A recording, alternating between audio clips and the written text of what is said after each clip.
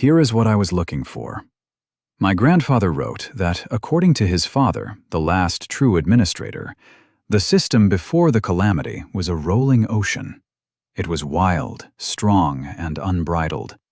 He complained that after they arrived in Asme, the system was rigid, timid, and constricted. Before, he could feel the system work through him to help find a person's best class or skill. But after the calamity, each individual was a struggle. He looked up from his book. I wanted to make sure the wording was correct. Does that help, Daniel? Oren had already forgotten Daniel's original question, but he tuned them both out. The last administrator had complained the system felt constrained. He nodded at Maddie. She punched him in the shoulder. Ow, what was that for? You just worked out something that nobody else did for 5,000 years. Maddie was grinning like she was crazy. Do you know what this means? We have double the incentive to do what? Arandir had moved close to them in near-perfect silence. What have you discovered? Oren glared at Maddie. He couldn't think of a way to lie his way out of this. I think I should run it by Daniel. He might be able to... Arandir held up a finger, and Oren felt himself float in the air toward the elf.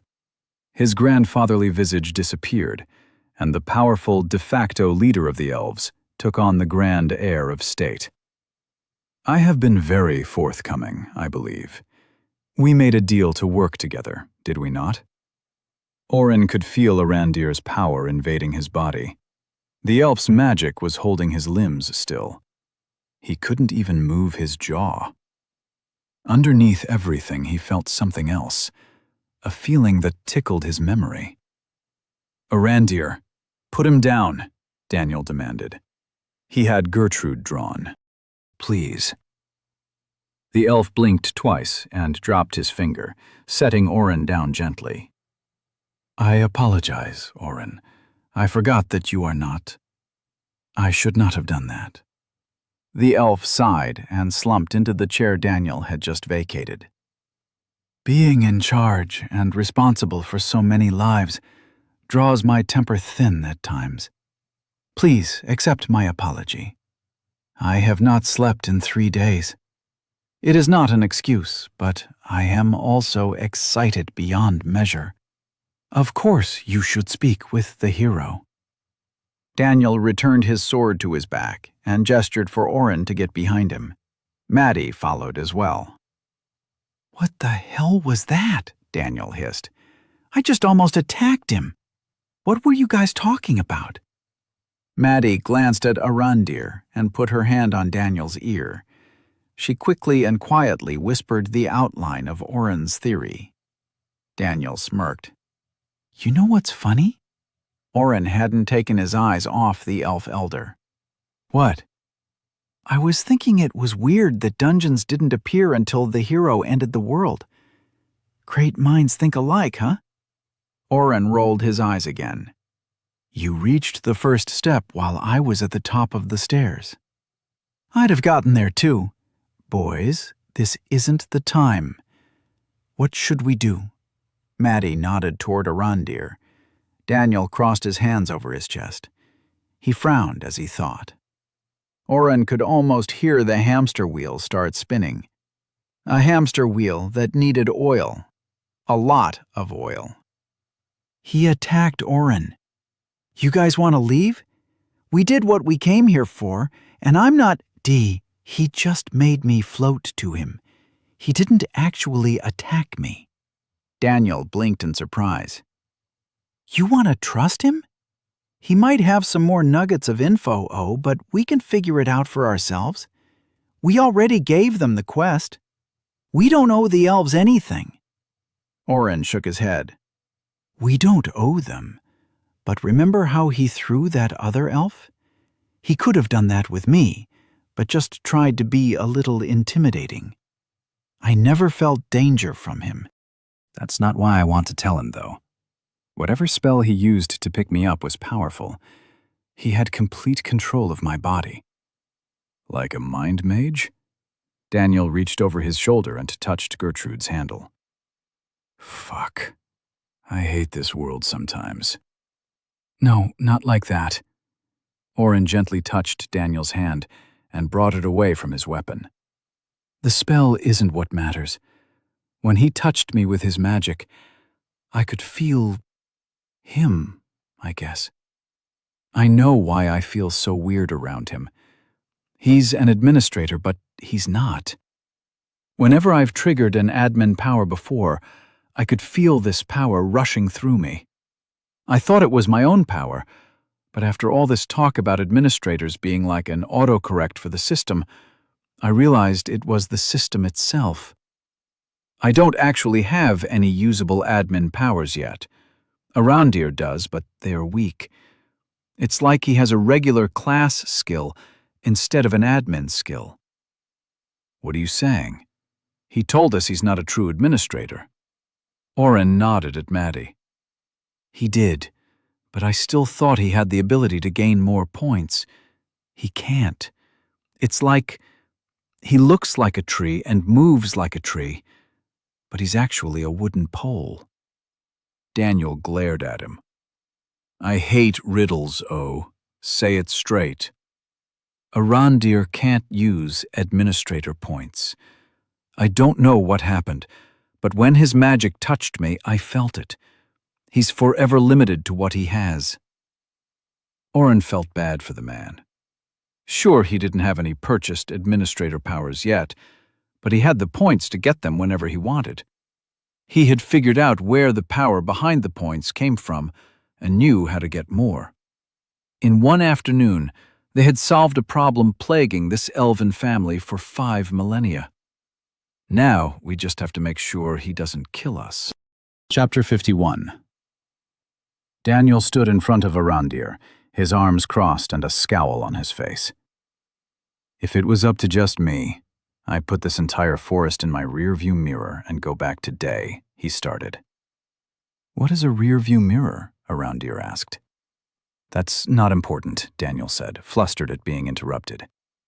Maddie and Oren think you might be some help with these administrator powers. I'm not entirely sold on the idea, but first things first.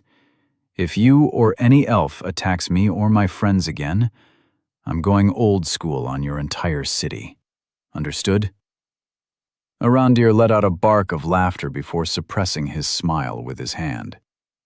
Please do not take this the wrong way. I do apologize for my earlier action, and agree to swear no violence will be done to you and yours. You must understand, though, or not, you are a kitten roaring at a dragon. While I do not care for such matters, the council would take offense at your words. Daniel kept his arms crossed and glowered. I am glad that you have decided to stay. I would like the opportunity to make up for my actions to Oren.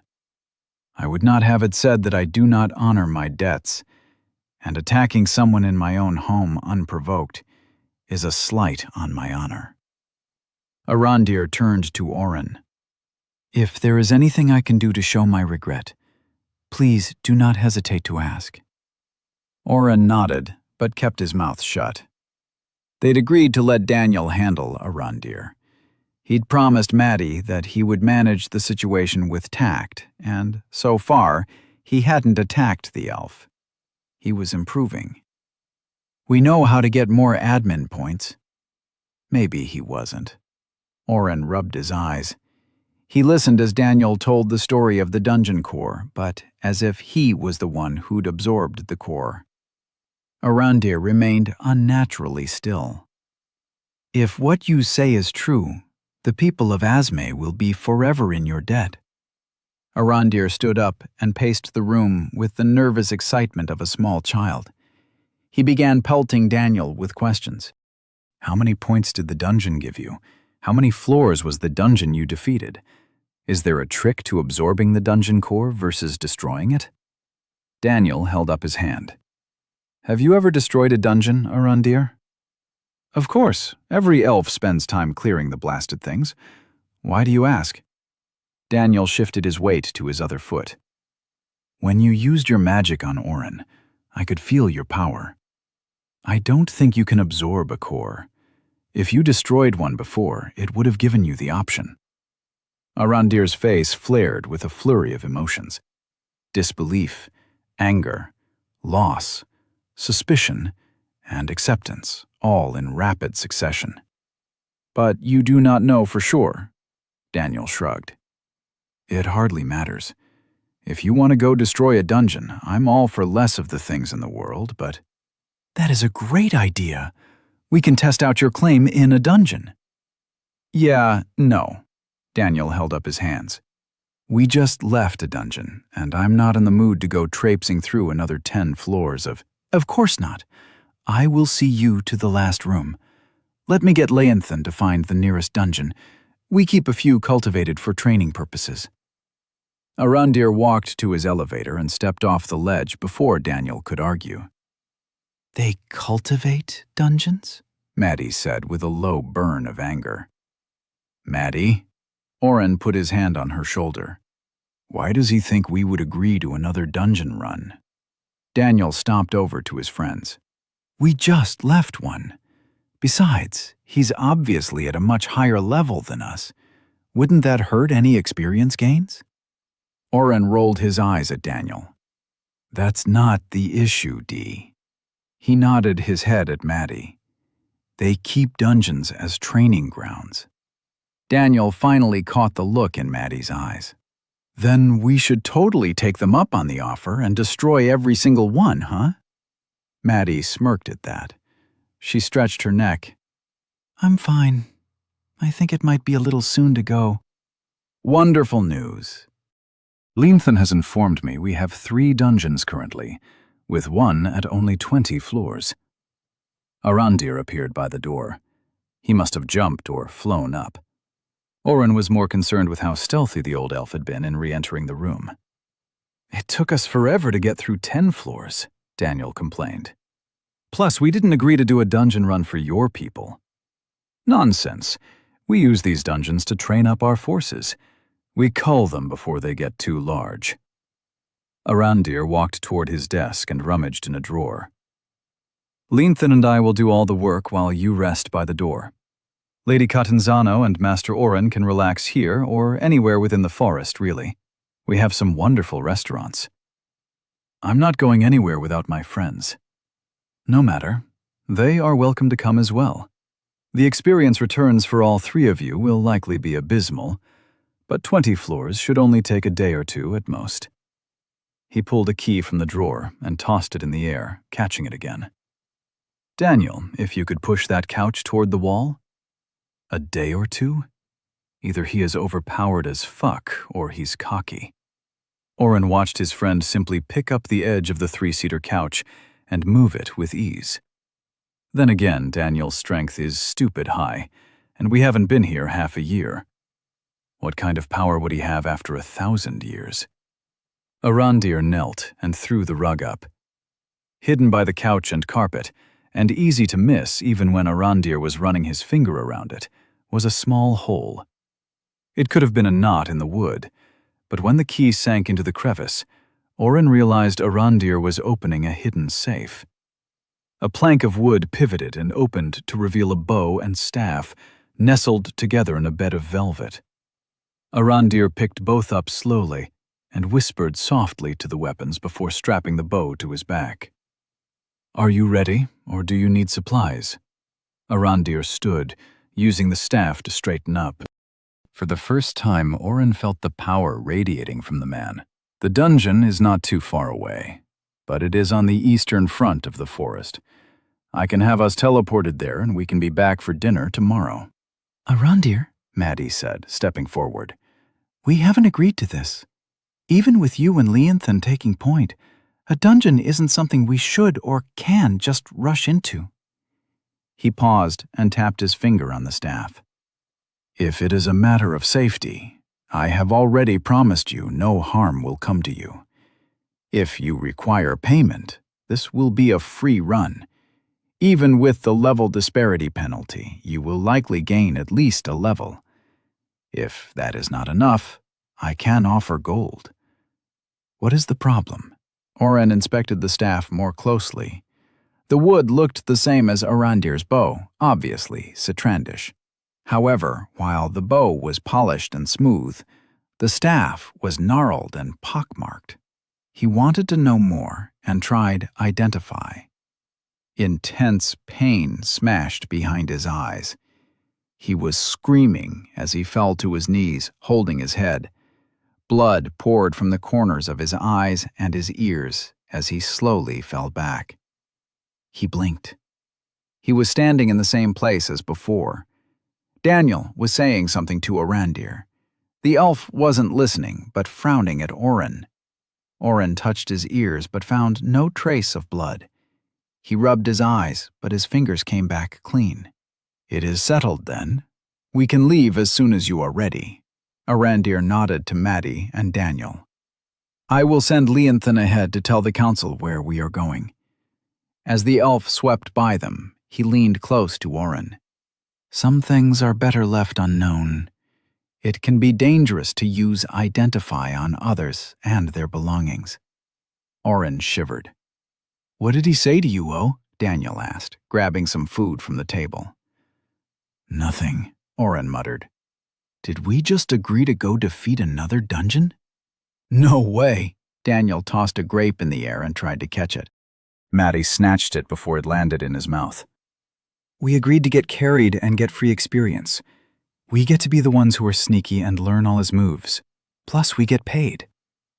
Oren rubbed his eyes again. "You're too blinded by gold, dude." "Arandir and Leonthan are both at an extremely high level," Maddie chimed in. "Possibly two of the highest-leveled people I've ever met. If they think it will only take a day or two, I think that's time we can spare. But if you didn't want to do it, you should have spoken up. You seemed like you were just out of it." Oren groaned as he recalled the backlash from whatever anti-identify skill Arandir or his staff had. "I kinda messed up and tried to see what his staff was all about." Maddie froze with the grape halfway to her mouth. "You didn't?" Daniel laughed. "Yeah, he totally did."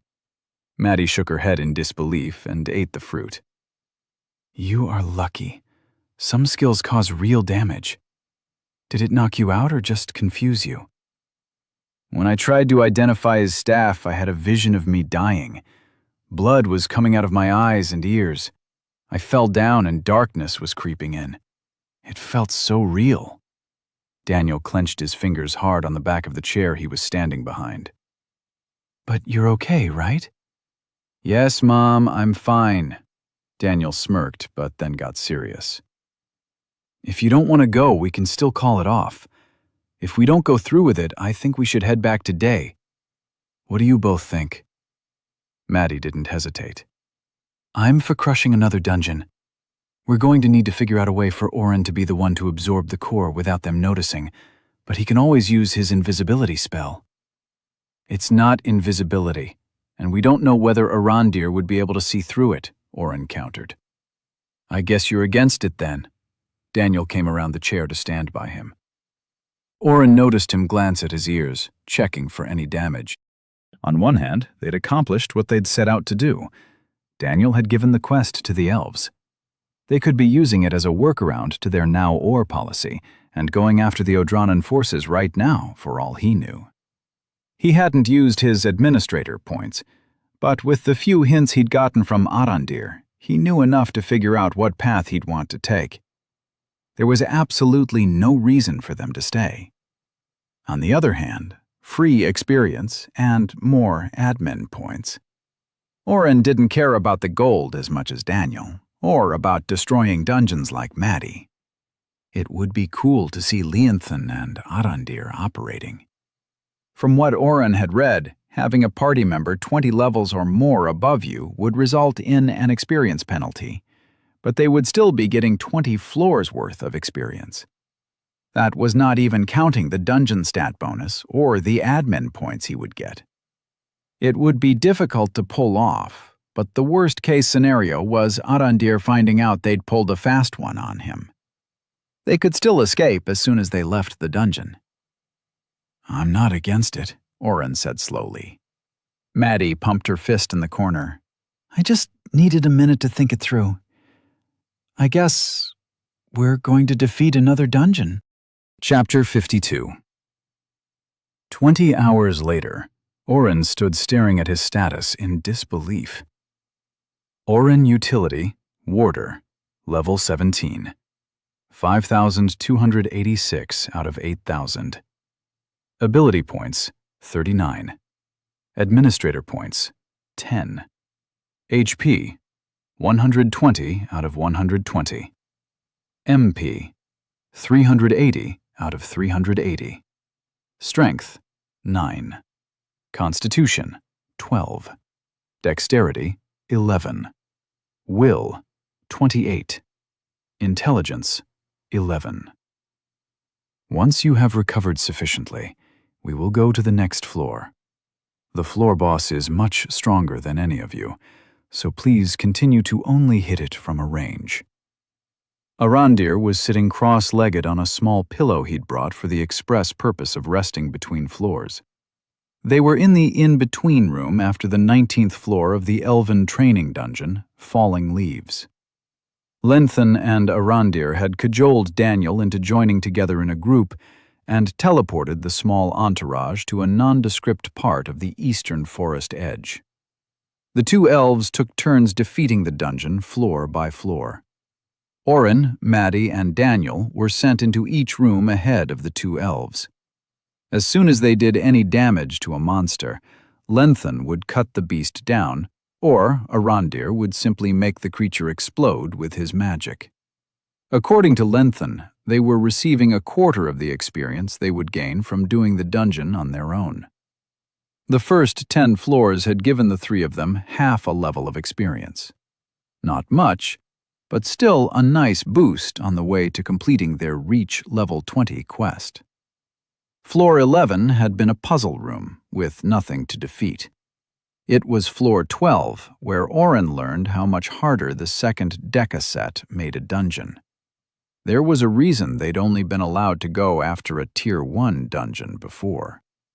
The monsters in Falling Leaves had used mostly earth and life magic.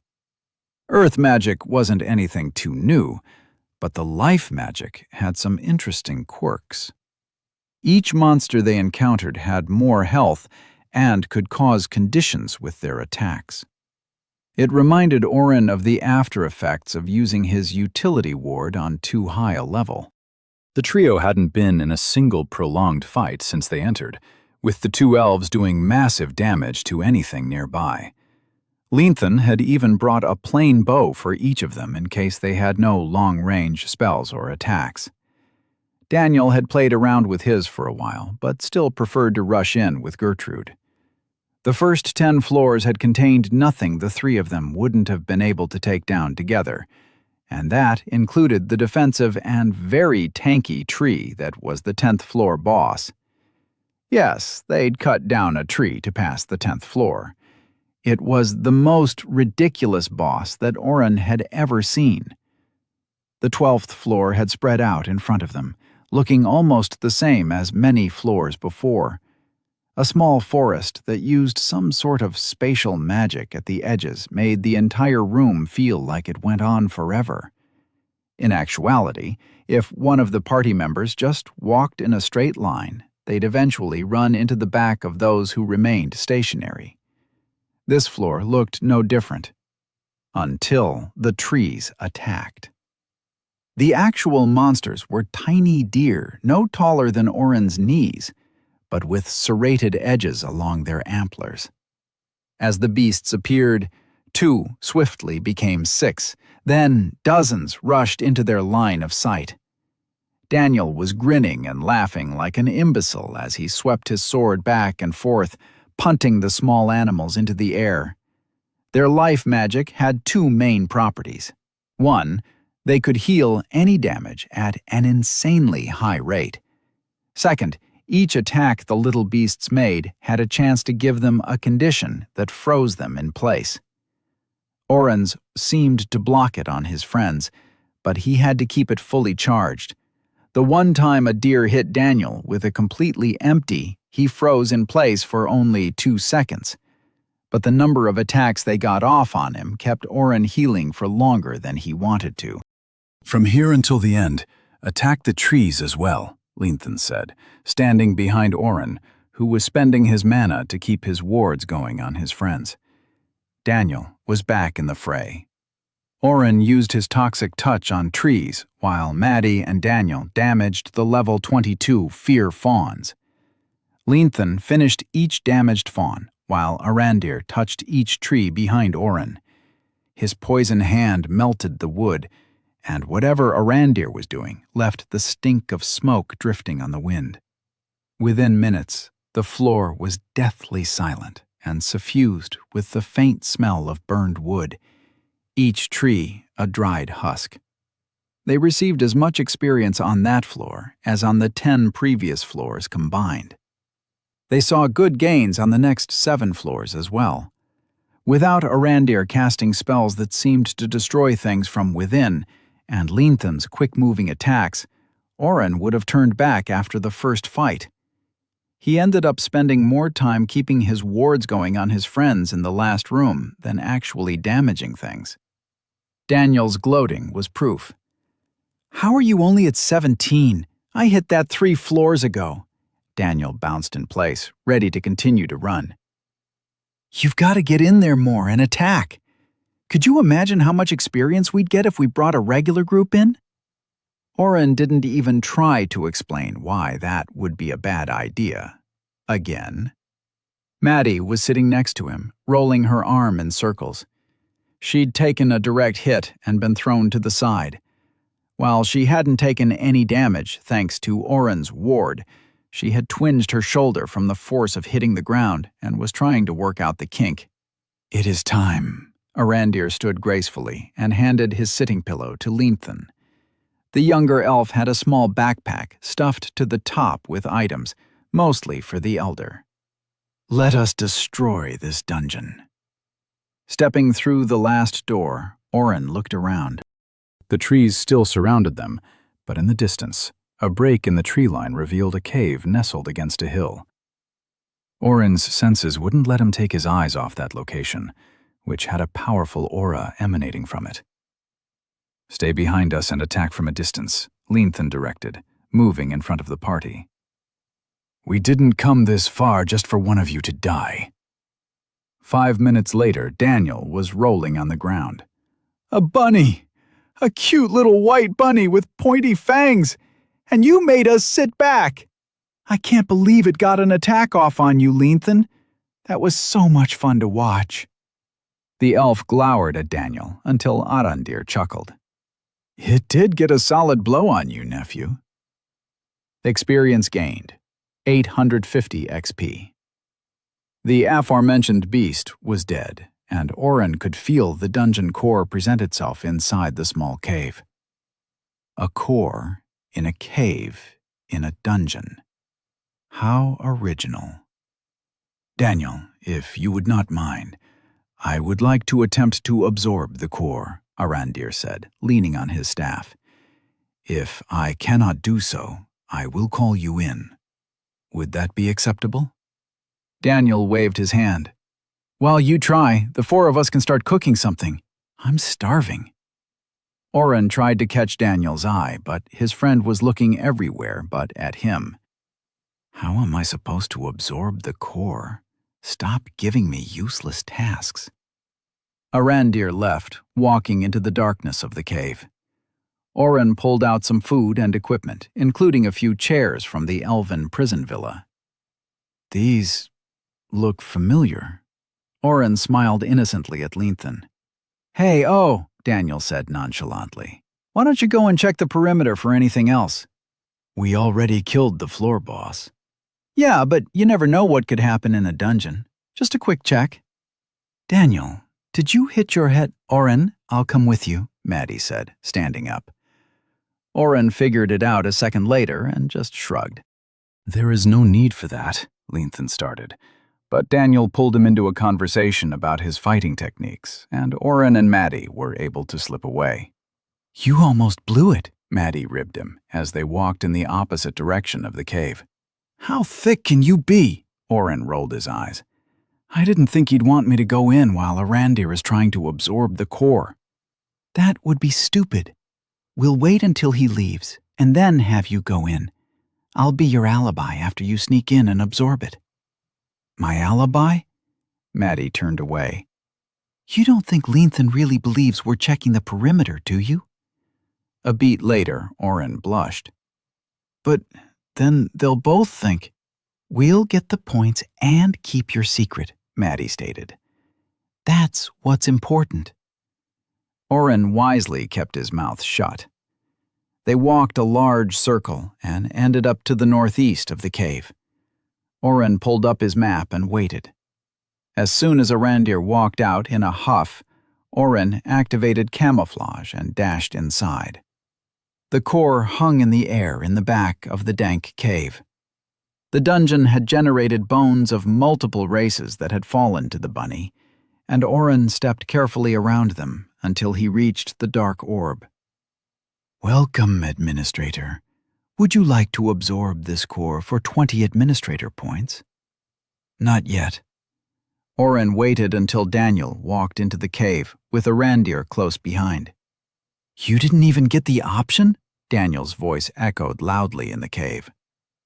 "I told you. I am thankful you let me try first, but as long as you can gain more Administrator points, this will all have been worth it." Daniel stopped a few feet away from the core. "Stay back while I absorb the dungeon core. We might need to get out of here quick after." Arandir stood still, watching the hero move the last few steps. "I sure hope this works," Daniel muttered to nobody in particular. Oren reached from the darkness, concealed with his cover, and triggered the core absorption. The notifications came in fast. "Congratulations! You have defeated the Falling Leaves. You have been 2 rewarded. 2 Constitution points. You have been awarded 20 Administrator points." Oren sighed in relief and backed into the corner of the cave. "I have 30 points now. I can create relics, or pick a few of the cheaper skills outright." He had talked with Maddie and Daniel about the possible skills he could get as an administrator. Daniel wanted him to unlock more quests so they could power level their way to the top. Maddie had told him they could basically retire if he took Create Relic, but she was more interested in the Edit Stats skills. Of course, she wanted to ask Arandir more questions about those skills before he took one. Neither cared about Assign or Reset Class, and the other skills were too vague to fully understand what they could do. Oren was more interested in Unlock Ability or Assign Class. He could fulfill Amir's dream of becoming a healer, or just give him the spells he needed in the first place. He could give out the hero class and let those others deal with the impending Demon Lord attack. Instead of waiting for higher levels and more ability points, he could unlock any spell he wanted. Arandir was pestering Daniel with questions as they headed out. They knew the dungeon was defeated, having received the Constitution points. Oren waited before sneaking out and joining Maddie. They made their way south and approached the party from the opposite direction of the cave. Daniel was about to pull his hair out. "Arandir, please stop. I've told you over and over I don't know how it works, just that it does." The older elf frowned but didn't push again. Leanthan gave the slightest smile to Oren as they rejoined the group and nodded in his direction. "Great. Now he thinks something is going on between me and Maddie. How many lies can I keep straight before I fuck one up?" Chapter 53. Oren woke to someone shaking him. "What?" he asked, rubbing his eyes. "Maddie?" After defeating another dungeon, they had made it back to the middle of the forest and promptly passed out. Arandir promised to bring them over once they woke up. The way his eyes glinted whenever he spoke to Daniel let them know whom he actually wanted to talk with, but they had made it clear the 3 of them were a package deal. Oren guessed he'd had only an hour or 2 of sleep, since the heaviness behind his eyes still hammered into his skull. He pushed the pain down and woke up fully at what he saw. Tears were in Maddie's eyes. "What happened?" Maddie's fingers on his arms tightened. "They took Daniel." Her voice continued making noise, but Oren didn't listen. Things had been calm for too long, and the shoe had finally dropped. Part of him was relieved, but the vast majority of him roared in anger and hurt. He'd never believed the elves were going to act any better than the Odranan forces that had tried to kidnap Daniel, or the Lord of Day who had tried to kill them all. The cynicism that he had kept from spilling over crawled up his throat. "Oren, why are you laughing? You're scaring me. We need to—" Oren understood why that of the past had cut these people off, or destroyed the world, or whatever it was he'd done. His friend had come here to help stop a war. He'd tried to convince Oren how much good an administrator could do for these people. Before they'd fallen asleep, Daniel had been so excited at the idea. Ignoring Maddie, Oren pulled up his new menu and checked the options. He was going to become an administrator in truth and walk through this city to rescue his friend again. If anybody tried to stop him, assigning or resetting a class wouldn't help him. He could make new quests, but that wouldn't do anything. Imbue, scry, change race, create relic, unlock ability. Pointless for attacking right now. He'd debated with Daniel over edit stats, sanctioned versus unsanctioned. They'd agreed the unsanctioned meant without permission from the recipient. Like what he'd done to Samara, Lord Wendell's right hand, the last time Daniel had been kidnapped. "You have to stop getting taken. I do not have a specific set of skills, dude." Oren hovered his finger on edit stats, unsanctioned. He and Daniel had argued over what the cost would be. To take 10 points from Samara, he'd had to give up 1 point of his own constitution. Arandir had hinted that an administrator could use any power in moments of danger or high emotion. Logic dictated that he'd have to pay the same cost. Logic. Oren activated the skill that had given him so much power and so many problems. Mind Bastion. He felt the power spread out and took a breath. He cast Calm Mind on himself, feeling the burning feeling in his gut get pushed farther down. Who took him, Maddie? Maddie, the daughter of a Lord of Day, had been raised from a young age to handle situations with calm and poise. That she was crying now meant she had tried and failed to protect her new friend. Oren could see the pain and shame she was feeling. He also saw the disappointment as she heard the change in his voice. "Daniel said if you're using that skill to remind you that you promised not to." Oren began to buff them both. He kept Maddie's stats at an acceptable level so she wouldn't fall into a stupor after the spells wore off, but maxed out everything he had. "We don't have time. Who took him, specifically? Was it Arandir?" Oren cast Ward on them both and hesitated for a second before casting the full complement of protections: ice, water, and poison. I should get all the different wards and mash them together in Merge. Oren plucked the stray thought out of his mind. How many types of elemental magic are there? It wasn't Arandir. Some guards came and asked to speak with him. He went outside and they got into an argument. I heard them, but when I got outside they were gone, Maddie answered. What are you thinking? I don't know what they're going to throw at me when I get him back. I might try to make something that protects against all magic, Oren responded. He was already searching through skills and spells, trying to find the cheapest options for what he wanted to do. He stopped when Maddie pushed him back on the bed and straddled him. Maddie, you are going to stop and listen to me, she said, holding tight with all her strength. Daniel said you were getting better at controlling yourself. Stop and listen to me, please. You cannot win against an entire city of elves. Oren knew exactly what her strength was at right now. It was laughable that she would even try this. She had to know that his strength was higher than hers, but she wasn't acting with logic, but trust. trust that he wouldn't simply throw her across the room, but would stop and think because she was asking him to. The cold retreated from his mind. Yeah, killing them all would be bad, huh? Oren chuckled. Maddie, you can get off me. She smirked and punched him in the chest before rolling off him. Daniel told me to stay inside.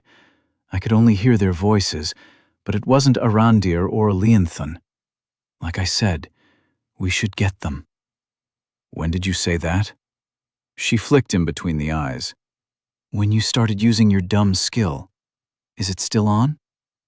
Oren stood up and pulled his shirt on. I'm in control of it right now, though. It lets me process my thoughts better. You're sure Arandir wasn't there? She nodded. Then let's go rescue Daniel. Again. Oren paused. Maddie, thank you.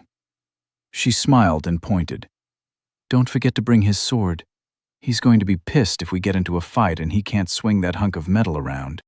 As Maddie guided them through the city streets she had memorized, because of course she had, Oren decided it was time to make a few purchases he'd been putting off. First, he found the cheapest spells he could find. Summon a sword of pure fire. Does minimal damage, but will not be quenched in the bitterest of cold. Each sword lasts 1 hour, 1 MP per sword, -1 AP. He had also looked at Firebolt and Fists of Fire, but decided dual-wielding swords of fire and ice would look badass. Take that mind logic, I can still make stupid decisions. He immediately purchased the corresponding ward. Fire Ward. Create a ward around yourself and your party within 50 feet that protects against fire magic for MP maximum, 20 MP, -1 AP. Wind magic was a bit easier to find, as there was only one option that cost a single point. Gust. Push the wind toward your target. 1 MP cost minimum. Variable strength cost, -1 AP. It wasn't something he could ever see himself using, but he'd seen Leonthon using some wind magic with his bow. The resulting ward would be useful if this devolved into a fight. Wind Ward.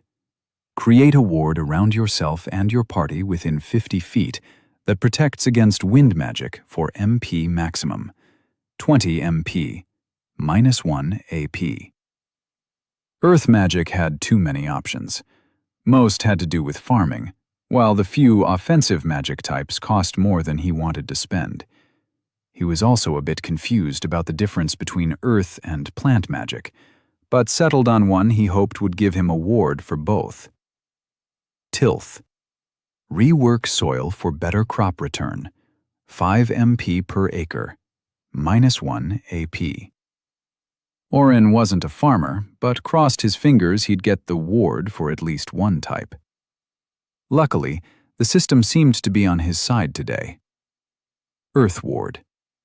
Create a ward around yourself and your party within 50 feet that protects against earth magic for MP maximum, 20 megapixel, -1 AP. Plant Ward. Create a ward around yourself and your party within 50 feet that protects against plant magic for MP maximum, 20 MP. -1 AP. I have earth, wind, water, and fire now. Oren chuckled to himself. Daniel would make a joke about finding heart. He brushed off the idea of summoning a blue superhero and searched through his past options as well, selecting 2 he'd passed over before. Camouflage Ward. Create a ward around yourself and your party within 50 feet that mimics camouflage. 50 MP, -5 AP. Light Ward. Create a ward around yourself and your party within 50 feet that protects against light magic for MP maximum, 20 MP, -1 AP. 13 ability points down. He'd spent 1/3 of what he had, but felt good about his choices. He had ignored steel and lightning magic for now. He knew steel would be too expensive, and by the time he was about to search for lightning, they had arrived at Arandir's elevator. "I'll go up. You can stay below," Oren offered. Maddie hugged him. Be quick. Oren rode up and knocked. Linthan answered the door. What are you doing here? You should still be sleeping. Oren peeked around Linthan and found Arandir sitting on his couch reading a book. He spoke over Linthan's shoulder. "If you don't want this entire forest to burn to the ground, you better not have anything to do with it." Arandir placed a bookmark between the pages and set the book on his side table before rising from his seated position with the fluidity of a cat stretching. "Please do tell me what I have done." "Somebody took Daniel." Arandir didn't move so much as appear beside Oren. When? The intensity of his stare made Oren step back on the elevator. "Not long. Maddie woke me and we came straight here." Arandir kept his eyes glued to Oren's. The stare became awkward, and the elf tilted his head.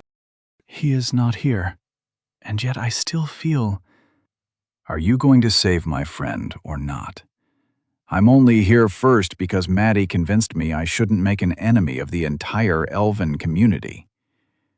Linthan rolled his eyes, and Oren caught him doing it. He was tempted to hit the man with a boosted debuff to wipe the smirk off his face, but caught himself. Mind Bastion keeping me level. Small blessing, I guess. Arandir hadn't moved, and Oren felt a tingle across his skin. "Don't do it." Arandir continued his probe, and Oren felt a skill like Identify roll over him. How did I miss it this entire time? Arandir stumbled back. You are not from this world either. You are the administrator. I am correct, yes? We don't have time for this. Somebody took Daniel. The last time that happened, I had to kill a lot of people. Are you going to help me? Arandir raised a hand, and his staff jumped across the room, slapping into his palm with a satisfying smack. Linthan, find him. Whoever took him, let them know I am on the way and will put the full weight of the council against them, unless the hero is released immediately. Yes, illustrious one. Linthan bowed in answer and jumped off the tree. I hate it when you guys do that.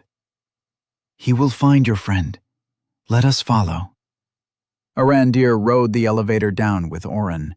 Maddie sighed in relief when she saw them both. I thought for sure you'd get in a fight, she said, closing in for another hug. I saw Linthan. Is he going to save Daniel? He is, Arandir answered in Oren's place. You keep high company, Lady Catanzano. Would you like to accompany us to find your friend? Oren had missed Maddie's spear in her hand before, but didn't when it extended. Oh, I would like that very much. Chapter 54. Linthan returned before the elevator hit the floor. He whispered into Arandir's ear. Oren clenched his fist as the older elf grew angrier the longer his nephew talked. They would not dare. Linthan bowed his head and spoke toward the ground. What should we do? He'll be here within an hour. There isn't enough time to... Arandir gestured, and Linthan stopped talking. Arandir, what is going on? Maddie asked. The elf held up a hand to forestall her, mumbling to himself with his eyes closed. Sir, we're trying to be polite here, but if you keep us in the dark, Oren threatened vaguely, as he didn't quite know what he could or would do. But Arandir had agreed to help. Linthan, tell them what you told me. I need a minute to think. Arandir rested his forehead against his staff and began to murmur too softly for Oren to hear. Either part or the full council, minus Arandir, have assembled and are holding court over whether to turn the hero over to Odrana in exchange for leaving the elven forest alone. They have decided that Arandir is too biased and voted him out of the decision. They are using one of the council's other meeting locations to discuss the fate of your friend. What? Maddie and Oren shouted at the same time. Maddie continued while Oren pulled up his map. Why would they do that after he gave them the quest? Does their word mean nothing? How many places could they be at? Oren asked instead. We can check them all if we have to. There are hundreds of fallback locations and meeting places. We couldn't search them all. Oren tuned him out and began scanning for Daniel. They had disbanded the party when they got back, mostly to kick Arandir and Leonthan out of receiving any group system announcements. He tried sending a party invite to Daniel again, with no response. All but one of those who received the quest are dead, Leonthan continued explaining to Maddie. Lord Cineris took to the field with a cohort of his best and slew them all. He sent one back with his demands. He wants either the hero or my uncle. The council would never turn over an elf, but they might turn over Daniel. Arandir groaned and went to one knee. Leonthan rushed to his side. Uncle, that is enough. Do not push yourself. It is worth the cost, the elf got out through gritted teeth. Almost there. Oren felt the same weird energy he'd always felt from Arandir coming off him in waves. He was playing with the system in some way. Oren wanted to use Analyze, but remembered the last time he'd tried.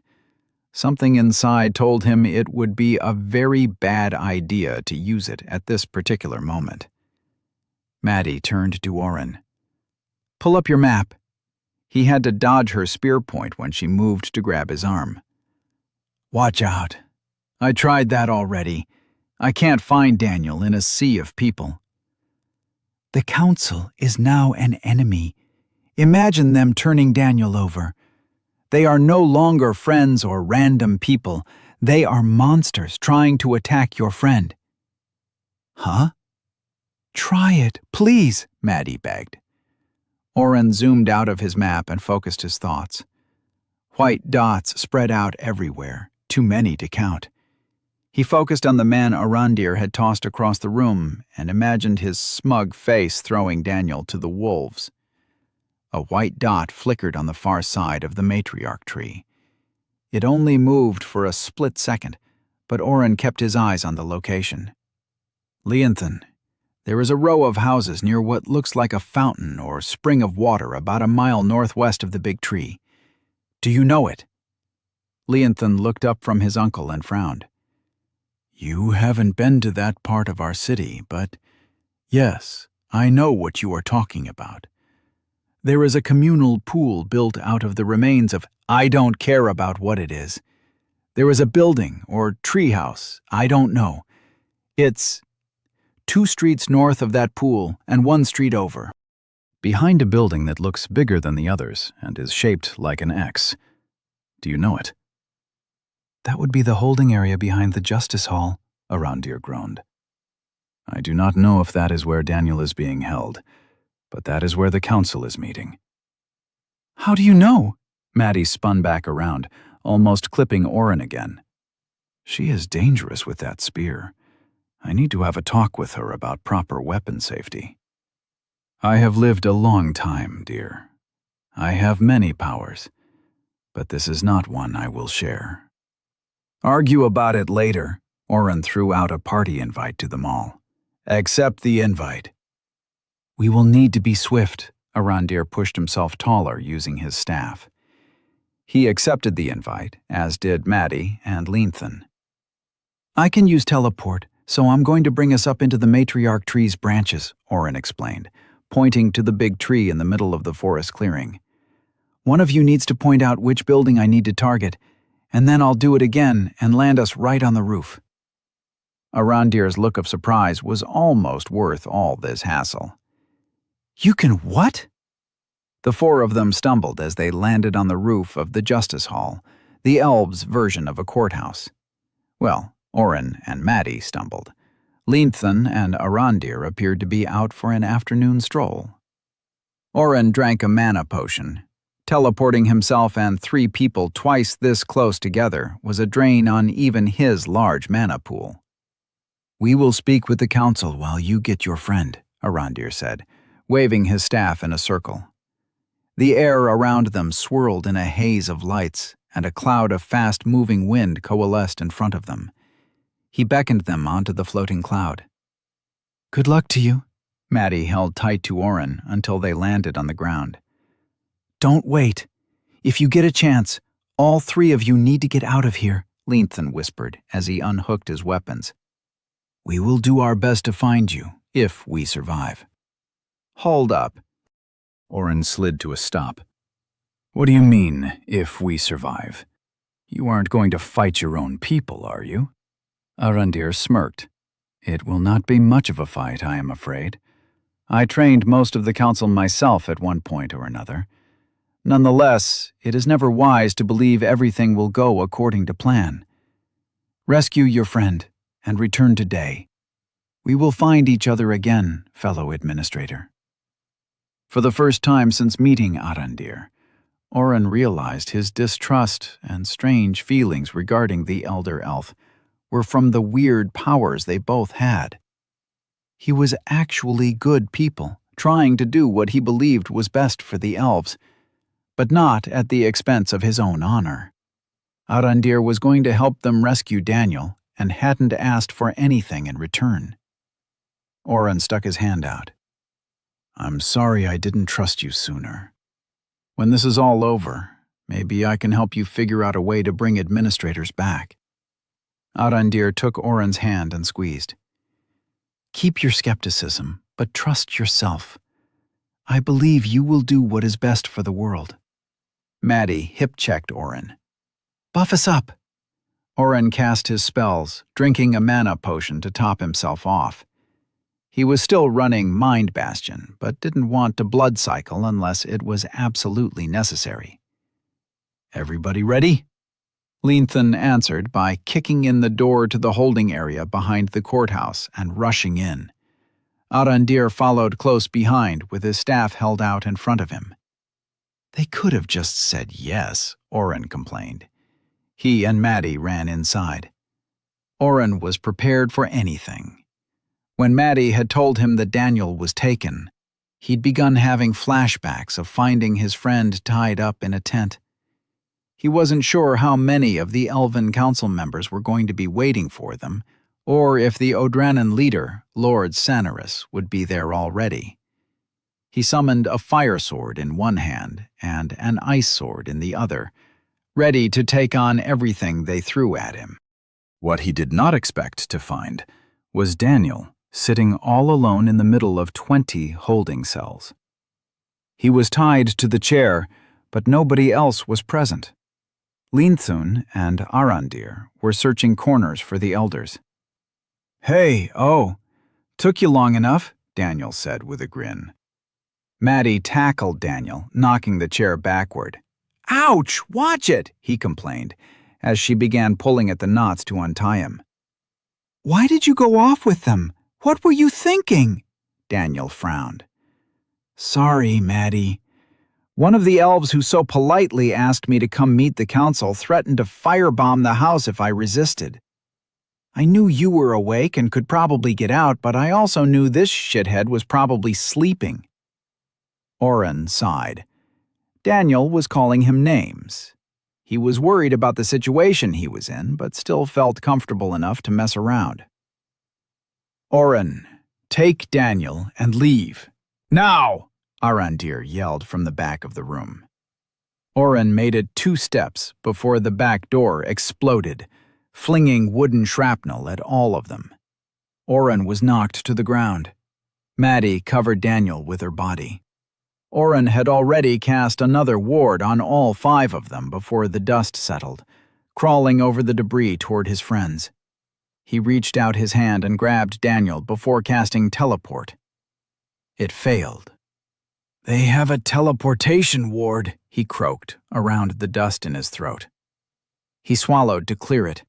Instead, he started coughing. "Arandir and Leanthan, why am I not surprised to see you here?" a voice spoke from the door. Oren glanced up and saw a handful of elves come through the broken doorframe. He recognized Devdan and Gwynestri, along with 2 of the other elders. He hadn't caught their names before. The one who spoke wasn't an elf, but a human man. He stood tall, but stayed behind the council members. "Saneras, I will kill you for this," Leanthan threatened, but did not move. The 4 members of the council stood waiting between them, each holding weapons or staffs of their own.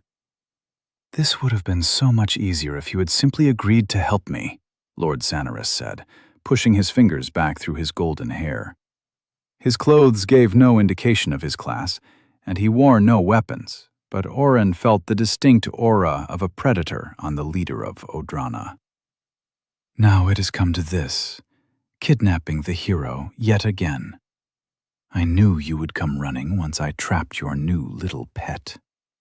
"What are you doing, Arvin? I have told you before, my powers would be of no use to you." Arandir sighed, leaning on his staff and ignoring the traitor elves surrounding him. "Gwynny, what have you done?" Gwynestri wore heavy armor and held a 2-handed sword that looked like it could stand up against Gertrude in length. "Arandir, my job is to protect our people. A human, especially a human hero, is no concern of ours. Let Lord Saneras have him. He agreed to pull back his forces if we do." "Oh, Gwynny, do you believe him so easily? This man will not be appeased. He will always seek more." Saneras's smile grew larger. "Oh, but it is true. Why would I need you when I can have him instead? He gave you a quest to defeat me, didn't he? Is he really a hero, or something else? I have heard so many interesting rumors about him. It is one reason I wanted him so badly in the first place. I can wait for you to come to me, and you will, once you learn what I know." Gwynestri glanced over her shoulder. "Saneras, take the idiot hero and go. Pull your people away from our forest and never darken our trees again." Daniel stood up from where he had been lying. He stretched his arms over his head and cracked his back with a loud yawn. "I think that you are all forgetting something very important here." He snapped his fingers, and Gertrude appeared in his hands. "Do you like that little trick? I haven't had the chance to try it yet." "Is cheap, but I thought I might need it someday. Like if I ever wanted to convince a bunch of idiots that I'm helpless and then kill them all once they rounded themselves up for me."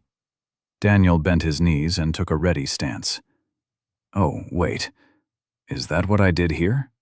I guess this is a little smarter than you thought." Chapter 55. Daniel's words pierced the fog of Oren's thoughts. Too many people were in the small holding room.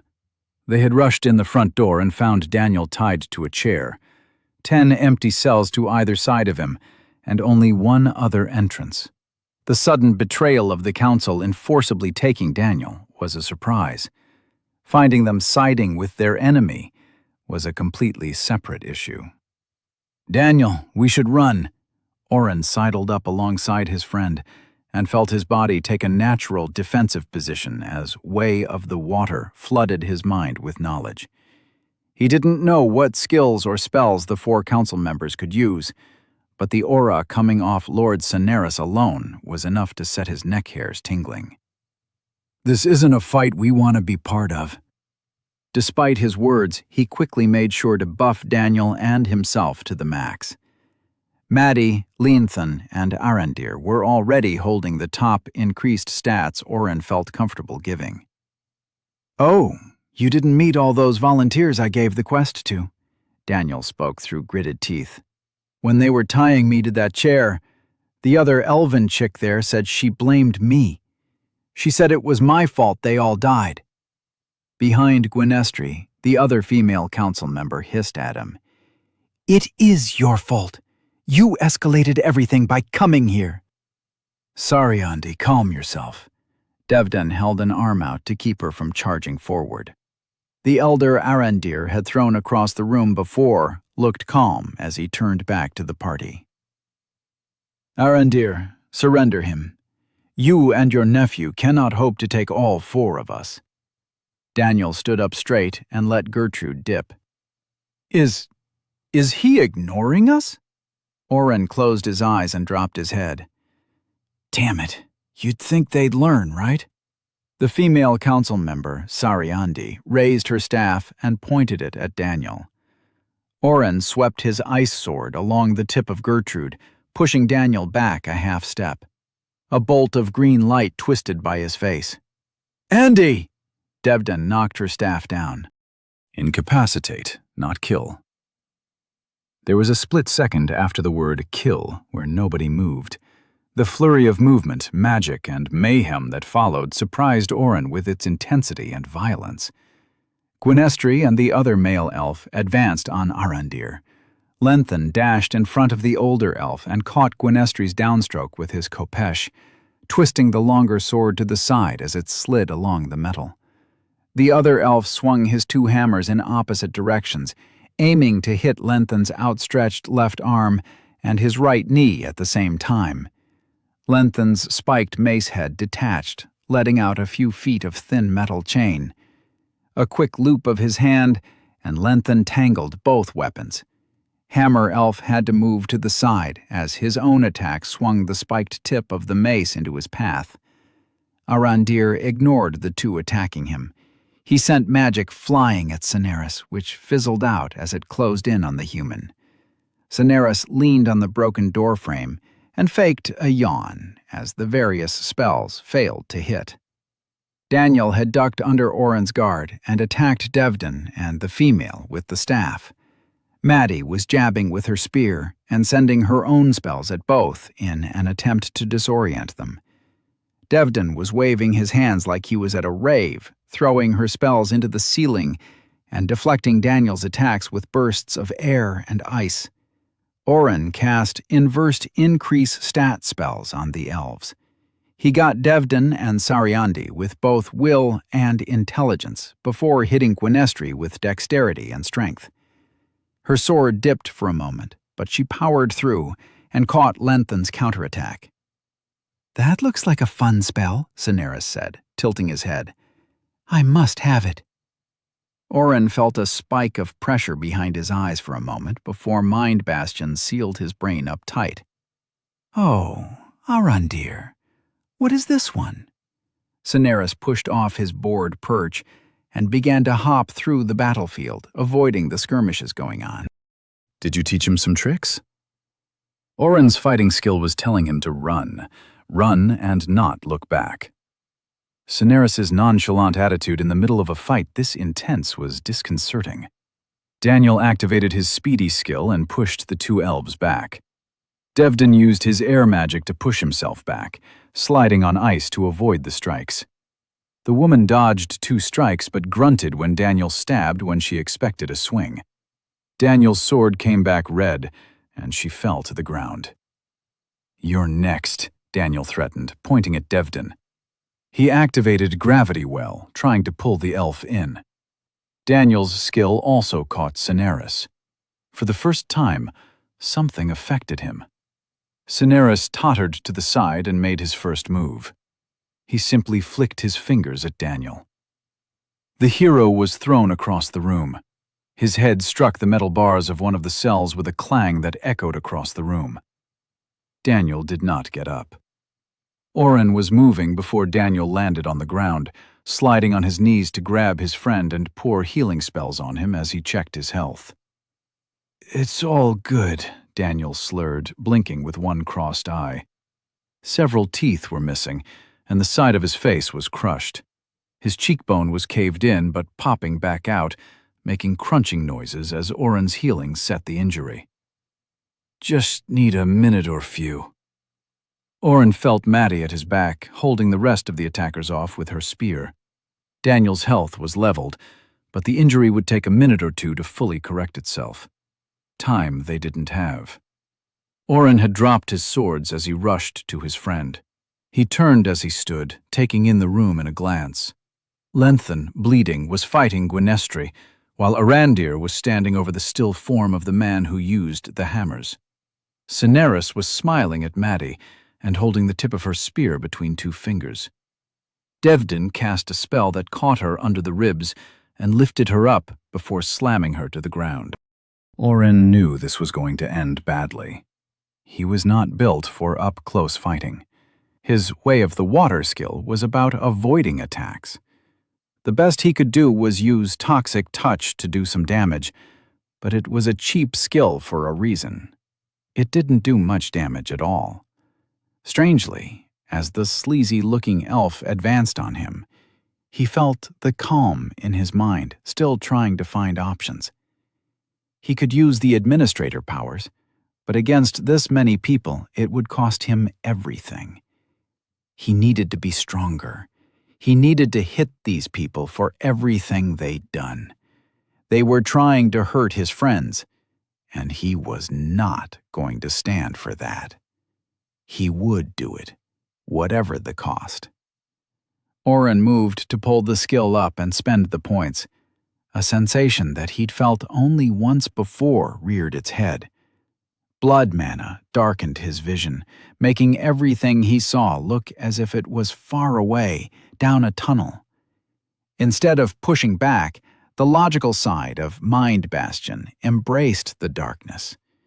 Something clicked in the skill, and Oren's vision came back in a rush. A new understanding of blood mana surged into his mind, connecting multiple thoughts into one possible chance. Oren's smile froze Devdin, who was advancing on them.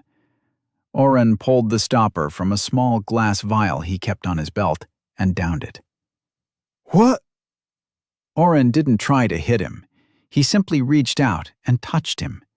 Blood mana activated, pulling Devdin's health and turning it to mana. The elf's constitution was high enough that such a spell should have done negligible damage. Oren used Devdin's own health as mana to activate Toxic Touch. Then, while keeping the cycle going, he pulled harder and used Remetabolize. Remetabolize changed the toxicity and structure of a toxin. 50 MP, Oren spent all his mana. He'd downed one of his regen potions and blood cycled. He had a blue screen up, watching his experimental attack in the middle of the battle. The screen displayed his new chart from Analyze, showing him how much more he could blood cycle before he killed himself. The numbers were moving much faster than he'd thought possible. Devdin tried to hit him, but Oren used Way of the Water to move around the elf, keeping a hand on him when he could. Every time he had to let go, Devdin tried to run, but Oren put himself back in front of the man. "What are you?" Devdin screamed as black skin cracked where Oren's fingers touched. Spindly veins rapidly darkened from each spot he touched. The poison was only going so far within the elf, but each tiny bit of contact exacerbated his condition. "I'm the one you don't fuck with," Oren said, feeling cocky. He reached and slapped the elf across his face. Devdin opened his mouth and then started to seize. He stayed upright for a moment before falling back. He landed hard and coughed up blood. Oren turned to Cineris. "You're next." Daniel was getting to his feet and pulling Maddie up. She gasped in pain and held her arm at a weird angle, but Slide kicked her spear into the air and caught it with her other hand. Arandir and Leanthan didn't speak or give Cineris a chance. They'd taken out Gwynestri and attacked the man from behind. "Maybe next time," Cineris smiled and stepped gracefully around the elven attacks. "Come visit Odrana, both of you. We should talk." Daniel pointed Gertrude at the man. "You think we are going to let you out of here alive?" Cineris tilted his head. "If I wanted you dead, I would kill you. You need to train harder, little hero. You know what's coming for us." Oren felt a chill run down his spine. There is no way that he knows. "I'm the one coming for you. Do you want to surrender, Or should we chop you up, too? Daniel was talking a big game, but Oren could see he was still hurt. In fact, Oren was the only one who hadn't taken a lot of damage in the fight. I can leave whenever I want. I'm still here because this tactic seems to have failed. While it has been fun bringing these sniveling scum down a peg, I never cared for this forest. I wanted Arandir to help me, but he refused. Now I'll ask you. Come to Adrana, and let us find a way to end the demon threat before it is too late. Daniel swung Gertrude at Cineris. The man moved at the last second again, dodging like he knew where the sword would hit. He sighed and raised his hand. If you attack me again, I'll put you down. It would be nice if you would come of your own volition, but I do not have forever to play. Daniel, please step back, Arandir asked politely, leaning heavily on his staff. Lord Cineris, you have driven a wedge into our leaders' hearts and destroyed relationships older than your family. Have you not done enough? Leave our lands and never return. Cineris ran his fingers through his hair again. Done enough? Old man, I told you. This isn't about just me and Odrana. Everyone on Asmea will suffer. You leave me no choice then. I will force you to go. I'm not going yet. This young man here has some interesting new magic. I want it. Oren couldn't believe the audacity of this asshole. Never going to happen. Arandir smiled at Oren and smacked his staff down on the ground twice. Cineris glanced around, becoming more concerned as he looked at something only he could see. What are you doing? That's not possible. How? He turned and fled out the back door. Daniel chased after him, cursing him. Oren chased his friend, cursing him as well. The back door led out to another street. Daniel was close on Cineris's heels. A rumble in the streets caught Oren's attention, and he stopped running to watch in awe as a tree root the size of a train came barreling toward them. It undulated as it broke free of the ground holding it captive, reaching for its target. A small, blonde human against the matriarch tree. The tree root swung in the air and came down, smashing into the ground and lifting back up. A crater remained where it had hit, but as Oren came up beside his friend, he didn't see a body. Where is he? Oren tried to catch a glimpse of the root as it pulled back and began to make its way back, sinking into the ground. Daniel slumped to the ground. Too late and too weak. Again. Daniel, where is Cineris? His friend waved a hand in the air. I was so close, oh. I could almost touch him. Daniel sighed and hung his head. He teleported out right before the tree hit him. Chapter 56. The following 2 days were a flurry of activity for everyone. Oren had healed Maddie and Daniel to the best of his ability, or at least to the best that his could perform. But Maddie's arm had been badly fractured, and Daniel was missing several teeth. Oren also believed his friend had a concussion. He kept looking around in a dazed fashion until an elven healer that Arandir trusted showed up and cast a few spells. Oren's resolve to take more healing spells doubled while he watched Maddie's arm bubble and twist as the bones reset correctly under the skin. When Daniel shouted in surprise as new teeth grew into the blank spaces of his smile, Oren pulled up his own spell. Level 3, 7,840 out of 10,000. Just a bit more. From what little Amir had told him about the healing spell's progression, Level 3 was as far as could level.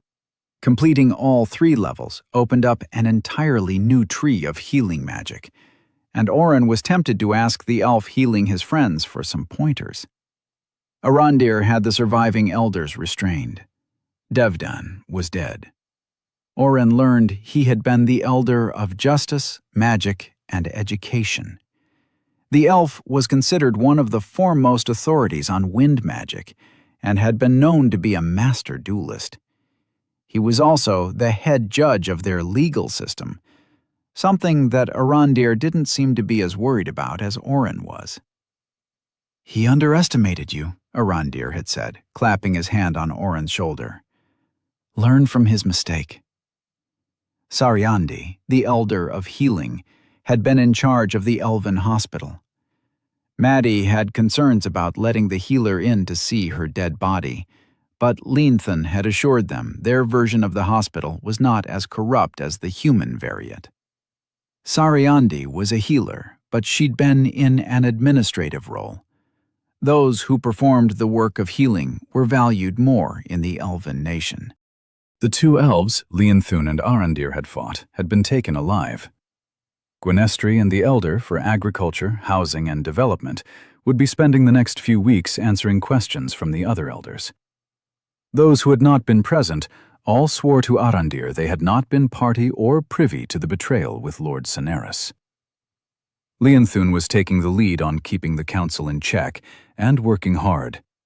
Arondir sat back and let his nephew step up, and Oren caught him smiling a few times when Leanthun was particularly harsh with an elder or two who questioned him.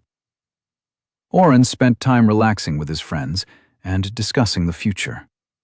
Daniel and Maddie wanted to leave and go back to Day. Daniel even offered to share the Stop the War quest with the elves again. Running off the leader of Odrana from the heart of the elven forest apparently didn't count as ending the war. None of them were particularly sold on going to the front lines. They agreed the only way the war would stop would be if Cineris got what he wanted or died. Daniel had pressured Arondir about Cineris, but the elf was cagey about giving more information on the human leader of Odrana. He gave an excuse that an administrator shouldn't betray the knowledge gained from their skills, but Oren thought maybe the old elf just didn't know. Maddie was lying on a cot in the elder elf's apartment. She was under strict orders not to move her arm for a week. Daniel was in much better shape, but was keeping her company, teaching her how to play checkers with a spare kala board and a handful of cherries. Maddie kept absent-mindedly eating the pieces. Daniel had been more wary of all elves and a little pissy to everyone. He'd even snapped at Oren once about something trivial. Maddie eviscerated him. Oren hadn't realized Daniel was angry that he'd needed saving again. He'd thought his friend had done a good job fighting a centuries-old elf and surviving. Maddie's final words had been eye-opening for them both. "Daniel, stop being a dick. It doesn't matter that Cineris got away or that he kicked our asses. We all survived another attempt to kidnap you. You were even conscious for most of this fight. There isn't a competition between you and Oren on who can fight best or contribute more. We work best as a team. You take the fight to our enemy, and Oren supports us. I cover our blind spots." Oren had thought about her words a lot. He was so used to feeling useless in a fight. He hadn't told Maddie he'd used blood mana, only telling everyone that his toxic touch had been super effective against the wind mage for some reason. The rush of knowing he could fight and throw down with someone with more experience than him was intoxicating. He knew why Daniel loved it. He felt powerful. Even after he had turned off Mind Bastion and realized another person was dead because of his actions, he hadn't felt as bad as he thought he would. The Oren from before, the one that would stand behind Daniel, not exactly hiding, but not making himself known, was gone. Devdin had come after him and his friends. If the guy couldn't handle the price, he should have stayed in his lane. Maddie's words, that he was support, had hit him hardest. He knew he couldn't stand up to a powerhouse like Daniel unless he somehow debuffed him to a snail's pace. Yet, he still remembered the thoughts he'd had during his class creation. I want to be in the background, quiet and away from any main battles. Oren glanced at his hands. What if I wanted to be the one taking the fight to our enemies? What if I want to protect my friends? Oren had even tested out putting his fighting skill, Way of the Water, and Toxic Touch into his merge slots. The error screen hadn't told him no exactly, but he was still a little disappointed. Way of the Water cannot be used until 100% integrated. Merge failed. Oren had been too scared of Styx and too busy to work more on the skill, something he was going to make damn sure he had the time to do in the future. If I was at 100% integration, could I have taken out Cineris? He spent most of the morning of the first day fussing over Daniel and Maddie until they'd shunted him away. Sitting around doing nothing didn't appeal to him. Instead, Oren found a small corner of Arandir's apartment and sat down, activating Way of the Water. Styx, the watery trainer, waited in the same spot, as if Oren had never left. "Hey, Styx, you been well?" Styx didn't respond at first, but when Oren activated the continue option, the yes and no answer game began again. Oren still couldn't get any real information from the magical construct, but he did get the absolute shit beaten out of him. It took him 10 hours before Styx was satisfied, and Oren gained the next 5% increase. When the blue box had appeared, Oren waved to the watery man and gladly exited the training session. 10%, 2 out of 20 completed. Continue or save progress. Now he remembered why he hadn't jumped back in to train. It was fucking exhausting. He nestled back up near his friends. He'd been dozing on and off since returning, watching Daniel beat Maddie at their game, when his name being called repeatedly broke him from his reverie. "Oren!" Arandir waved off a group of runners and approached the trio. "May I speak with you?" Maddie clucked her tongue as Daniel jumped several pieces of fruit. "You didn't say we can do that." Daniel popped her pieces in his mouth and chewed. "I'm sure I told you about double jumping." Oren stood from his seat and moved toward Arandir, leaving his friends to their squabble. "What's up?" Arandir glanced up for a brief moment. "Ah, a greeting, not a literal question. I believe Daniel and Lady Catanzano are planning a return today. I would like to extend my personal invitation for you to come study with me at my home. No offense, but why would I ever do that? Your people are in disarray. Half your elders are dead or imprisoned, and I would have to leave my friends." Oren wasn't trying to be rude, but that Arandir even asked seemed a little nonsensical. Arandir chuckled and raised a hand. A bubble of air surrounded them. "Now we may speak without others listening in," the elf said. "What I am offering is not for you to help with my people. Leanthan will be my proxy here and help the council regain their feet. I want you to read my great-grandfather's books. I want to help you train your spells and skills. I want to help you unlock your administrator powers so that when Cineris returns, and he will return, you can put him down so hard that he never gets back up." A flash of anger gleamed in the old man's eyes at the last. "I still don't want to leave my friends," Oren countered. "I appreciate the offer and don't mean to sound ungrateful, but they are invited as well. My house is isolated, located near the Northern Ocean and away from the fighting near the border.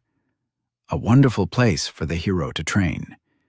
Lady Catanzano has taken a very well-researched path for her class, one that I may be able to help her with. At the very least, ask them." Oren considered, but didn't bring it up right away. Daniel and Maddie were still licking their wounds, and he wasn't sure himself. He thought maybe heading back today was the best idea, and had not mentioned anything. "What did he want?" Daniel asked, making it clear he was still pissed at Arandir and all the elves. He wants us to go with him to his house to train, Mr. Miyagi style. Oren moved his hands in a circle. Maddie connected a chain of attacks and cleared half the board. This game is simple. Are you sure you don't want to play Kala? I can teach you. Not interested. Daniel made a few more moves before scooping up the fruit and eating it. You win. I'm guessing by you ignoring me, we aren't going. Daniel paused and turned to Oren. Are you seriously considering it? They just tried to kidnap and kill us. Just the bad ones, Oren argued. I'm not saying I want to go, but he's super old and knows stuff. Every story has an old wise man who teaches you how to use magic or swing your sword. Maddie grunted as she twisted. The sling they'd put her arm in was bulky. I want to get home, Oren. I need to convince my father to send some troops to help push back Odrana. They've played with the political leaders of 2 major factions in our world, and I know Lord Sanarus isn't going to stop until he captures Daniel. Day will be the safest place for us.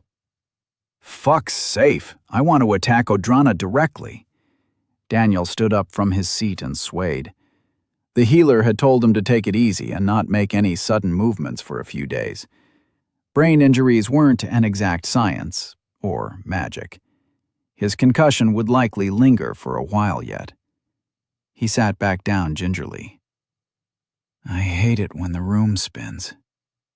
I don't disagree, Oren said, holding up his hands. I only mentioned it because you asked, Dee. How many houses does the guy have anyway? Daniel grumbled. I thought this was his place. I think this is his city apartment, Oren teased. He was inviting us to his beach house. Daniel went silent as he moved a few cherries back on the board. Maddie, does your world have surfboards? Chapter 57. Daniel sulked as they packed. Packing consisted of throwing everything they wanted to carry on Oren's bed as he shoveled items into his dimensional space. As for why there was sulking, surfing did not exist in Asmi. After a brief bout of disappointment, Daniel had been more than excited to try recreating the sport in a new world. Those hopes were dashed when Leanthan overheard them talking and confirmed that the ocean didn't have waves large enough for what Daniel was describing. Instead, they packed and planned their trip back to Day. Arandir was disappointed, but simply said they would be welcome back any time. He had convinced Daniel to share his quest with a few senior warriors. During the investigations, the elves had found out that Gwynestri had picked some of the weakest members of her forces the first time around. The layers of betrayal were still being discovered. Oren waited for the inevitable attack or kidnapping that would pull them back into the war, but as Leanthan waved to them at the edge of the forest, he found himself a bit sad. He'd grown used to the sun flitting between the trees and the slow and peaceful mood of the elven city. Should we teleport? Oren asked after a few minutes. We discussed this, Maddie answered. We can walk for a few hours, then you can get us back home. Better to be safe. Oren had grown up in the information age with the internet at his fingertips.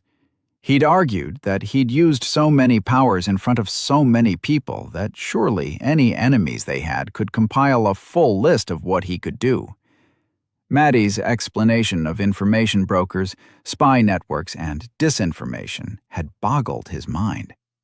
He was surprised to learn that Silas had been working for him and Daniel, spreading false narratives about their skills and spells to better protect them. As they walked, Daniel and Maddie discussed what they wanted to do back in Day. Daniel wanted to meet up with the guildmaster again. Maddie was trying to get her story straight for her father. She wasn't going to lie to him, but she still had to select which pieces of information to give him while withholding Oren's administrator powers and other-worlder status. Oren started doing math. Day was well over 100 miles away from their current location. Something that would have taken a few hours in a car was going to take them much longer on foot. The elves hadn't offered horses. The plan to use his teleport spell would cost a lot of mana as well.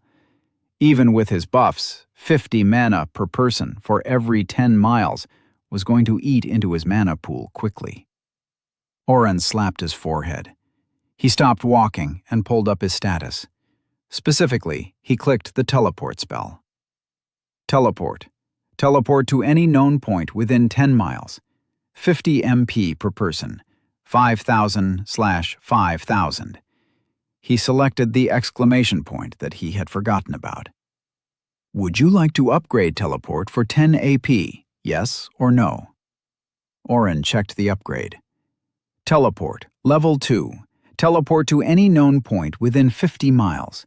25 MP per person, 0 out of 10,000. Oren currently had 26 ability points. He double-checked the rest of his skills. Heal small wounds was getting close, as was Increase Will.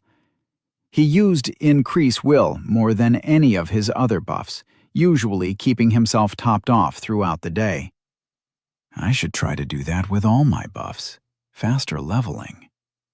Oren pulled the trigger and spent the points. Maddie glanced back at him. What are you grinning like an idiot about? Maddie, Daniel, and Oren landed in the square a few yards from the Catanzano household. Oren noted that the guards leveled their weapons a little quicker than they might have a few months ago. Silas had instituted a lot of changes after Daniel had been kidnapped on his front steps. Speak of the devil. Oren grimaced as Maddie's dad wheeled himself out the front door before they could sneak inside. Madeline Catanzano. Silas's voice echoed down the streets with the volume only a parent could project. Where have you been? Hello, Father. Maddie dashed forward and ducked behind him. She grabbed the handles of his wheelchair and turned him quickly. Let's discuss this in your study. Oren, can you drop my stuff in my room? Thanks. Silas sputtered as his once obedient daughter ignored his complaints. She manhandled him back into the house while his own guards watched helplessly. Daniel waited for the door to shut before he started to laugh. We've been a bad influence on her, haven't we? Oren chuckled. Our little Maddie is growing up. Did you see Silas's face? Daniel accompanied Oren to Maddie's room, dropping off her spare clothes and the few knickknacks she'd brought. They were still sharing a room at the Catanzano's house and found all their things where they'd left them. Daniel jumped on his bed and stretched. It's good to be back. Oren pushed stuff off his bed and fell face down. A comfortable silence settled as the constant stress of the last few weeks dissolved. Oren thought back to the dungeon they'd defeated, the new administrator powers and information he'd learned about, the Elven Forest and Second Dungeon, and the still ongoing war between Odrana and the elves. Everything was behind them. No need to get out of bed for days. He could drift off to sleep and ignore the world for a bit. We should tell Maddie about the other quest. Oren groaned into his pillow. Something bounced off his back. Turn over and listen. I think she's earned it, don't you? Oren grabbed a sheet and pulled it over his head. Don't be a dick. If you have a reason we shouldn't tell her about the Demon Lord, let me know. You're the one who has a better idea of what we're going to be facing. Oren finally turned on his side. Why do you still think that? Have I been able to predict anything that's happened? I'm hanging on by my fingernails here too, man. Daniel threw his feet off the side of the bed and sat up. Oh, I think it's time we go all in and trust her. She knows all about your weird powers, and nobody is here breaking down the door to steal you away. He knew Daniel was right, but sometimes his stubbornness flared for no reason. She's going to punch me. Daniel threw his head back and laughed. That's what you're afraid of? She might try to stab me? Daniel laughed harder. Oren smiled a bit and sighed. He put his face back in his pillow and mumbled something. What did you say? Murma mad. Did you say, go ahead? Oren held up a thumb, but didn't move his face. The pillow was nice. The bed was warm. He was sleepy. For all his bluster, Daniel was also too scared to tell Maddie about the Demon Lord quest by himself. He shook Oren awake when she came by after talking with her dad. I told him the highlights and hinted that Arandir was going to open some new trade routes with our house. That old shit better after all we did for him. Maddie pulled a chair away from the wall and sat. Do you still want to go talk with Guildmaster Pretis? I'm sure she's gotten a full report on us by now. Oren eyed her, looking for her spear. Why are you looking at me like that? Daniel was sitting on his bed while Oren was still stuck under a sheet. He realized his predicament and hurriedly began to untangle himself. We've agreed to tell you something, Maddie, Daniel started. Her eyes flashed and Oren fell off the side of the bed. For fuck's sake, Oren! If you two have another secret, so help me. Daniel has a quest to defeat a demon lord, Oren nearly shouted from the floor. His secret, not mine. Traitor. Daniel hopped back over his bed, waiting for the incoming attack. But Maddie didn't swing at them. Instead, she turned from one boy to the other, a lost look on her face. That's not possible. You're not serious. Tell me that's a joke.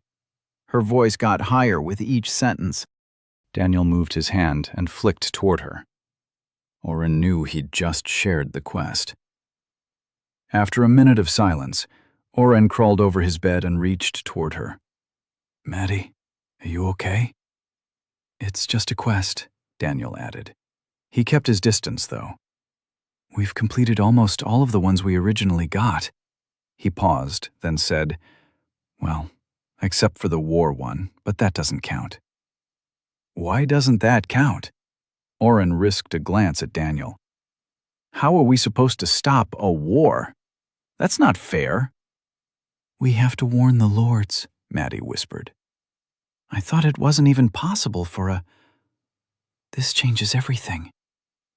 Oren and Daniel exchanged a quick look. What do you mean? The scared look in her eyes told Oren more than her words. He'd seen her stare down Arandir and fight monstrous beasts without breaking a sweat. She was terrified. The quest says the Demon Lord has already assembled his armies.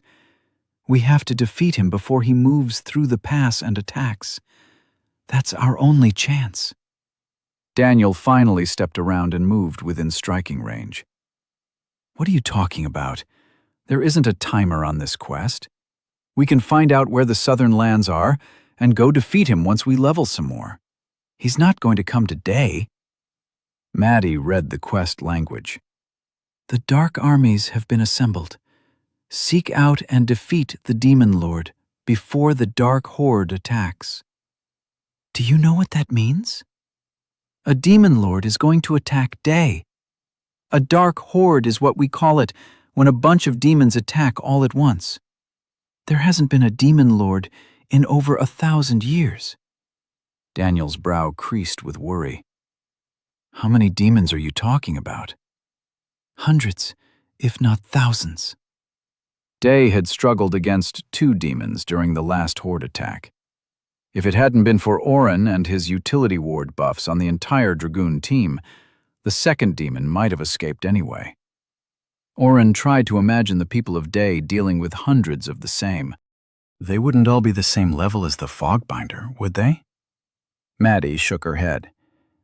I doubt it, but every demon who gets through the pass has every incentive to kill as many people as it can. They get experience from killing us. It would be a bloodbath, she shuddered. That's not even the part that scares me. A demon lord is supposed to be just as powerful as a hero, guys. We have to tell someone so we can get more scouts into the pass.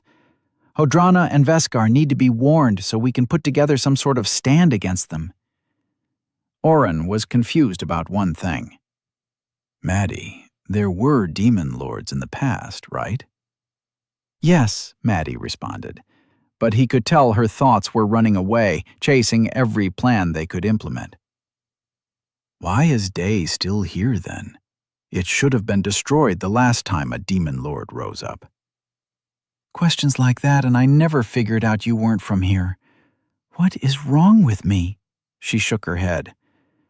A hero always went through the pass and defeated the demon lord before they got that far. You got this quest when you arrived, didn't you? Whoever the demon lord is has had this entire time to move and get ready. They'll know you're coming, and we've been spending time doing nothing important. She stood and started pacing. Even if we could get an expedition together and send Daniel through the pass, he wouldn't survive at his level. What we should do is— Oren stopped listening and pulled up the quest. Defeat the demon lord. In the southern lands, the demon lord has risen. The dark armies have been assembled. Seek out and defeat the demon lord before the dark horde attacks. Reward: 1 million XP and dark essence unlocked. Maddie, when do the dark armies become a horde? What? Daniel put his hand on Maddie's shoulder. Oren's using his teacher's voice. I found it best to just answer. He's trying to figure something out.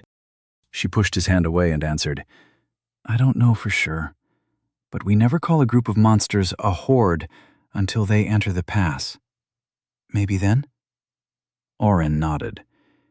If what she says is right, we have to get to the far side of the pass and defeat the demon lord before his armies enter it. That would be suicide, Maddie argued. We wouldn't survive the pass at our level. Daniel cracked his knuckles and grabbed Gertrude from his bedside. Then we better power up. Chapter 58. Silas fumed in his office. His daughter Madeline was going to send him to an early grave. He tapped a pen against the mostly blank piece of paper in front of him, thinking. Lay the problems out one by one and solve them in order. That was the way he operated. He took a breath. First, his only remaining family member, his own daughter, had left the city and his protection to play adventurer with the hero Daniel. Silas knew without a doubt that Guildmaster Pretus had engineered that on purpose. Silas could respect her moves while still retaining the desire to tear out her throat. She had used Maddie, even if his daughter couldn't see it now. The Guild had long requested the rights to destroy dungeons around the countryside. Those rights belonged to the Lords of Day, and had since the first dungeon had been found. By having the daughter of a Lord of Day defeat a dungeon at the Guild's request, Pretus had appropriated those rights in the eyes of the people. Silas had been too busy dealing with the aftermath of everything else to see what was going on until it was too late. The Guild had relinquished the rights back to the Lords, but it set a precedent. If the Guild found a dungeon before his own guard did, they would report they had taken care of the danger today. It had been done before, so it shouldn't be a problem the next time. An annoyance, for sure, but one that would only cost the Lords some small concessions. The Guild was usually contracted to defeat newly appeared dungeons in any case. He could set up a standard price that the Guild had to pay for lost training opportunities. Perhaps a quiet deal with Pretus to split new dungeons between the Guild and his guard. Guildmasters didn't last forever, and he could tighten the restrictions with each new appointee. Silas pushed away the letter he was writing and grabbed up another. He'd already signed it, but considered whether he should tear it in two. Maddie had drafted it for him, a small contract offer for the Elven Council. The terms were quite good, and if it had been the only item his daughter had returned with from the forest, he wouldn't have given it a second thought beyond congratulating her on a job well done. Except it was addressed to Arandir, the Elder of Elders. Any person of power in Asmea knew the authority behind the Elven Council. He thought he'd completed Maddie's education in whom to avoid in the world at large. This was the second problem his daughter had brought to him when she ran off to the Elven Forest to meddle in political maneuvers he would be hesitant to try himself. Opening a line of dialogue with Arandir would benefit Day in the short run, most likely even for Silas's entire life. A true Lord of Day didn't consider just his own interests, though. The elf was trouble, and at some point he would ask for more and more to keep the lucrative trading open. Silas brought the issue up with Terrace and Timpy. Both thought more with their purses than their minds. The signed letter of intent was proof of that. Either of these problems alone would have created a nightmare of issues to deal with in the coming months. Arandir would have to wait for his contract. Silas pulled the sheet of paper back in front of him and tried to write the sentence again. Upon my honor, with indisputable and actionable evidence, I have learned that a demon lord... Silas sighed and rubbed his eyes. The next year was going to be difficult. How did he take it? Oren asked. He'd stayed behind while Maddie and Daniel approached Silas. He made Daniel share the quest with him, Maddie answered, throwing herself on Daniel's bed. She sniffed the air. Daniel, when's the last time you had the maids change your sheets? That's Oren, not my bed. Daniel pushed her feet to the side and sat down on the foot of the bed. Have you been training? Oren nodded. He'd gone to the courtyard and practiced some way of the water stances. A few guards chuckled at the strange movements, but he just ignored them, moving through the different katas. I couldn't sit still while you were talking with him. What's the plan? Daniel shrugged. We train. Silas is going to pressure the other lords into getting me more dungeon time. They're going to see if Dragoon Team will train me up a bit too. Supposedly, what Leonthan said about stats applies to skills as well. What do you mean? Daniel scratched the back of his head. Well, the way I think... Maddie rolled around so she was sitting next to Daniel, the two of them across from Oren. She sighed as she explained. If Daniel just gets his skills from quest rewards and doesn't put in the work, he isn't using the skill to its full potential. My father is going to have a few teachers out to help put Daniel through the paces and iron out any rough edges. That'll be good for him. He thrives when he's being pushed. Maddie and Daniel gave him a look. What? It's true. He gets lazy unless someone taunts him or tells him he's doing it wrong. Maddie's incredulous look turned thoughtful. Daniel snapped his fingers in front of her. Hey, stop that! Don't agree with him! He does have a point, Maddie trailed off softly. Anyway, I will be helping him prepare for an assault. We're putting together a full battalion to try and clear the pass. Is that even possible? Oren smiled at Daniel's betrayed look. When do we leave? Maddie exchanged a look with Daniel. Oren got a worried feeling in the pit of his stomach. Maddie? Daniel? Hear us out before you bite our heads off, okay? Daniel shifted on the bed. It's not set in stone either, Maddie hurried to add. So if you are totally against it, we'll find another way. Oren sat silently. My father believes... Pass. Shut up, dude. He wants to make you, like, an ambassador or something. Oren frowned. What? Maddie smirked. Oren, you upgraded your teleport, didn't you? You can get to the elves and back in the same hour. You are on a first-name basis with Arandir. The Lords of Day, all three of them, not just my father, have offered you the post of Delegate of Day. You can help us recruit them. A battalion of our guards and guild members is only 300 people. Most of those won't be at a much higher level than we are.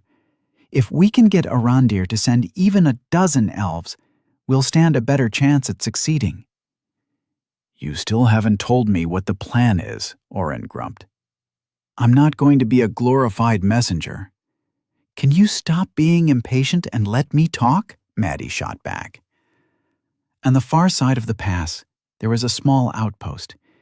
It was never more than a place for scouts to spend the night, but it stood for centuries. We are going to try and expand the outpost into a full wall. If we are successful, Then any horde that attacks would have to push through that wall before going through the pass. Oren considered the strategy. It wasn't half bad.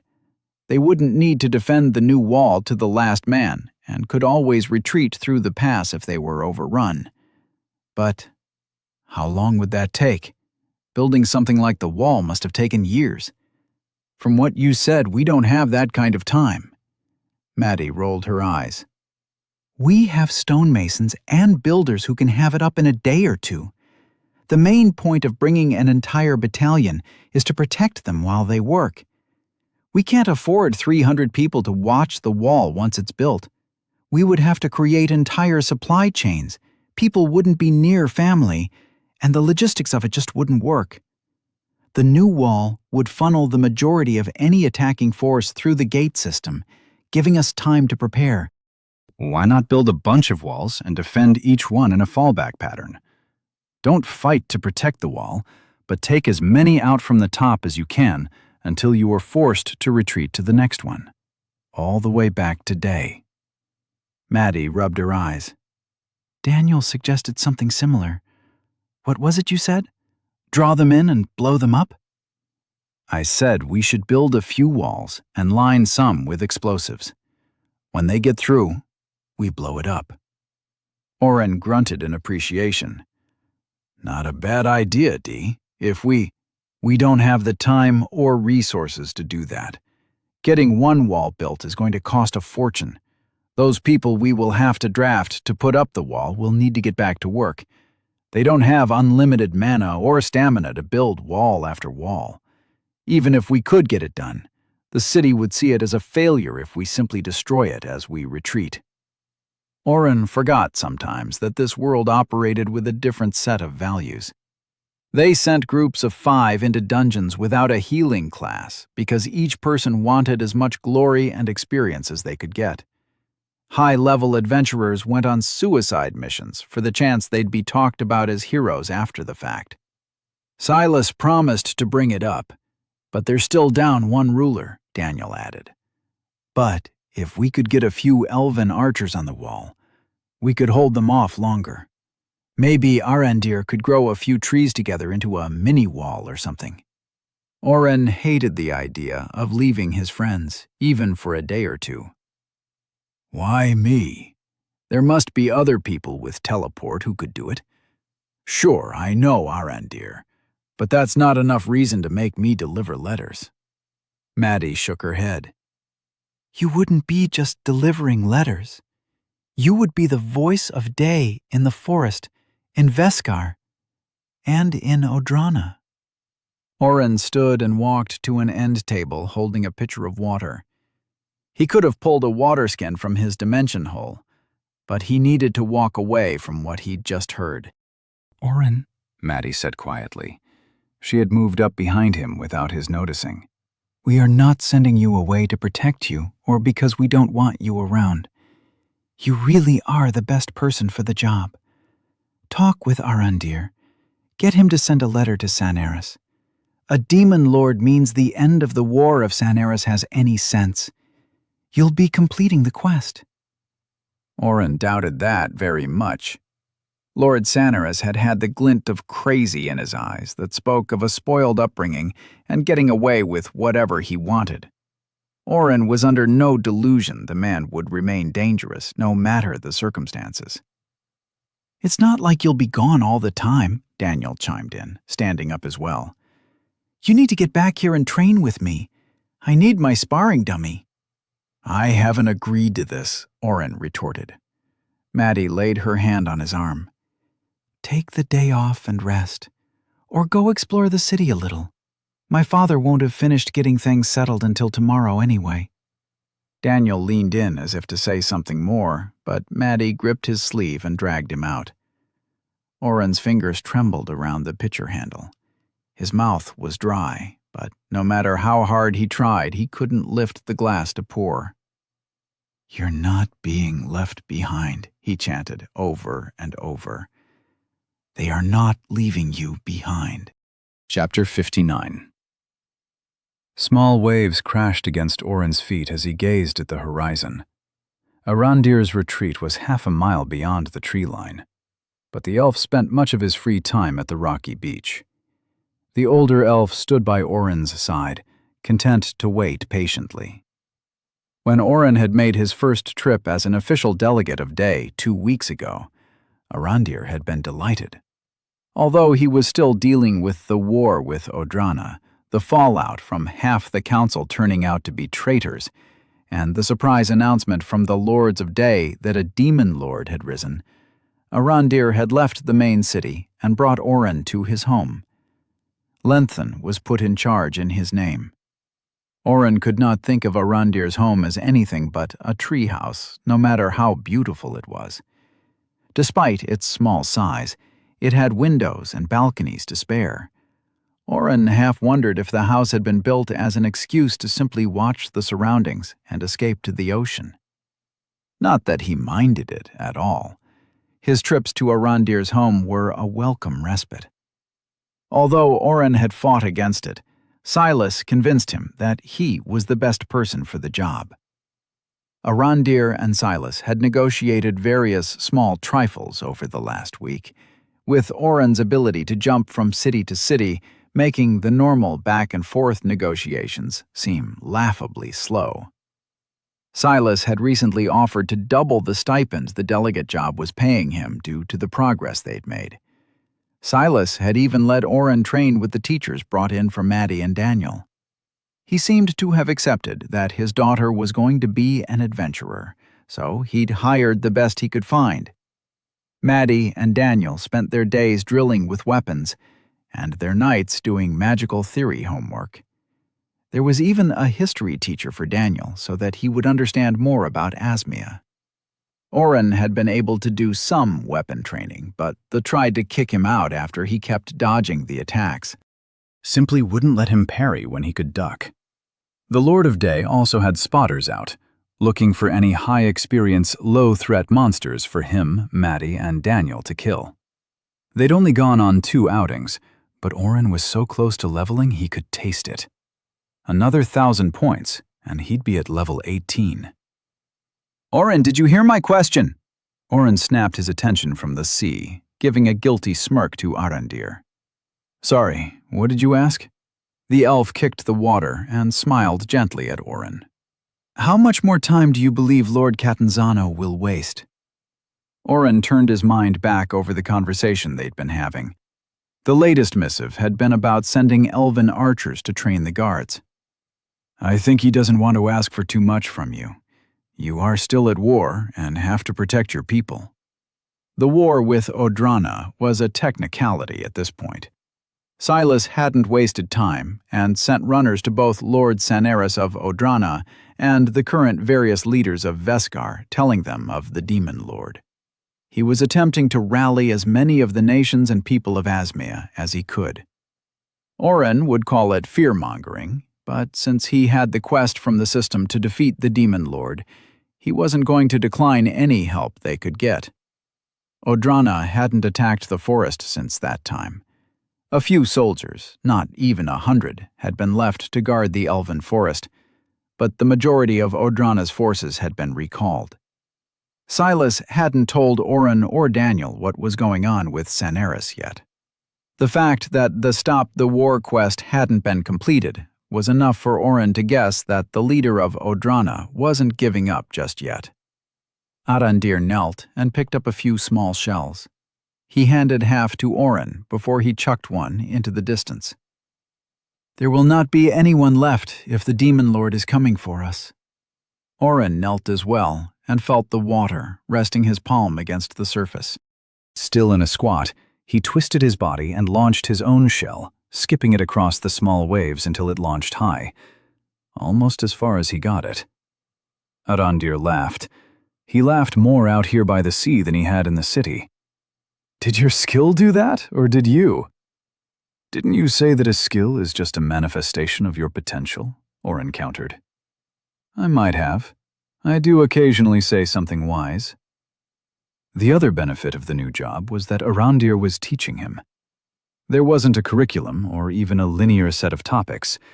They'd converse for a few hours while Oren's mana refilled for his jumps back to Day, discussing spells, stats, and skills. Oren didn't divulge any more specifics, but Arandir had an uncanny way of steering a conversation toward ground that bore fruit for Oren. The Scylla Lord Catanzano hired for Daniel doesn't want to train me. He despises my fighting style. Your suggestion that I should train in water gave me a little insight, though. You used a fighting skill to throw a shell? When Oren had activated his fighting skill while wet, the movements of each form had seemed clear and easy to follow. Once Oren activated the training room, Styx's teachings had felt second nature. He'd breezed through the last 2 sessions, but hadn't tried for the 5th. The normal continue or save progress bar had been replaced. Oren checked his status. Way of the Water, 20%, 4 out of 20 completed. Test your progress and unlock the first gate. Warning: failure 3 times will result in all progress being lost. He hadn't found anything about his skill in the Books of Day, but Arandir noted that his fighting style seemed to be related to water. He told Oren about elven monks from before the Calamity who had trained their bodies under waterfalls, moving through their stances with the water crashing down all around. Oren did the same, not in a waterfall, but while standing in a shower. He stood up from his crouch. I understand the water a little bit better if I focus with it, but honestly, the waves aren't that big, and I've skipped stones before. Arandir sorted the remaining shells, dropping all but 1, which he held in the palm of his hand. Lord Catanzano can have 10 elven archers to train his guards. We will not supply any bows. He raised the hand that wasn't holding the shell and pointed his palm toward the horizon. Tell me, Oren, how far do you believe this shell will travel? 2 weeks ago, Oren would have guessed. He'd tried the first few times that Arandir had posed these types of questions. Arandir's magic was based on life concepts. In the dungeon, he had simply reversed the life of monsters, making them explode from the inside. He could manipulate the internal workings of monsters, but also was a sort of healer by profession. He'd told Oren that every magic had 2 sides, even if you couldn't find it right away. Fire could destroy a forest, but cauterize a wound. Oren thought of firefighters creating backfires to stop the spread of a wildfire, literally fighting fire with fire. The examples were endless. That type of magic wasn't good for something like throwing a shell far, and the old Oren would have simply guessed the shell would land approximately where the last one had. He'd learned his lesson, though. That depends, Oren answered with Arandir's favorite response to nearly any question. Tell me more. Arandir laughed again, and Oren noticed a dozen small minnows swimming closer as he did. The magic within the elf drew life to him. What would you like to know? Oren had been playing these games for weeks. Arandir was trying to get to a point, but the conversation had been taking a few turns today. Are you going to throw it with or without magic? You are asking the wrong question. Oren frowned for a minute and then smiled.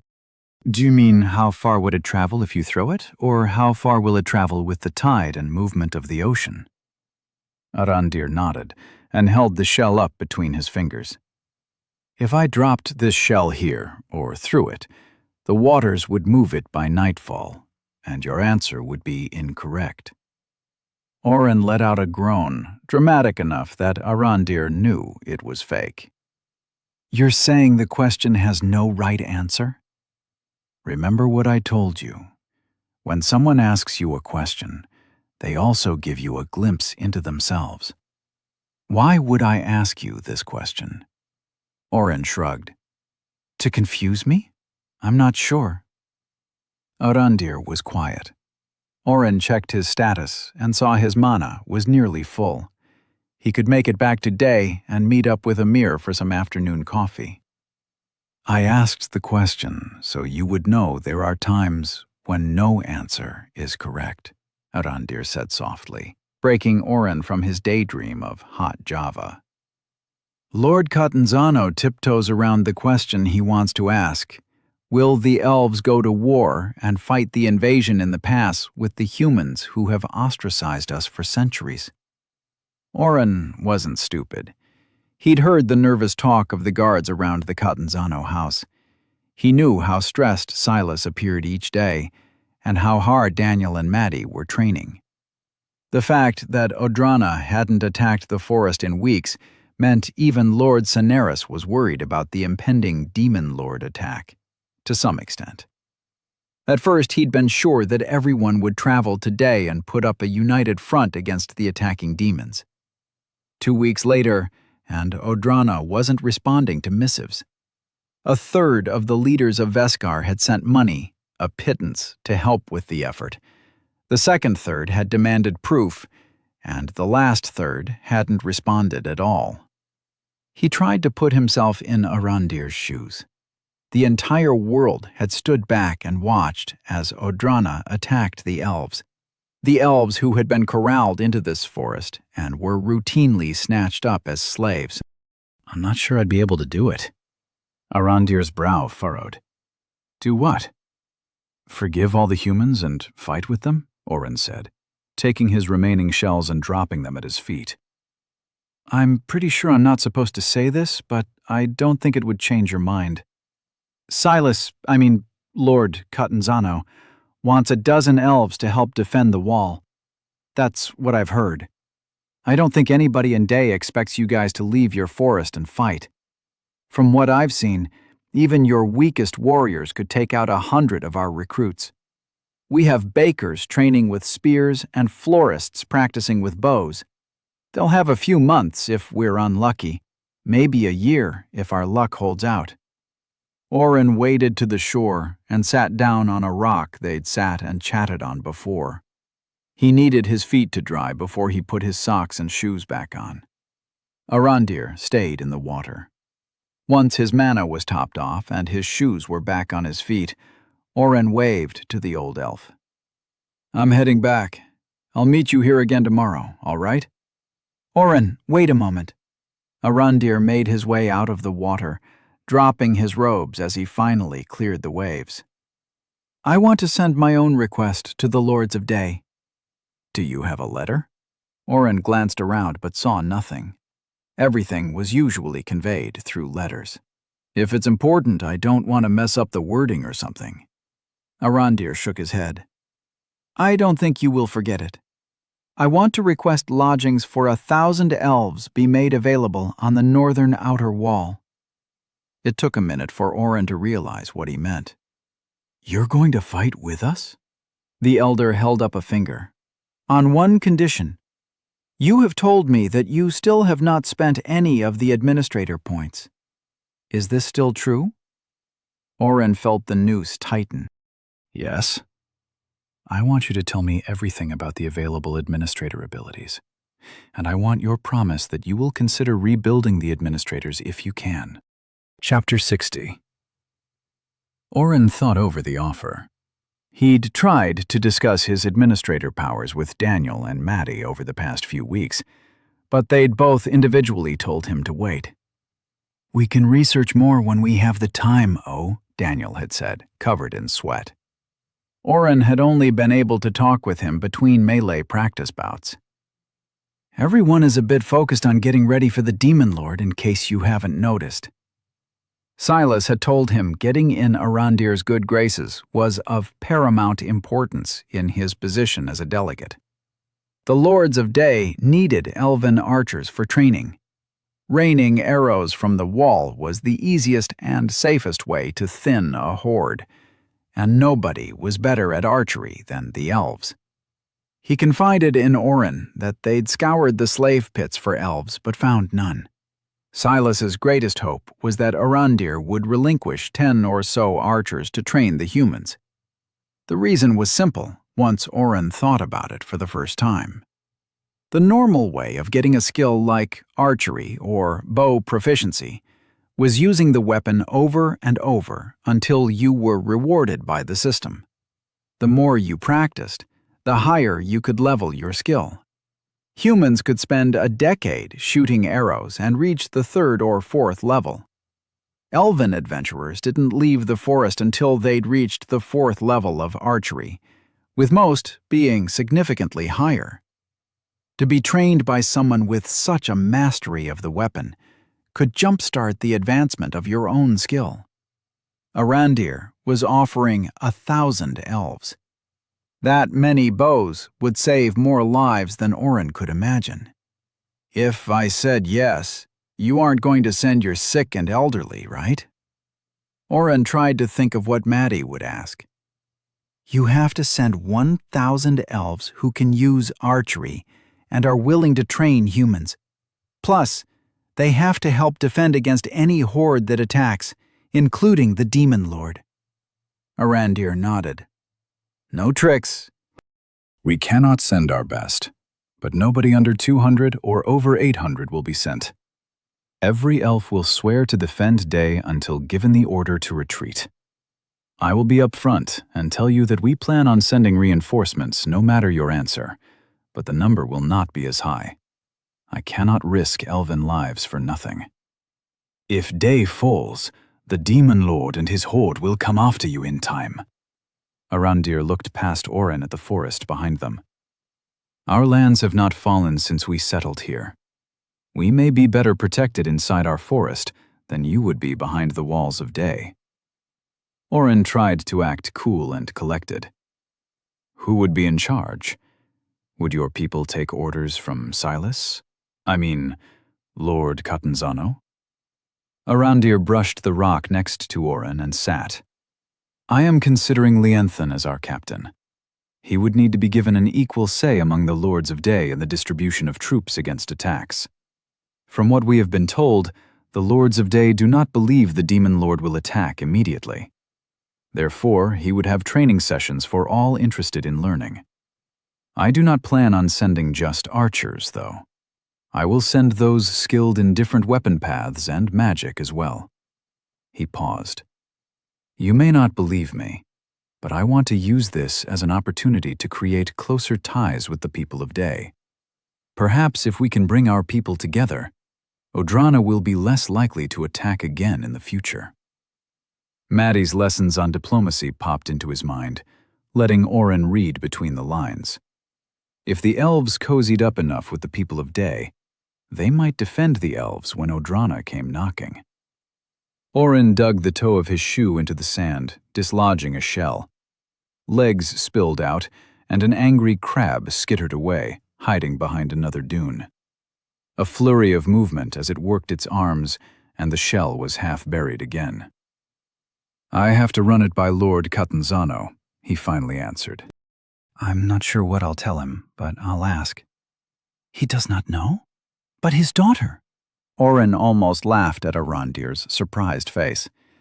Maddie is my friend. I have a history with her dad. He doesn't know about the administrator stuff. Arandir didn't respond, continued to let Oren tell him more if he wanted. He didn't want to get into it. I'll try and get back tomorrow with an answer. Do you have those supplies we ordered? Arandir let the issue rest and directed Oren back to his treehouse. At the foot was a cart filled with an array of different goods, rolls of cloth, rare foodstuffs, and ingots of metal. A few boxes marked with numbers sat to the side. Lord Catanzano has the list of what goes to whom, Arandir pointed. The rest should arrive by next week. He paused and watched Oren push the items into his dimension hole. I hope he is paying you well for the shipping. A cart this full would cost multiple gold pieces to transport today and would take over a week's time. Oren pushed a box into his pocket, still enjoying the way the large wooden cube shrank to fit. If it saves a few lives or makes somebody's life a little easier, I'm happy to do it. See you tomorrow. Arandir waved as Oren teleported back to Day. Silas stared at Oren. Explain it again, and this time don't lie to me. Oren sighed. I'm not lying. Arandir wants to send 1,000 elves to help with the Demon Lord invasion, and wanted me to ask about accommodations and command structure. Silas sat behind his desk in his office. Whereas before it had been a chaotic but orderly mess, in the past several days, Unopened letters had begun to pile up. Oren could smell Silas from where he sat. Not that he was much better. The Lord of Day wheeled himself out from behind his desk and approached Oren. He grabbed a paperweight as he moved closer. "Hold on a minute. It's just right there." Silas rolled the stone weight around in his hand before pressing a hidden depression in the rock. "We have 5 minutes before the sound wears off. What does he really want?" "What's a sound seal?" Silas threw the rock at Oren, who barely caught it. "Answer me. What does he want?" "He wants some information about my skills," Oren hedged. "I'm pretty sure he also wants to get on Day's good side in case Odrana comes back." "Has Cineris responded yet?" Silas didn't answer, peering at Oren. "We did send a letter to Odrana, right?" Silas blinked and rubbed his eyes. "Yes, we have sent multiple warnings to them. Lord Cineris hasn't responded." He pulled his wheels back, retreating from Oren a bit. What can I offer you to give him what he wants? With 1,000 elves, I want to stop being a gopher for you," Oren answered quickly. "A gopher?" "You tell me to go for this and that," Oren explained. "I just want to get back to training with my friends." Silas waved his hand. "Done. We have others who can teleport, even if they can't move as far as you or as quickly. You will have to go back and give Arandir what he wants. Are you willing to share that kind of information? Your class must be unique if he offers so much for it. Maybe you would like to share more details with me. I can offer you much." Oren saw that glint that Maddie used to get in Silas's eyes. "Maddie already knows most of what I can do. I think Arandir wants to know how I boost stats. It would make his borders safer if 1 in 5 elves could make all 5 have maxed out stats."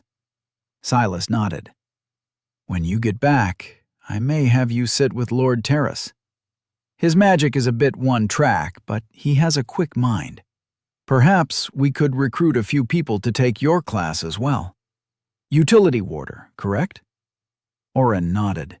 He felt both a little honored that Silas thought his class should be replicated, and jealous that anyone else might get his skill set. "I'm going to have to go and meet with Terrace and Timpy. They aren't going to like giving an elf this kind of power, but 1,000 elven troops to help and train? You've done well, Oren. I'm glad you haven't died. Stay alive and keep my daughter safe, will you?" Oren was taken aback by the sincerity in his voice. Silas had always been cold and calculating with him. He tried to remember if he'd ever heard the man compliment his own daughter. "I'm pretty sure she's the one keeping us out of trouble most of the time," Oren joked. But Silas didn't smile. "I mean, of course. I wouldn't let anything happen to her. Neither would Daniel." "Good. Dismissed." Oren pumped his fist as he left. It wasn't that he didn't enjoy his visits with Arandir, but he was falling behind. He barely had time to spend visiting his friends around Day. Tony had stopped by for a few words, but knew he wasn't exactly welcome at the Catanzano Manor. Oren had been heading for his room. Instead, he turned toward the front door. There was another friend he hadn't seen since he was back, and with no direct orders right now, it was time to get a coffee. Picking his way through the streets was easy by now. He tried not to teleport inside the city too much, as it tended to startle people, and startling people with dangerous magic was a bad idea, as Oren had learned the hard way. Thankfully, his ward was always up nowadays. He made sure to stop by and cast it on Maddie and Daniel before leaving the city each morning as well. The line at Amir's family coffee shop was out the door. That wasn't saying much, as the small interior had enough room for only a few people to wait. But it was nice to see his friend's family business was doing well. About 20 people waited in line, and more joined as Oren crept closer to the building's entrance.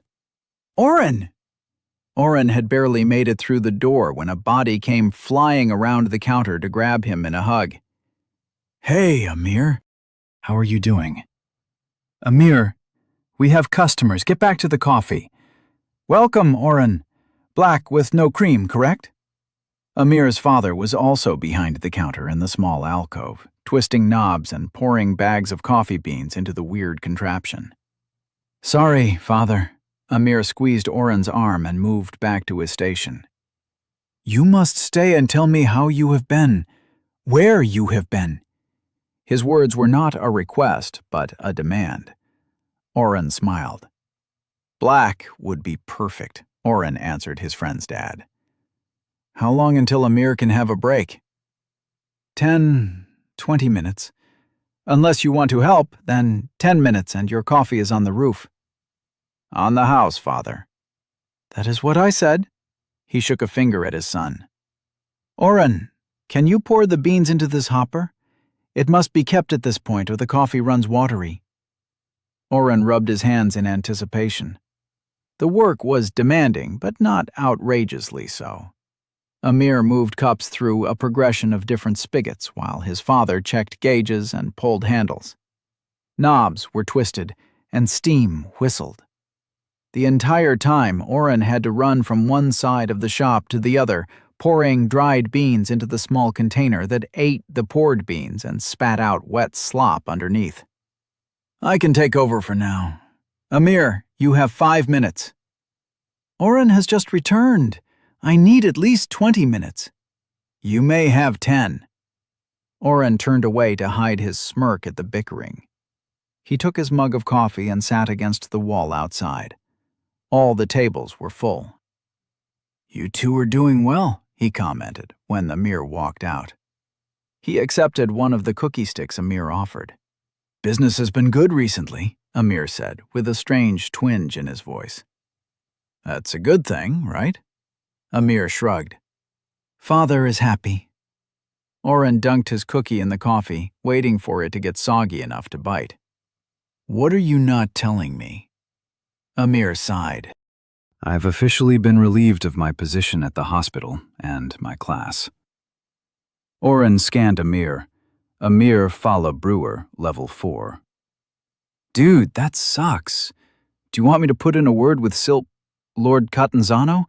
Maybe we can get you back in. Amir shook his head. It wouldn't matter. Even if he threatened them, I would be an outcast still. I will find another way to be a healer. Oren chewed on his cookie and sipped the delicious nectar his friend had made him. Give me a few days. Maybe I can do something about that. Chapter 61. The next day, Oren sat in one of Arandir's comfy armchairs, explaining the different names of administrator skills to an increasingly agitated elf. You are sure? None of the skills has a description. Arandir paced as Oren lounged. The system does not obfuscate. It wants us to have the information needed to succeed in our selected path. There is not any reason for it. Oren tuned out Arandir's rambling. He had already read the full list of administrator powers to the elder. He hadn't told the man about the cost of each skill, but that was mostly because Arandir was more upset that there was no description of what anything did. Assign class, 5 administrator points. Reset class, 5 administrator points. Assign quest, 10 administrator points. Edit reward, 10 administrator points. Unlock ability skill, 10 administrator points. Unlock ability spell, 10 administrator points. Edit stats, sanctioned, 10 administrator points. Remove, assign.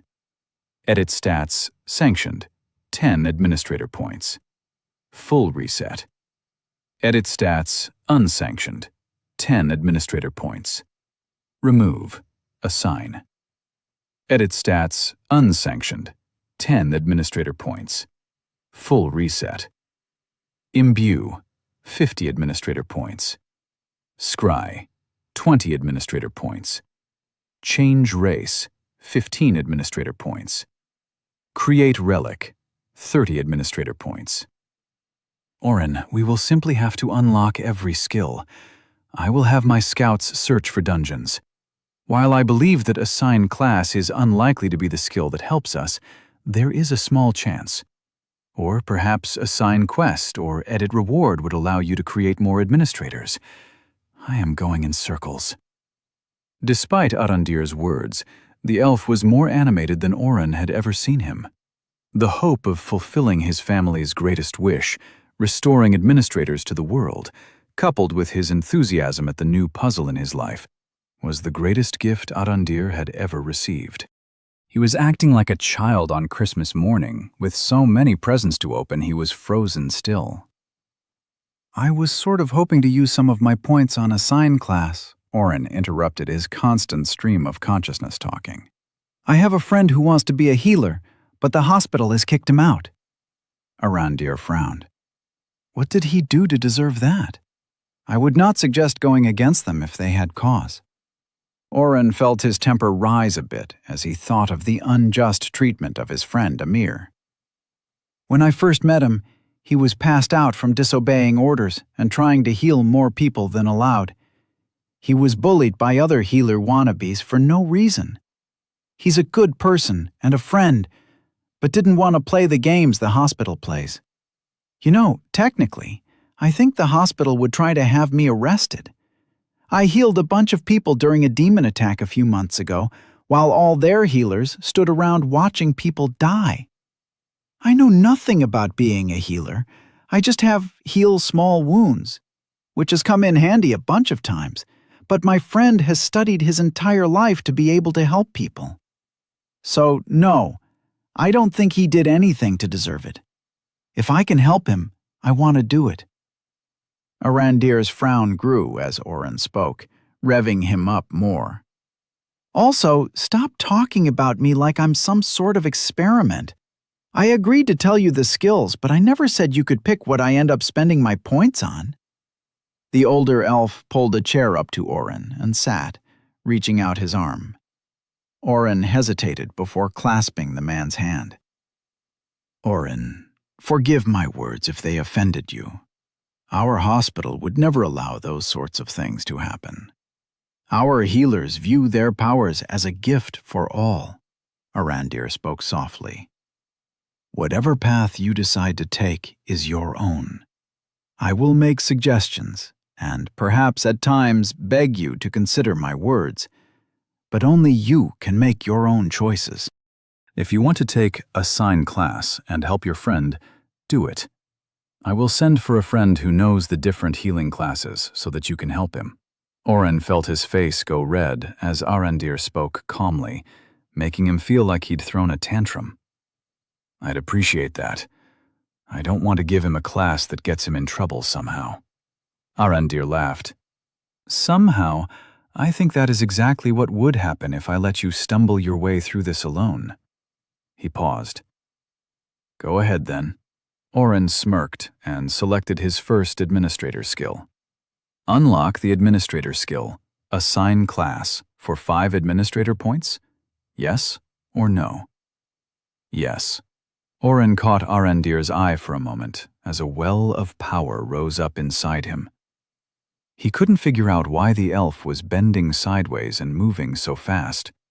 Fuck, Oren was able to mumble as he passed out and slid off the chair. Wrong with him? Arandir, if you don't back off, I'm going to put you in a coma, a stern female voice said close to Oren's face. You drag me up here without any explanation and force me to examine a random human child who is sleeping on your floor. I appreciate your vote, but if this is the kind of treatment I'm going to get from you, I'll gladly resign as elder. Lyra, please. He appears to be in completely ordinary health for a human. Perhaps he is faking his sleep to avoid more of your stories. Oren could hear the voices, but focused instead on his body. When he'd used the administrator points for the first time, he'd felt something inside burst. Warmth spread to each fingertip and toe just before he passed out. Now every last part of his body tingled. He felt like he had the day he and Daniel had discovered energy drinks for the first time. They'd smuggled a case into Daniel's room during a long weekend, playing video games and drinking can after can. They'd made it over 24 hours before the first signs that this was a bad idea had shown their faces. The crash had been the worst part, with the tingling of his extremities making Oren promise to never drink another drop of the stuff.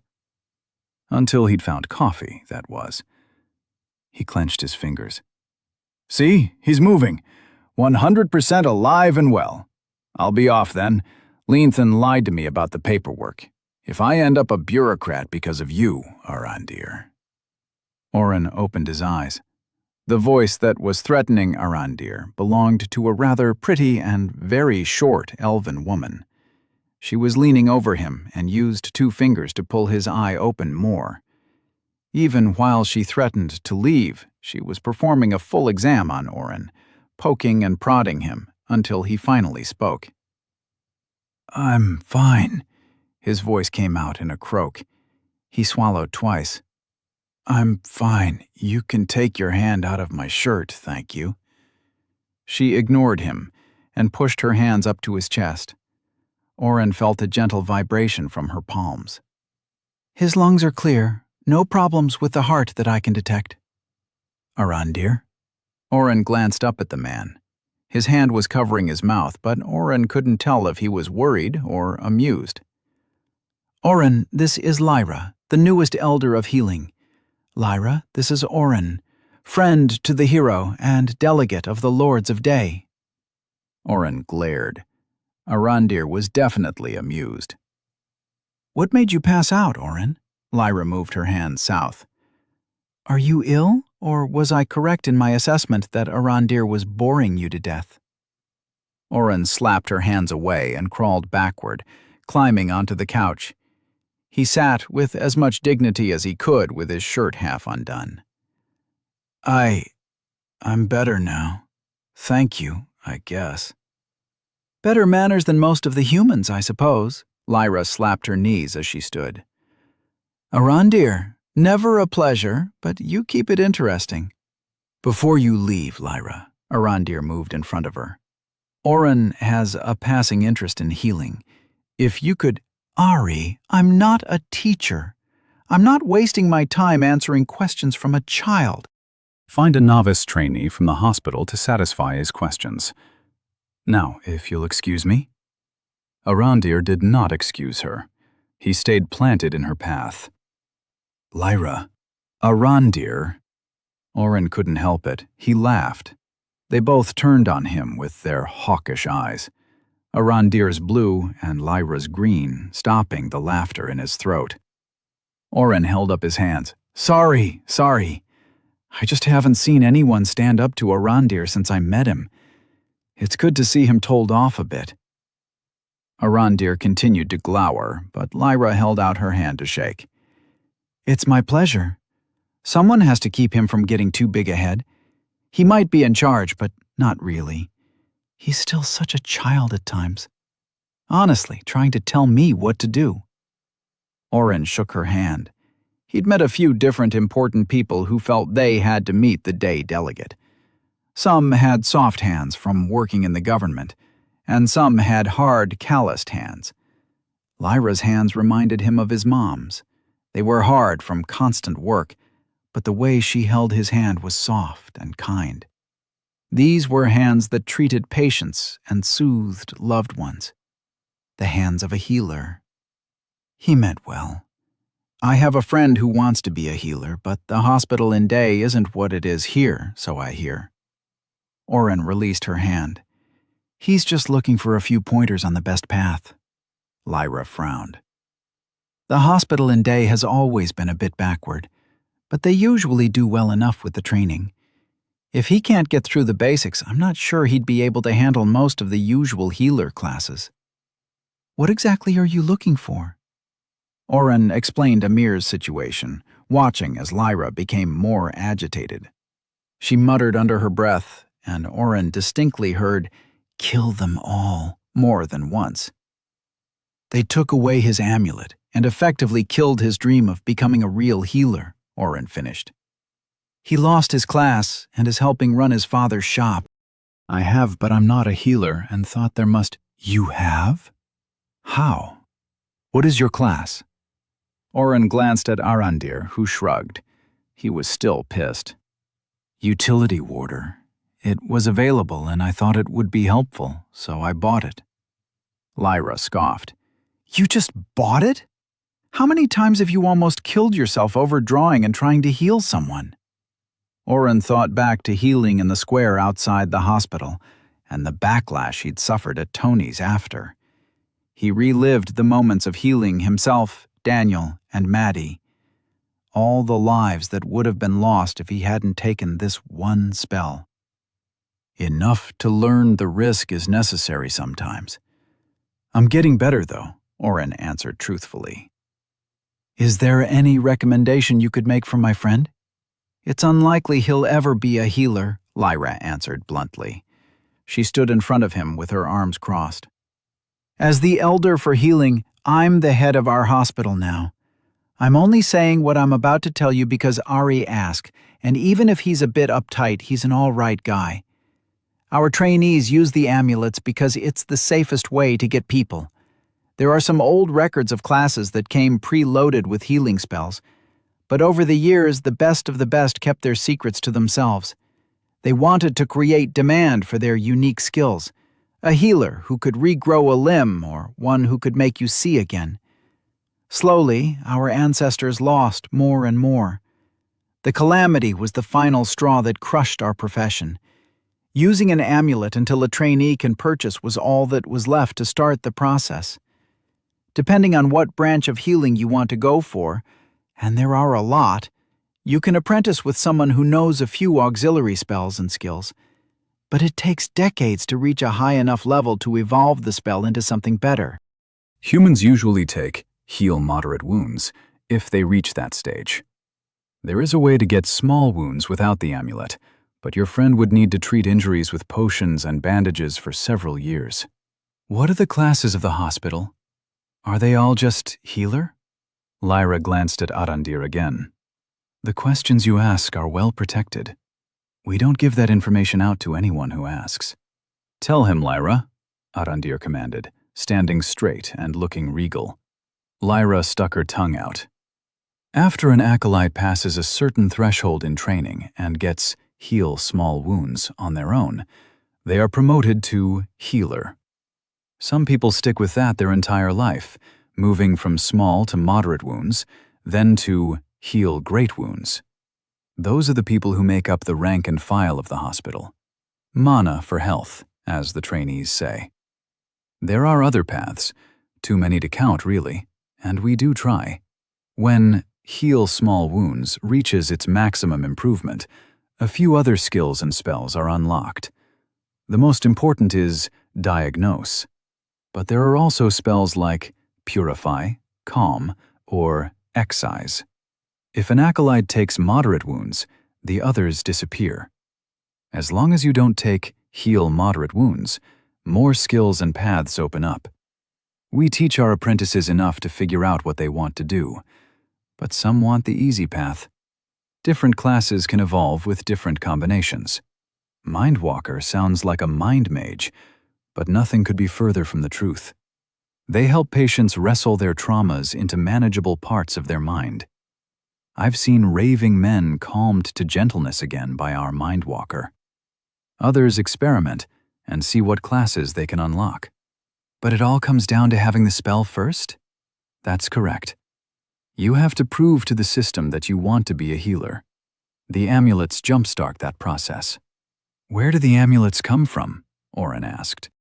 He noticed both Arandir and Lyra tighten at the question. There is a finite amount. We lose a few every decade as well. Someday, I fear we'll have none left. But they weren't around forever, right? There must have been a time before amulets. Lyra unfolded her arms and poured herself some water. She sat down. I already told you. You have to treat people with standard first aid. Nothing special about it, just the slog of the work. There is no direct timeline for it either. Oren considered the information. So there isn't a class that would just be the best for him to go for? Lyra shook her head. Oren felt the frustration rising. He'd already spent the points to buy a sign class. He'd wasted points on something that wasn't going to help him solve his friend's problem. Shit. Chapter 62. Am I going to pass out every time I unlock another admin skill? Because that would really suck. Oren had convinced Audrandir to let him haul a few chairs down to the beach. Oren missed the ocean. His parents had brought him to a beach a few hours away for vacation growing up. After his dad left, his mom had continued the tradition until Oren was too old to go to the beach with his mom. Now, he would give anything for one of the warm peanut butter and jelly sandwiches she always brought with them. I have no evidence that you will not. Audrandir wiggled his toes in the wet sand. However, I think you will not faint again. On occasion, a person will drift for a moment when they take a skill or spell that is too powerful for their level. I believe that your body was shocked by the administrator power coursing through you for the first time. Oren considered his words. In the distance, something splashed in the water, but it was too far away to see clearly. Maybe I should use all the points now. It's not worth letting the power sit unused. We're dealing with a war on one side and a possible invading demon lord on the other. Do you think Cineris would leave you alone if I gave him a few quests? Audrandir shook his head, his blue eyes glittering as he stared at the same spot where Oren had seen the splash. The whales are migrating. It is far too early in the year. Something must have disturbed them. Oren had noticed the elder elf would play deaf and focus on something else when asked a hard question. Most of the time, he let it go. He was still supposed to be representing Day until the final paperwork was drawn up. He couldn't wait to get back to Daniel and Maddie, although they were probably getting drilled in weapon training right now. Audrandir, if you don't answer, I'll take the assigned quest skill and go to Odrana. Audrandir gave Oren's side-eye, pressing his lips into a tight line. Never coerce with senseless threats. You may take whatever administrator powers you want, but we both know that you would not travel into that man's grasp willingly. To do so would be folly, and put not just you, but your friends in danger. Would the hero stay and wait for the demon lord if Lord Cineris held you captive? I wouldn't go to him. I'm not a complete idiot, Oren said, scratching his neck. He had been thinking exactly that. He had teleport and camouflage. He could probably escape if he needed to, but thinking about what Daniel and Maddie would say if he tried it alone. They sat in silence, Audrandir pointing out the shapes in the distance. Oren learned more about whales and finally took his leave. Audrandir had given him the signed papers for Silas. This would be his final outing as a delegate of Day. Please do come visit still, Audrandir said, placing his chair back in its rightful spot. I would like to help train your friends. We have many sword hands that would jump at the chance to train with the hero, and I could make arrangements for Lady Catanzano as well. I'll tell them. Oren shook his hand. Daniel might not want to visit just yet. Audrandir sighed, but accepted the response with dignity. Be well, and return to our shade when your journey is over. I said Daniel might not visit. Oren chuckled. I have no problem hanging out at the beach with you. I'll be back. Oren gathered the last of his things and waved as he used teleport to go back to Day. You should have waited, Maddie complained. My father would have been happy to get a hospital official to tell you all that. You shouldn't have wasted your points on a signed class. Now you don't have enough points to get the create relic power. Oren, Maddie, and Daniel sat around a fire just outside Day. They'd been given the rest of the day to search for a monster that had been sighted to the south. Junta rabbits were ruining crops. Too fast for the average farmer to catch, the beasts were high experience and low danger. The exact recipe of monster that Silas was sending the hero out after. He had finished telling them about the power he'd unlocked and his adventures over the last few days.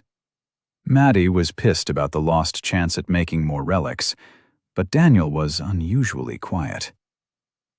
"Nothing to say?" Oren prodded his friend. "Do you think I fucked up too?" Daniel pushed a stick into the fire, making one of the logs drop. Fire motes escaped into the air as he responded. "I think you made the best choice. A sign class is going to be what we use to beat the Demon Lord." "Huh?" Maddie and Oren said at the same time. "You can turn every farmer and merchant into a fighting class. Think about it. How much more will the elven training do for an archer compared to a baker?" "Daniel, that would be announcing to the entire world that I'm an administrator." Maddie sat forward, getting way too close to the fire for Oren's comfort. "What if we set up a room with a divider so the other person couldn't see you? Do you have to see the person to use it?" I haven't actually tried using it." Daniel and Maddie gave him the look, the one that meant he was an idiot. "I can try now." He scrambled to pull up the new skill. Choose target. Maddie? What? I'm going to try and assign a class to you. I like my class where it is. I've probably got to confirm the selection. Just give me a minute. Choose class. Oren gasped as the list spread out. "Oren?" Daniel sat forward. "I'm fine." He waved his friend off. "The list is still loading, but I can see healer toward the top here. Maybe I can just assign the class and Amir would be able to get heal small wounds afterward." "Yes, D, the archer class is on here. I wonder if this list responds to my thoughts like the system did when I first..." "Yep, it does." "Maddie, I found your class. Prism Conjurer." "That's interesting." Oren muttered his thoughts as he read, not realizing his friend's frustration with him.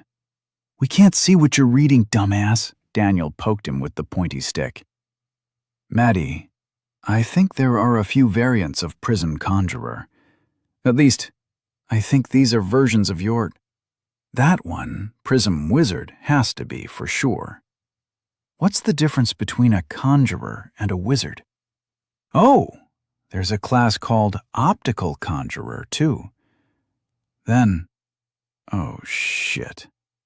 What? What did you do?" Maddie was understandably nervous. Oren was essentially holding her class hostage right now. "I swear, if you did something to me..." Superior Prism Conjurer. Have you ever heard of that? Maddie didn't move. "That's not a real class." "I'm looking at it right here.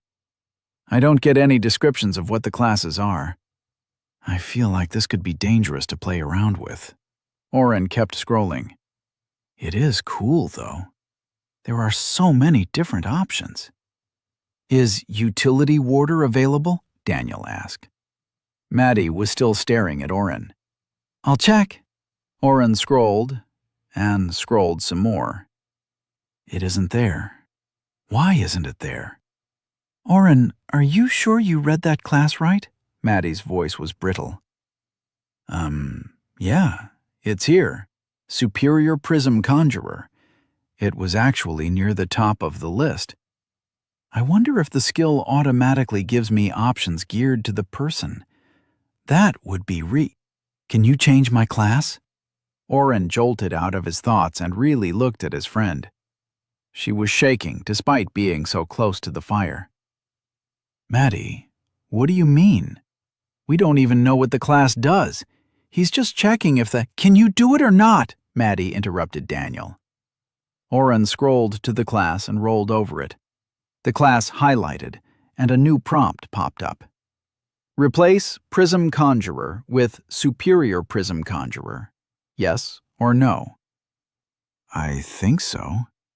Maddie, I don't feel comfortable doing this, though. She blinked hard and turned away. Daniel stood up and crossed over to sit near her. What's going on? What is it? Oren dropped the skill, watching the list that was still loading disappear from his sight. Maddie was muttering something to Daniel. She was being too quiet for Oren to hear. A few minutes later, she stood, keeping her back to the boys. "I'm going to clear my head." As she walked away, Daniel shook his head. "What was that about?" Oren asked. He was surprised when Daniel turned with a huge smirk on his face. "Do you remember that story she likes? The one about Denna? She based her entire class around her hero from a fairy tale story. I'll give you 3 guesses what the stories say her class was." "Is there some difference between Maddie's class and the superior version?" Oren asked, putting air quotes around superior. "If she didn't even think it was a real thing." "That's why she's clearing her head," Daniel explained. He pointed to his own head. "She knows here it would be reckless and irresponsible to just change her entire class." He moved his hand to his heart. "She still wants to try." Oren thought it over.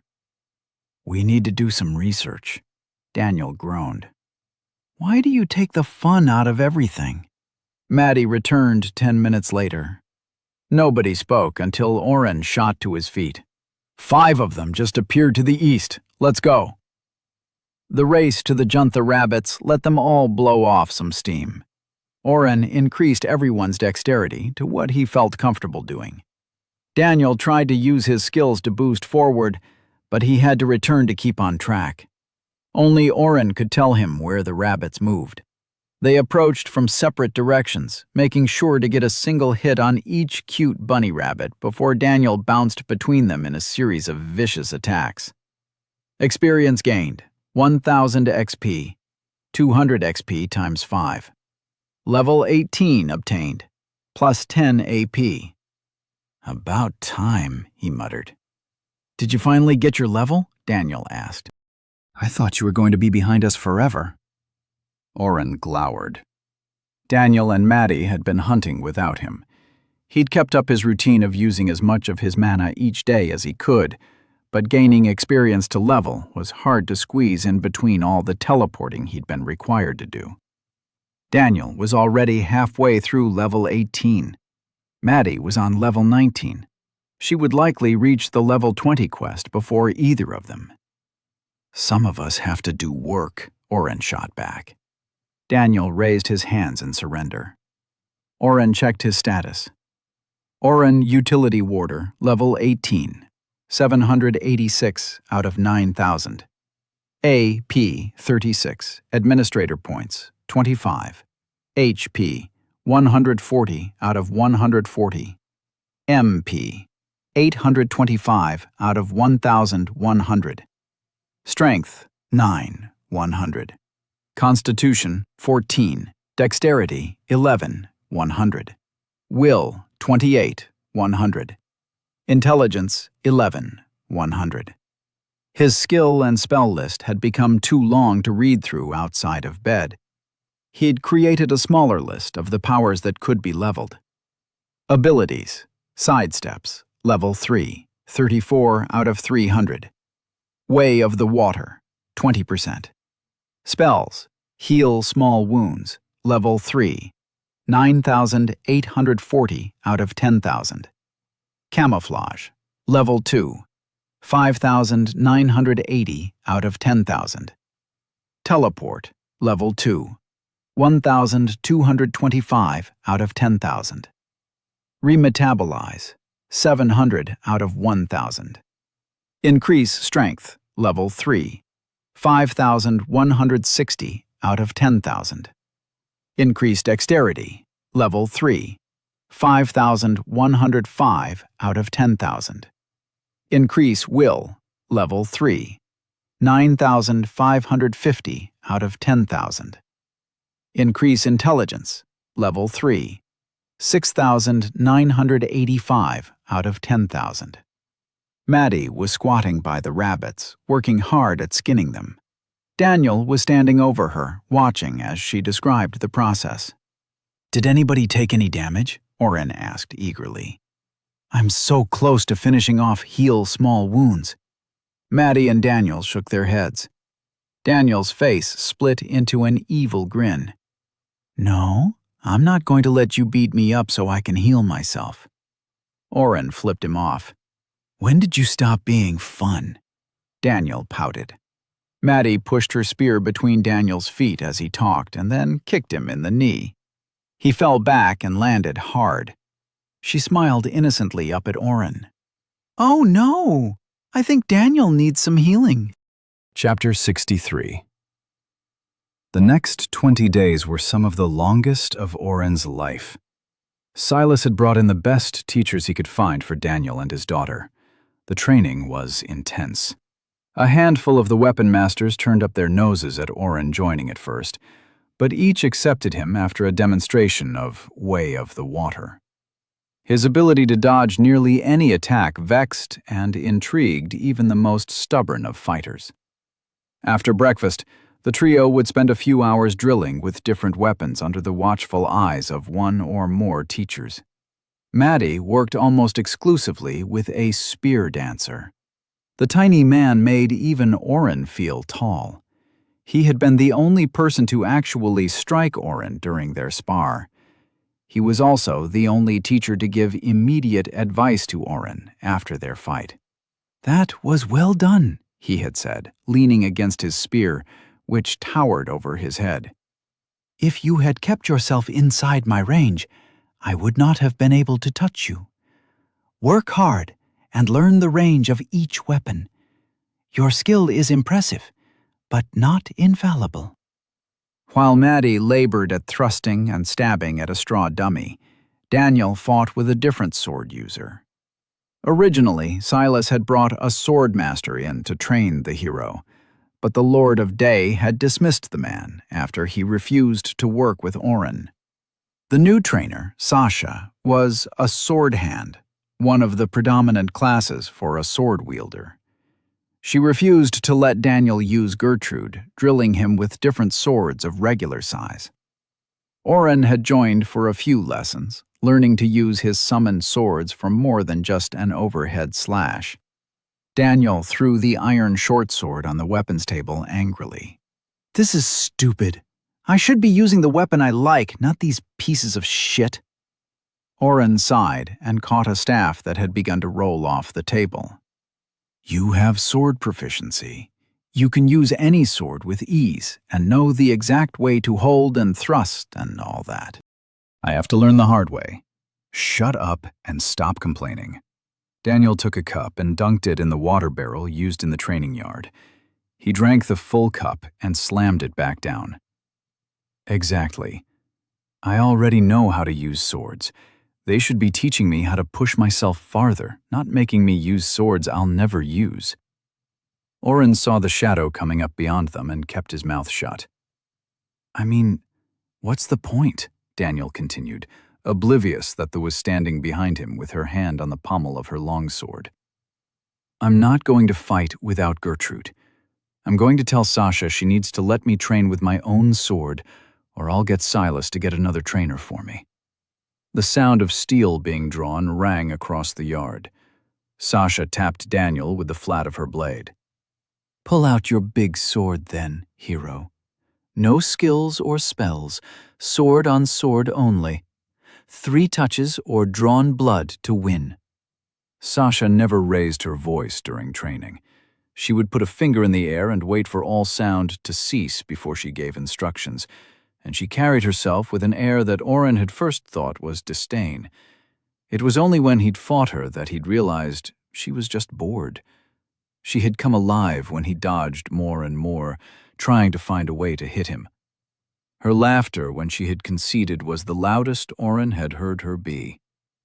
Teacher? Daniel turned and ducked his head. He had been beaten into the ground over and over.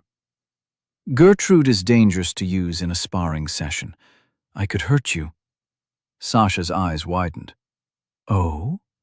Then perhaps it should be 3 touches for me and 1 for you. Stand ready. The ass-beating that Daniel received was astounding. Sasha disarmed Daniel almost immediately, his giant sword falling to the dirt a few feet away. He moved to pick it up, and Sasha slapped his back with the flat of her blade. 1. I'm not armed. Can you at least wait until I pick up my sword? An enemy will not wait so kindly. Sasha did, however, let him pick up Gertrude and settle back into his ready stance. The second time she disarmed him, Maddie left her training behind to come watch with Oren. 2 silver on Sasha. I'm not taking that bet. Daniel isn't going to win. Oren rejected her. This time, the sword hand moved between Daniel and his sword, holding him at point. Daniel smiled and held his hand up, activating Summon Weapon. Oren hadn't had time to study how the skill worked last time. Gertrude faded between blinks, reappearing in Daniel's outstretched hand. The rules were no skills or spells. Do you forfeit the match? Daniel frowned. How else do you expect me to fight? You disarmed me, so I'm using what is at my disposal to win the fight. Isn't that what you said? Do not use your skill again, or it is a forfeit. A resourceful attacker may have countermeasures against you. If you could not reach your sword after being disarmed, what should you do? Sasha advanced on Daniel, striking with testing feints against his larger sword. Run away? Sasha tapped Daniel's sword, drawing it to the side a fraction of an inch. He overcorrected and she darted in, pushing her blade along the hilt. Daniel was forced to drop his sword, but avoided her hit. You are surrounded by other blades. Your teammate can summon more. You have a knife on your hip. You have many options. She smiled a bloodthirsty grin. But yes, running from me might be your safest choice.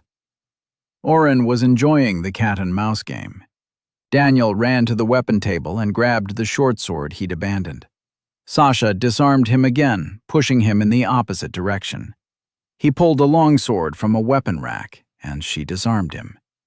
He dashed to where Gertrude lay on the ground, but she stood on the blade and pointed the tip of her sword at his chest. Do you see why we train? You might be best with your big sword, but you will know how to use all swords. All blades have similarities.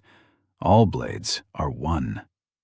When you can use all of them proficiently, your skill will increase with each individually as well. Do you yield? Oren expected Daniel to keep fighting, but his friend used his big brain for once. He bowed his head deeper than before toward Sasha. I yield to you, teacher. Which sword is next? After the first week of swinging his sword around didn't result in gaining his own sword proficiency, Oren skipped out on morning practice. He waited until everyone was gone and stepped into one of the bathrooms at the Catanzano Manor. Specifically, the one that had a shower. A cistern on the roof filled with water, either from rain or hired mages. The pipes ran into the room and through a magic-activated piece of equipment that could heat the water. Oren had given this a lot of thought. He was going to try to level Way of the Water again. After the last training season with Styx, he could feel the movement of water if he concentrated. Like a drop of liquid crawling down his neck, it tickled his thoughts if he focused. He was hoping being in moving water would help. He turned on the shower, stepped in, and quickly pulled up the prompt. There was no reason to waste time or water. Way of the Water, 20%, 4 out of 20 completed. Test your progress and unlock the first gate. Warning, failure 3 times will result in all progress being lost. Let's go. Oren accepted. When he blinked, he found himself back in Styx's white marble arena with the alcoves. The watery form of his teacher waited in formless, the initial stance of Oren's fighting style. Hey, Styx, how are you? Oren didn't expect a response and wasn't disappointed when the watery figure didn't so much as move. Unless he asked something important, Styx wouldn't answer. Actually, sometimes he wouldn't answer even if Oren thought it was important. Way of the Water was a defensive and reactive fighting style.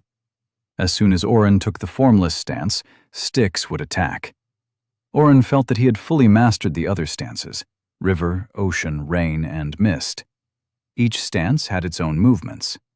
While in river, Oren would focus on his footsteps, moving away from an attacker. His hands would flow in circles, brushing attacks to the side with only the smallest margin for error. He knew by now that he could use river to wear an attacker down until they were frustrated or made a misstep. Ocean's stance focused more on meeting the attacks of an enemy. He still would throw the attack to the side, but like the tide, he would rush in to fill the space left by the attack. It wasn't quite offensive fighting, but Ocean was what Oren used the most when fighting monsters or people trying to kill him.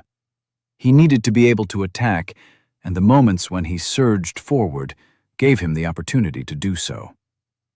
Rain and Mist were stances that Oren had mastered, but still didn't fully understand the use of. Rain was all rapid movements, almost in an unpredictable pattern. It had elements of both river and ocean to it, letting him retreat and advance on a target, but with none of the strength of either. Except in fights against Styx, he had never used it in a real battle. Mist had taken Oren the longest to get. Styx had seemed reluctant to continue training in the stance until the last training session. It had been Arandir's suggestion to train in water that helped him figure it out. The movements themselves didn't seem hard, but Styx had never accepted the stance from Oren. Feeling the water along his back, Oren had had a moment of inspiration. Like the beads of water running along his skin, he slid his feet between the movements, never stopping. He skated along the ground in constant motion. The water that made up Styx's body had positively vibrated in glee, and Oren had learned more of the moves of Mist. He still felt like there was something about the Mist stance that he hadn't fully grasped, but Oren couldn't progress with his training until he unlocked the first gate, whatever that was. "How do we do this, then?" Oren asked as he stepped into Formless. Styx didn't move, waiting silently. "Are you going to attack me?" No response from the man of water. The lights from nowhere that lit up the arena splashed through his body, leaving fractal rainbows on the ground. "Should I attack you?" Oren asked, but didn't expect an answer. He felt the shower in the real world hitting his back in exaggerated slowness. I bet if I activated the training in the middle of a fight, I could control time. He banished the thought for now. Styx remained in the neutral waiting stance of Formless. Oren lasted 4 minutes standing still opposite Styx. "I need to unlock the gate, whatever it is. How do I do it, Styx?" When no response came, Oren moved forward and threw a punch. Styx splashed into a puddle of water all around. Way of the water. First gate failed. Warning. Failure 2 times will result in all progress being lost. What the? Oren turned in a circle. Styx was gone. He screamed in frustration and threw punches and kicks at nothing until he felt tired. Way of the water. First gate reset. Test your progress and unlock the first gate. Breathing heavily, Oren sat on the ground and put his head in his hands. Think, stupid. Attacking him wasn't the answer. He isn't moving to attack me. How do I test my progress without fighting? The water around him churned together and coalesced back into the waiting form of Styx. He stood normally for a moment before dropping into Formless again. Test my progress, Oren murmured to himself. How could he be so stupid? Wasn't about attacking. Honestly, sometimes he felt like it wasn't a fighting style at all. Dodging all attacks couldn't be considered a fighting style, could it? Oren stood up and fell into Formless. Let's see if this works then. He moved into a different stance, taking Ocean. Styx copied his movement.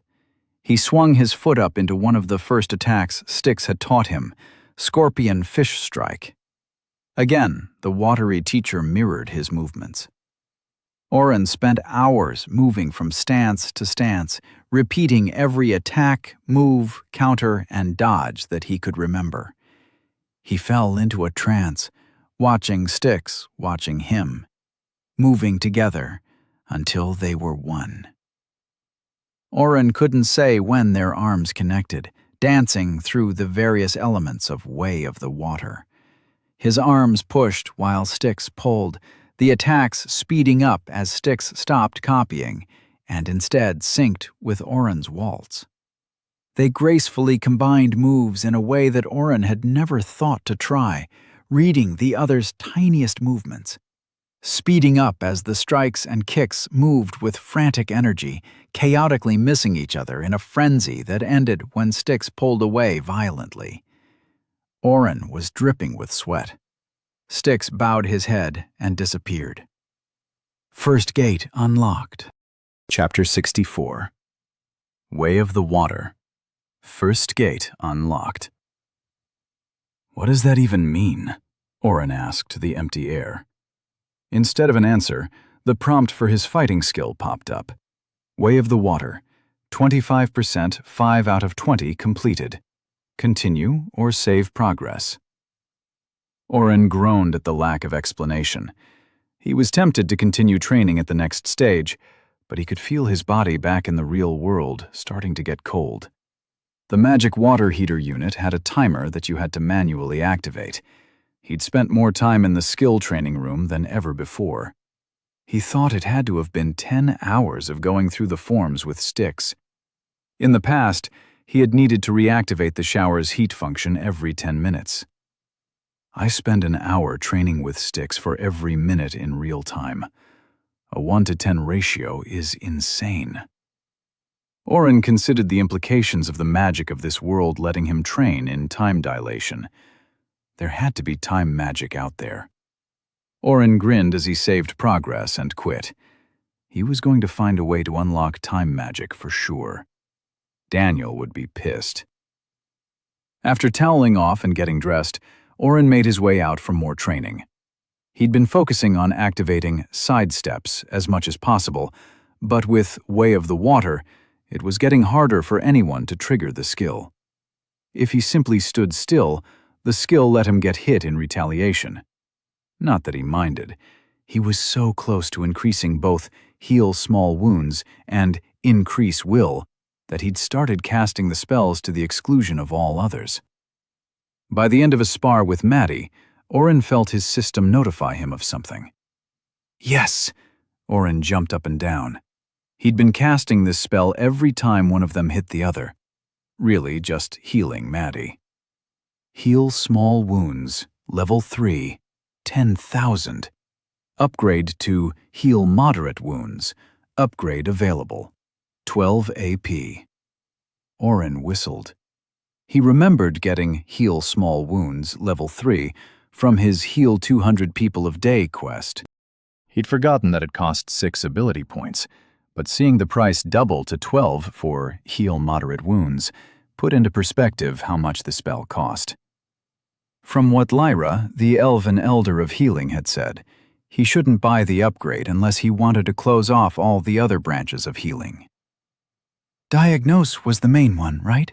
Oren asked himself. He didn't want to spend 5 ability points on something that sounded like it did what Analyze and Identify already did, but he trusted the information enough to not buy Moderate right away. He put it out of his mind for now. Maddie was still holding her spear at the ready position. "Did you get a notification?" she asked when he finally stopped staring into space. "My healing spell maxed out." Maddie dropped her guard and came in for a high five.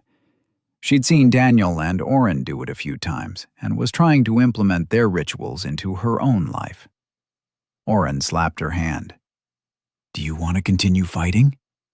Oren shook his head. He'd been putting off visiting Amir since he returned. He'd made a promise to the coffee maker and wanted to let him know what he'd learned from the elves, at least. He was going to try and use Assign Class to make him a healer, regardless of what Lyra had told him. Maybe assigning the class would open up Heal Small Wounds. "I need to run some errands," Oren said. tossing his ice sword into a corner of the training square. It would melt in a bit. "When I get back, do you want to play a few games of Kala?" Maddie smirked. "You're not going to beat me. I've been playing longer than you." Oren waved his hand. "Same wager? 1 silver a game?" Maddie laughed as she re-extended her spear and went to stab a dummy. "You're just giving me money at this point." Oren washed the sweat from his body with a basin of water and a small towel before leaving.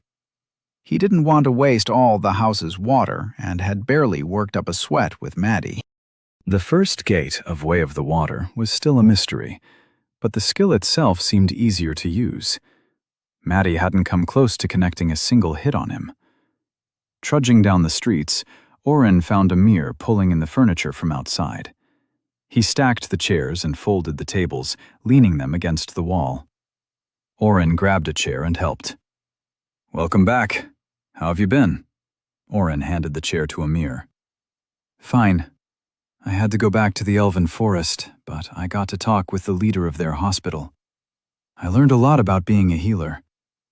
Amir's hands paused on the chair before he shook his head and took it. "I'm guessing the elves wouldn't take a human in for training." Oren wanted to kick himself. He hadn't even thought to ask Lyra if that was an option. He could probably get Arandir to strong-arm her into it, but it would probably end the same anyway. I would likely be the only human in their forest. Besides, my father needs help with the shop. I can't leave him by himself.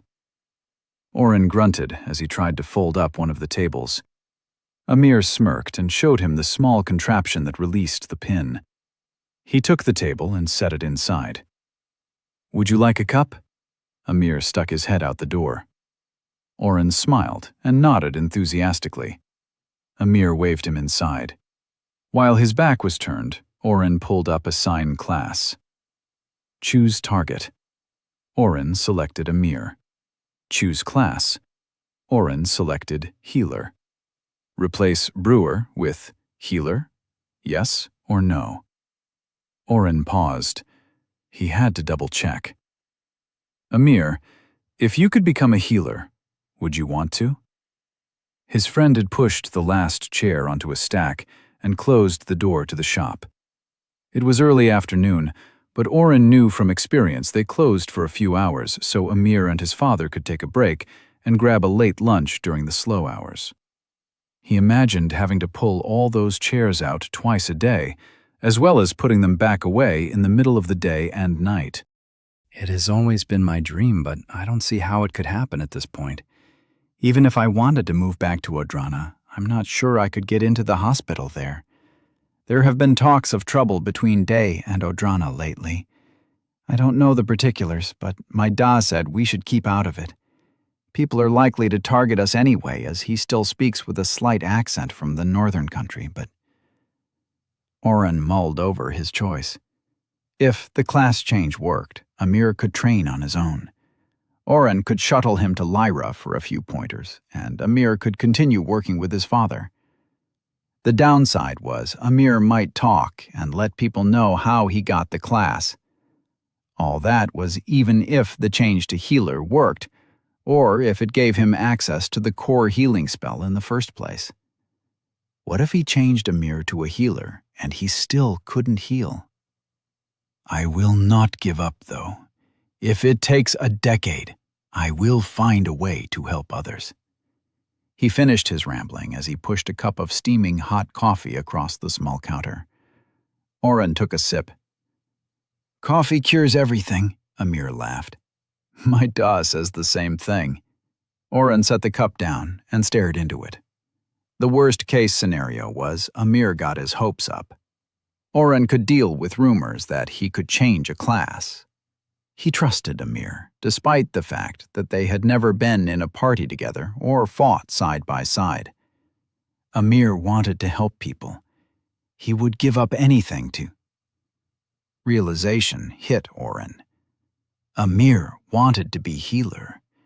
He was ostracized for being different, just like his own mom had been. She worked a lot as an emergency room doctor now, but Oren had been born just before her residency. She'd had to scrap and claw for her position, working twice as hard as other doctors. He had overheard her talking to his dad about jackass doctors who assumed she was a nurse, or patients who refused to be seen by her because she was a woman. Amir was a kindred spirit. He wanted to help, but was being hindered by things that didn't matter at the end of the day. Oren made his choice. There are a few options for you, according to the elf I talked to. You could spend a lot of time doing first aid and training. There is a chance you could get heal small wounds from doing that. If you did, you could change your class to healer. Amir sighed. I've heard that. I've been volunteering at an alchemy store down the street. They don't charge for bandages if you purchase their creams and poultices. I get to help people wrap up their burns and cuts. I don't mind it, but I don't see how I'm helping. There might be another way. I'm not sure it will work. Also, if it did work, you could never tell anybody about it. You would have to lie and say you got heal small wounds from your work at the alchemy shop. Amir frowned. I won't do anything illegal. If you've stolen an amulet, return it. Oren put his hands in the air. Nothing illegal. I didn't steal an amulet. Amir's frown deepened. What you are telling me sounds too good to be true. You told me in the past that you received heal small wounds from your class. Did you find a way for me to gain the same class? If I had heal small wounds, I might be able to change to healer. Even if I can't, being able to heal people. Oren smiled at his friend's faraway look. Do you promise to keep this between us? You can't even tell your father. I should also tell you there is a chance it won't work. Amir stirred a spoon in his own coffee lazily. I have nothing to lose. I promise to keep whatever mysterious thing you are about to do a secret. Oren hit yes. Cost to use. Assign class. 1 administrator point. Accept. Oren frowned at the increased loss of another administrator point, but pulled the trigger anyway. Oren waited. And waited. Nothing special happened. He checked Amir with Identify. Amir Falah, Healer, Level 1. Hey, look at that! It worked, Oren said, grinning. What are you... Amir paused as he glanced at his status. His eyes widened in shock. Oren watched as his lips moved, reading the various things in his new class. Oren, I am a healer. How? Do you have heal small wounds? I do. It is at 0 of 1,000 points. That will take me half a year to level if I work each day. Amir stopped talking and looked up with tears in his eyes. Whatever you did to me, thank you. 1,000 times, thank you. Oren sat back and sipped his coffee. I told you already, we're friends forever. You gave me coffee. It's the least I could do. Chapter 65. Oren gave Amir all the pointers on healing that he had gleaned in the past months and promised to give Amir more help in the future. He even considered bringing Amir along for some leveling, but the boy shot the idea down. I need to be careful at first. If the hospital finds out there is a new healer in town, things could get dangerous. Oren tapped his finger on the empty mug in front of him. If you ever need help, go to Lord Catanzano. Tell him I sent you. He'll help. Or else, Oren thought darkly. He totally rejected the 4 bags of coffee that Amir handed to him. Yep, it would be a dick move to accept that as a gift. Right? Oren took a deep whiff of the beans as he walked back. Again! Sasha shouted, making Daniel attack a log the size of a full tree with a dagger. Stab harder, Oren lounged with Maddie. They watched Daniel get put through the ringer and enjoyed every moment of it. Maddie even brought out some lemonade. "How's your training going?" Oren asked, sipping the refreshing drink. Daniel's thrust took a chunk out of the wood. He was supposed to be using his skills to put his entire arm through the log, but had succeeded in taking only the first few inches off. "Amazing," Maddie answered, turning away from the spectacle. "I reached spear proficiency level 2 yesterday." "You unlocked it?" "No." Maddie's smile widened. "I earned it. I hit my teacher and sent him flying. When he landed, I got the notification." Oren was impressed. Fighting classes had to train for years to level up their skills without spending points, and there was no guarantee it would happen. He'd yet to receive a single weapon proficiency, despite all his practice. It was getting to the point that Oren was considering spending some of his sweet ability points on sword proficiency. "That's awesome, Maddie," Oren congratulated her. They sat in silence, except for Daniel's grunts in the background. Maddie opened her mouth, but closed it before speaking. The third time she stopped herself from talking, Oren rolled his head and blinked in an exaggerated motion. "What?" "Huh?" "You want to say something. What is it?" "I don't—" "Maddie, you didn't even notice that Daniel took his shirt off. What's on your mind?" "He took his shirt off?" Maddie's head snapped back around. "No, he didn't." "No, he didn't. But you thought he might have," Maddie sighed. "I wanted to know if you thought about changing my class." Oren knew she had been talking to Daniel about this. His friend had brought it up multiple times. They'd argued over the pros and cons. He hadn't told Daniel about Amir, but seeing it work gave him a bit more confidence. "Do you know for sure what the class you want does? Like, you aren't going to regret it?" Maddie sat straighter and put her cup down. "Oren, when I first got Prism Conjurer, I was so happy.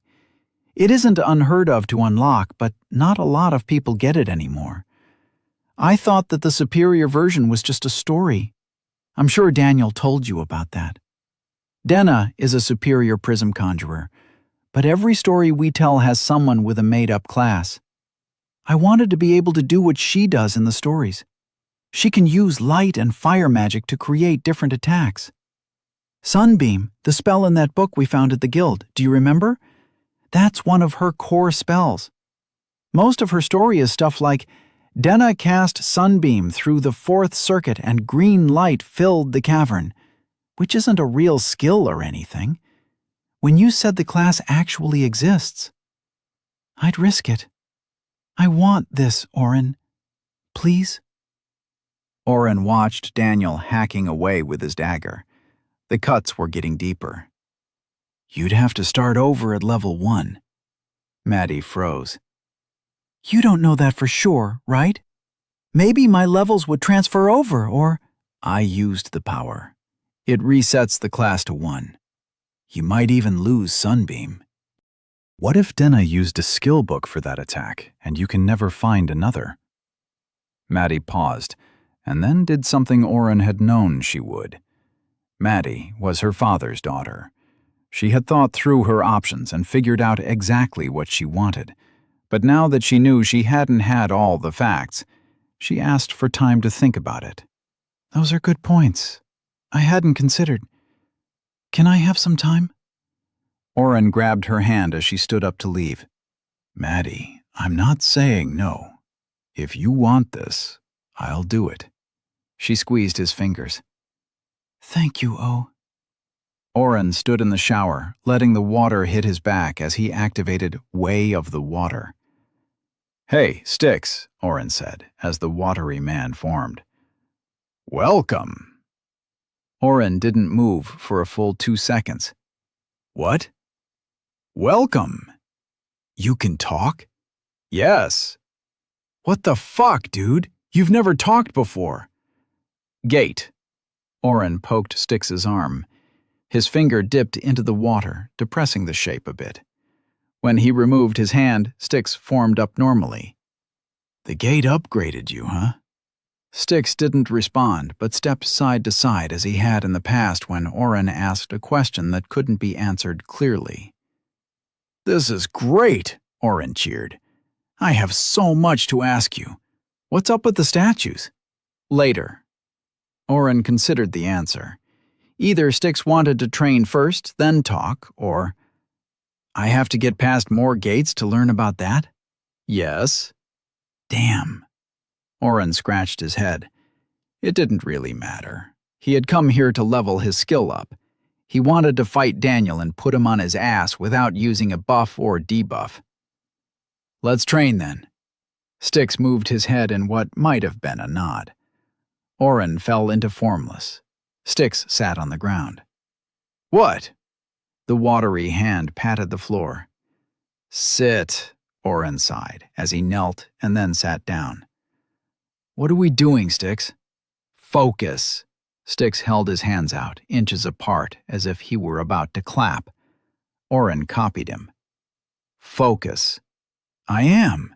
Styx shook his hands. Oren watched a few small water particles shake off and land around him. The water didn't stay on the marble tile, but disappeared after a moment.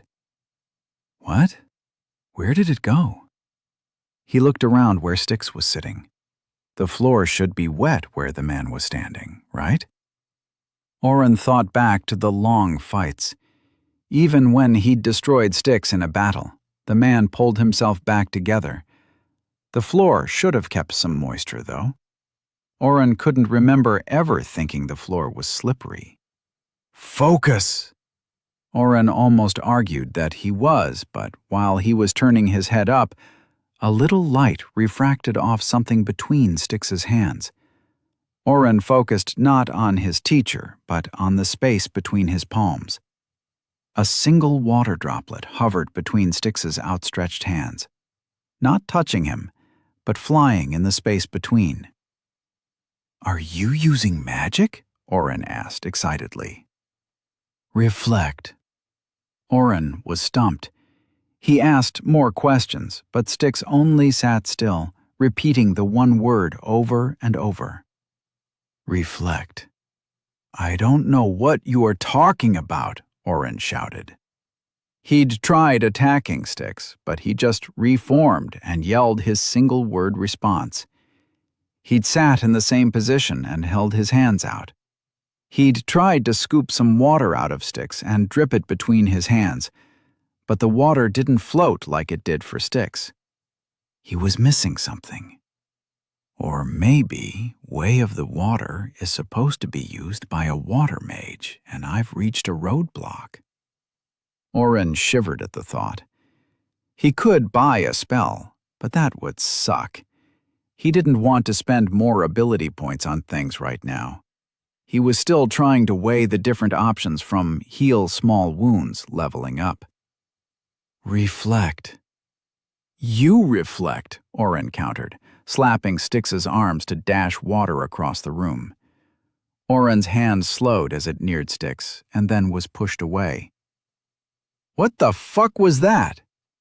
Reflect. Oren sat still and watched the bead of water. He had thought it was part of Styx's body, but the way it rippled was different. It was like a heartbeat of power hit it from both directions, keeping it from moving. Like Styx was holding it there with his will alone. Oren couldn't sense any mana or magic coming from Styx. How are you reflecting, Styx? The man of water didn't have distinct facial features, but Oren swore he could make out a smile. Avoid. Avoid what? Avoid the water falling down? Oren reached out and took a handful of water from Styx. He let it drip from one hand down to the other. Like this? Avoid the water? Oren moved his hand back and forth, letting the drops splash to the ground. Styx didn't respond. This is pointless. Oren let the rest of the water fall out of his hand and made to stand up. I've wasted too much of my day doing this. I'll come back when I've... As Oren stood, Styx moved a hand to strike his leg. Oren fell into a dodge. Styx's arm was overextended, and Oren used piercing dive to counterattack. His hand went through Styx's arm, severing the watery appendage. Water splashed to the ground, except one drop of water that shot away from his palm to land 10 feet away. It undulated just like the one between Styx's hands. Oh. 4 hours later, Oren got his notification. Way of the Water, 30%, 6 of 20 completed. Continue or save progress. Oren bowed to Styx and left the simulation. Turning off the water, he toweled off. He said a silent thank you to Arandir for the advice about practicing in water for his water skill. The feeling of the shower hitting his body repeatedly helped him understand the movements better. He wasn't sure he would have noticed that first single drop of water if the feeling hadn't been so different from the hundreds of drops hitting his back. He held his hands slightly apart and pushed. Every time he attacked or dodged using Way of the Water, Oren was using his body's energy. The push of his hand created movement, while the drag away from an opponent created friction. With his fighting skill, he could use these forces in a minute way to make a bead of water hover. Oren watched the single drop of water shiver between his hands until he lost the train of thought, and it dropped. To be honest, he had no idea why this was part of a fighting skill. He didn't think it was practical to make water hover in the middle of a fight, but it was the first time he hadn't needed to get his ass beaten to level up the skill. Oren kept playing with the new skill until Daniel fell into the bed next to him. "I'm never using a dagger again," Daniel muttered, his face in his pillow. "Take a shower. You stink." "Maybe I'll use it one more time." Daniel turned his face and threatened Oren. "Just a little stabby on you." "Where have you been? Maddie came looking for you." "Taking a shower and leveling Way of the Water." "Did you break the tree in half?" Daniel laughed. "It was the size of a tree, wasn't it? I got halfway through it with one strike, but Sasha said that was good enough for now." "Did your training go well?" "I can make a drop of water hover between my hands using the power of my mind." "You could just say no." Daniel grunted as he swung back off the bed and gathered a spare set of clothes. "I hope you didn't use up all the water." Oren moved the bead between his hands, ignoring Daniel. Chapter 66. Oren continued training with Maddie and Daniel over the next few days. He even received permission from Silas to bring Amir along on a few monster hunts. At first, Lord Catanzano was against another person joining, but when Oren explained Amir was not affiliated with the hospital and would be healing Maddie's injuries for free, he relented. He uncharacteristically gave Oren advice to pass along to Amir as well. Mostly, the information was about specific areas of town where he could heal without consequence, or other healers who had been able to carve their own niches. Oren made sure to write down the names so Amir could visit them later. However, the most surprising topic that came up wasn't advice at all. "If your friend is resolute in his path, I would be willing to take him under my house's protection," Silas said, not even looking up from his paperwork. The poor guy was practically swimming in requests, orders, and backlogged grievances. Maddie had complained he didn't sleep enough and had taken to bringing him dinner in his study. "He would serve for a time healing my men each week, or when needed, but would be under my protection. The hospital would likely want to talk with him, but there are no specific laws that he must join them." "That's kind of you," Oren responded, scratching his neck. "I don't know what his plans are. I just know he wants to help people." "Commendable. But unless he has someone willing to take care of scheduling healing sessions, deter the hospital from sending investigators after him, or keep him fed when he starts healing every person with a sob story for free, he'll be dead or broke in a few months." Oren clenched his fist. Maybe a Lord of Day, or even the new hero, could put in a word to the hospital that the new healer in town is off limits.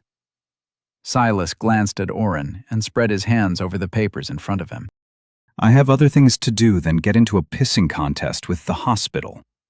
My offer remains the same. He would need to work as a healer for my house for a time, but I won't call on him too much. If he escaped the notice of the hospital, then he's likely too low a level for them to worry about. Let me know what he decides. Oren told Amir, who promised to think about it. They met up a few times, but Amir never seemed eager to meet with the Lord of Day. The third day after Silas had made his offer to Amir, Oren brought him along on a monster extermination. Normally, local scouts found various high-experience monsters for the trio to hunt. The information would get relayed to Silas, who would send a guard to show them the area. Lately, he hadn't been able to afford a guard, and they'd only been given a general direction. Neither Daniel nor Maddie minded having Amir along. He always brought cookies and coffee, making the treks through the woods or fields more of a retreat from the constant training.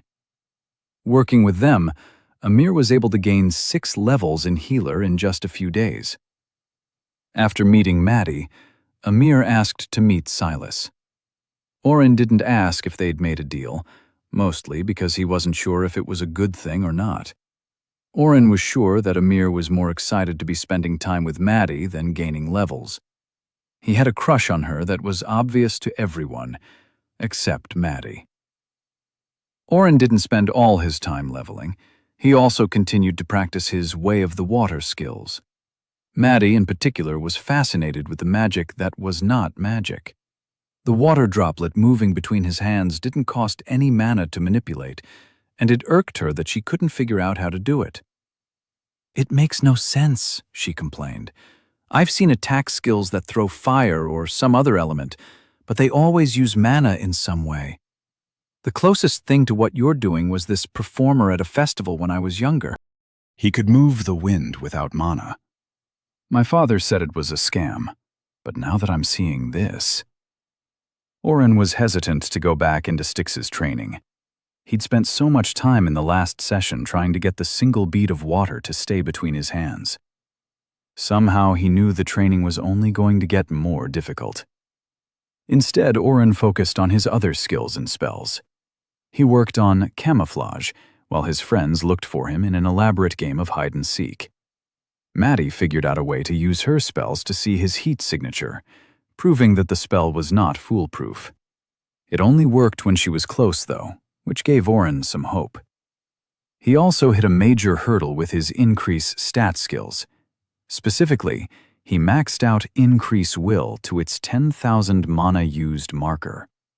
He had been watching the counter closely and smiled for a full 2 seconds as the numbers turned over with his last cast of the spell. What the hell? Increase Will, 10,000/10,000, 1/4. Completed. 1 of 4 what? Oren shouted at his screen, even as he realized the obvious answer. He'd been looking forward to the major increase. The first Increase Will had given a +1 bonus, the second had doubled, and the third level had doubled again to +4. He'd made a bet with Daniel that it would go to +8 at the next level. Daniel thought it would just be another 2 added on, or +6 total. None of it mattered in the long run, as Oren could boost his stats to give a total of 100 points in any stat. But the saved cost in casting time would have been nice. What's going on there, buddy? Daniel slowed down his attacks with a warhammer and rested on the stick part. Skill problems. Go back to destroying your boulder, Oren commanded. Daniel grunted as he picked up the large hammer and started swinging at the rock brought into the courtyard specially for him. At the end of the day, he didn't get an upgrade to Increase Will and felt disheartened. He stopped spending time on the other 3 increase spells and sulked for a day before Maddie flicked him between the eyes. Get over yourself. You can already make us stupid strong. Don't give up. Oren rubbed his forehead and flipped her off, but he did restart his daily casts. He wasn't even disappointed when he maxed out remetabolize, and it gave no option to upgrade. Finally, Oren made some skill purchases from the store. Diagnose, ascertain the target's ailments. 5 AP. Purify, remove abnormal statuses. 8 AP. Would you like to purchase for 13 AP? Yes or no? Purify was the first skill that Oren had wanted to buy upon seeing the new list of healing spells. If it worked like he thought it would, he could boost anybody to level 100 in all their stats and not have to worry about the crash after. When he had overboosted his party in the Aqua Chambers dungeon, they'd all gotten statuses of fatigued, dizzy, brain fog, and nauseous. He was sure these would qualify as abnormal statuses. If he could cure them, there was no downside to boosting his party before each fight and getting rid of the side effects after. Purify. Remove abnormal statuses. 20 MP. It didn't even cost that much mana. Well, for him, at least. Diagnose was the skill that Lyra had suggested as the base for other healing skills. Oren tested the skill out and found it to be similar to identify and analyze in a way. While using the skill, he could see a white light around an injury. It didn't use mana to activate, so Oren played with it for a few minutes, punching his hand against the wall and healing himself with his lowest level heal small wounds. He wasn't sure, but it looked like if he used Diagnose first, the healing spell recovered more health. In the middle of testing out his new skill, Oren felt unusually tired and sat down hard. Daniel found him teetering on the edge of his bed. "What's wrong with you?" "I feel woozy," Oren slurred. Daniel pushed his friend back and tucked him in. "Did you buy a physical skill? You look like shit, dude." Oren realized it as soon as Daniel voiced the problem. He didn't have experience in skills that used up a person's stamina, and hadn't noticed the signs that Diagnose was draining him. He closed his eyes and napped. When he woke up, the afternoon had passed, and Daniel was snoring. Damn it! Oren tried to go back to sleep, but his energy had returned. He snuck out of the room and made his way down to the kitchen. He was starving and knew where the cooks kept all the good stuff. He giggled as he imagined Maddie's face the next time he pulled out some tasty treat from his dimension hole. Sure he's still alive? Oren paused on the top of the stairs and instinctively activated camouflage. Silas's voice was a bare whisper. Whomever he was talking to kept their voice even lower, so Oren could make out only murmurs. "I can't do that. If I did, it would look like I sanctioned it," and Silas either lowered his voice or moved farther into his office. Oren crept down the stairs, trying to avoid each creaky step he could remember. He made it down the hall and waited outside Lord Catanzano's office. "Kill him." The other voice was male, but didn't belong to one of the guards Oren knew. That wasn't too surprising, though, as Silas had taken over a large portion of Wendell's forces, and even before that, he'd had guards outside the manor that Oren had never met. "Even if it comes to that, there is nothing I can do. My hands are tied. He tried something rash, and it failed. I cannot and will not risk the entire city over one boy gone mad." Oren leaned closer to the door. Silas kept his voice lower, and he'd barely heard the last bit. "Does that cup thing on the wall work? I've only ever seen it in movies. Do I even have a cup?" As Oren searched his mind for what kind of cups he had in his dimension hole, he put his head too close to Silas's office door. The door that was slightly ajar. The door that was now creaking open from the light bonk he'd given it with his head. "Who's there?" The guard inside was already at the door, pushing it open. Oren boosted his dexterity and made it around the corner at the last second. He held his breath. "Ellis, who is out there?" Silas asked, his voice carrying farther with the door open. The guard, Ellis, paused before answering. Oren's heart was beating so loudly he cast calm mind on himself. Nobody. It must have been a draft. Close the door and get in here. We have to figure out what to do about him. I don't want to have him killed, but he knows too much about... The door closed with a thud. Oren made his way back to bed, forgetting about his hunger. He sat and thought, wondering if he should wake up Daniel. They could probably get out of day if they left now. He was sure Daniel would want to bring Maddie. They'd have to convince Maddie that her dad was trying to kill one of them again. Oren put his head in his hands and had to cast calm mind on himself for the second time in one night. Chapter 67. As his spell worked its magic, bringing his racing thoughts under control, Oren replayed Silas's conversation in his mind. There was too much unknown. He needed help. Oren was sure that Daniel would want to talk with Silas before doing anything. The recent fight against Lord Seneris of Ordrana had confirmed something Oren had been worried about for some time. Daniel was falling into the cliché of thinking he was all-powerful. If this was one of the stories Oren had read in the past, Daniel would keep getting out of trouble with some deus ex machina bullshit, or by using the power of friendship. Instead, the only reason Daniel hadn't been toasted by Seneris was because Oren and Maddie had come looking for him, and had the forethought to grab the most powerful person around first, namely Arandir. I guess Arandir sort of satisfies that trope, Oren muttered to himself. He shook his head, clearing his thoughts. Who's the Arandir of Day? Oren ran through the powerful people of the city. He couldn't go to the other Lords of Day. Oren barely knew them, and they'd likely side with Silas. Amir wasn't powerful. Hell, he wasn't even level 10. Oren considered Guildmaster Pritis for all of 5 seconds before discarding that idea. He trusted her about as far as he did Silas. He might be able to ask around and find the Dragoon team, but he didn't need someone to fight Silas. He needed information. Tony. Oren threw the blanket off and slid his feet into his shoes. Why didn't I think of Tony before?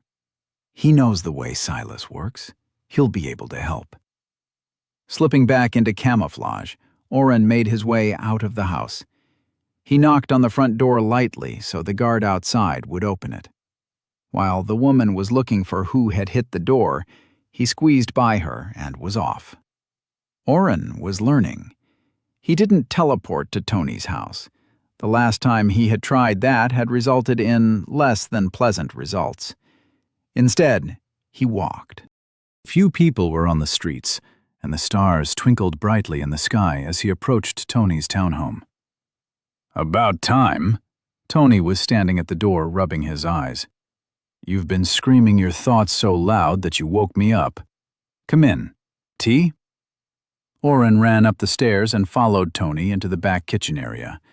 He paced in a quick 2-step back and forth as Tony put a kettle on. Sit down, boy. Tony's voice echoed in Oren's ears. You're too worked up. He guided Oren into the spare chair and sat across the table. I'm only catching every other word, but if you are in trouble, let me know now.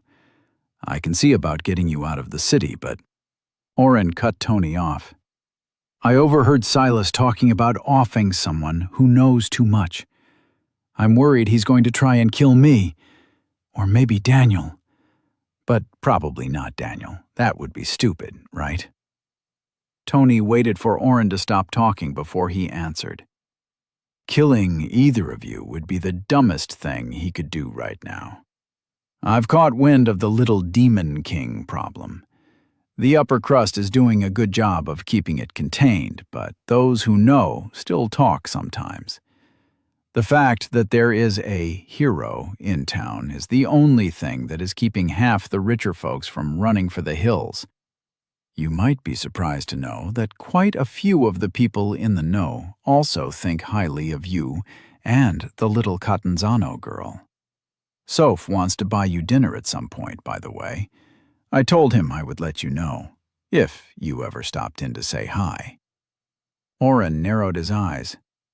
Are you seriously inviting me to dinner right now? Silas wants someone dead, and it very well could be me. Tony sighed in Oren's mind, something that he still hated. It was weird seeing Tony's passive face with a closed mouth, but hearing the full weight of a bored dad sigh in your head. What exactly did you overhear? Oren stumbled, trying to recall the word. He said that he might have to kill someone who knows too much. He can't risk the entire city over a rash decision. Tony sucked his cheek and chewed, the hollow depression on one side making him look even older than he was. Have you done anything rash lately? Oren rubbed his face with both hands. When am I not doing something rash? I negotiated, well, more like acted like a middleman. I helped Day and the elves figure out a way to fight the demon lord together. I might have unlocked a few of my administrator skills and helped a friend become a... I overheard Silas talking while making my way into his pantry to steal all his best food. Take your pick. Tony leaned back in his chair and let out a laugh.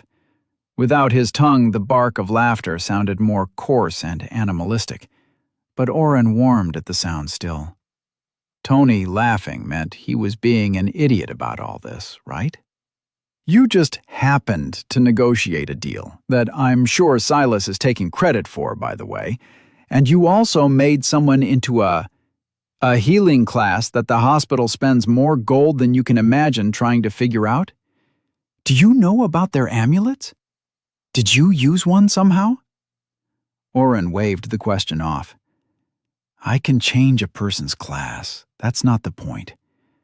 I want you to help me figure out if Silas is coming after me. Tony's smile stayed on his face, but it seemed plastered on instead of real. Not the point. You can just change a person's class and you think the Lord of Day is coming after you? Boy, the entire world will be after you if that comes out. Who else knows about your power? Daniel, Maddie, Amir, the guy who I made into and Arandir, Oren counted off. Arandir is the... I know bloody well who the leader of the elves is, you imbecile. Tony stood up and got his kettle. His hands shook as he poured 2 cups. I don't want any tea, thanks. I know, but you'll drink it anyway, Tony replied as he slapped the cup down on the table. It'll calm you down. Now start again, from the beginning. Oren felt bad as he started filling in Tony on the events of the last few weeks. He'd been unconsciously avoiding him. After Oren had told Tony about being an administrator, the man had changed. He was still a curmudgeon, but Oren saw the slight looks of fear when they talked about his powers. It was hard for Tony to reconcile his own knowledge of administrators with the kid who had puked all over his house multiple times. As Oren recounted purchasing a signed class and his reasoning for doing so, Tony laughed again. What's so funny? You had no guarantee that your plan would work and went for it anyway, Tony chuckled. You've either got the biggest balls or the best luck of anyone I've ever met. Maybe both. Oren warmed at that. He still felt silly for all the worrying he'd done, but everything had worked out in the end. Amir was happy with his class. Everything you've told me makes me think that old Silas isn't after you. Tony took a sip of his tea and grimaced. He added a dollop of honey to the cup and stirred it with his finger. He's an asshole, but he wouldn't discuss killing you while you were in the same house. That also knocks Daniel out of the equation, unless he was out? Oren shook his head. You're missing something, Tony announced. You didn't hear everything, or you're recalling it wrong. I was a little worried I might get caught sneaking around, Oren said, defending himself. In case you forgot, that house is crawling with guards. I'd like to see you do better. Tony's smile darkened into something ferocious. Don't resist. What? Oren started to say when he felt fingers on the back of his neck. He slapped the back of his own head, but nothing was there. Yet the sensation continued. Tony? I'm going to take a look. Just focus on the room you were in. I was in the hall. Oren rubbed the hair on the top of his head. Tony, this is really uncomfortable. I'm being as gentle as I can. Retrieving an exact memory is delicate. Don't think of too many things. I might scramble your brain. What? I'm kidding. It's perfectly safe. Just shut up.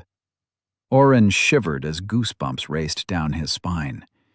He tried to concentrate on Silas's office and what he overheard. Intrusive thoughts about what other secrets Tony could overhear kept creeping in. I don't care how you cheated on the test in 3rd grade. What's a 3rd grade? Tony paused. Never mind. I've got it. Tony was silent and still for a few seconds. As his eyes refocused on Oren, he shook his head. You are safe. The words he used. Sanctioned. One boy gone mad.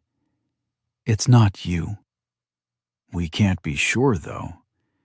Maybe we could go for a walk and you take a peek under the hood? Tony's visage froze. Are you asking me to spy into the mind of the Lord of Day? Oren rushed to pull the words back into his mouth. I don't mean like that. You get passing thoughts, right? Maybe if I walk in Silas's room when you're outside, you could tell me if you get any murdery feelings or thoughts directed at me.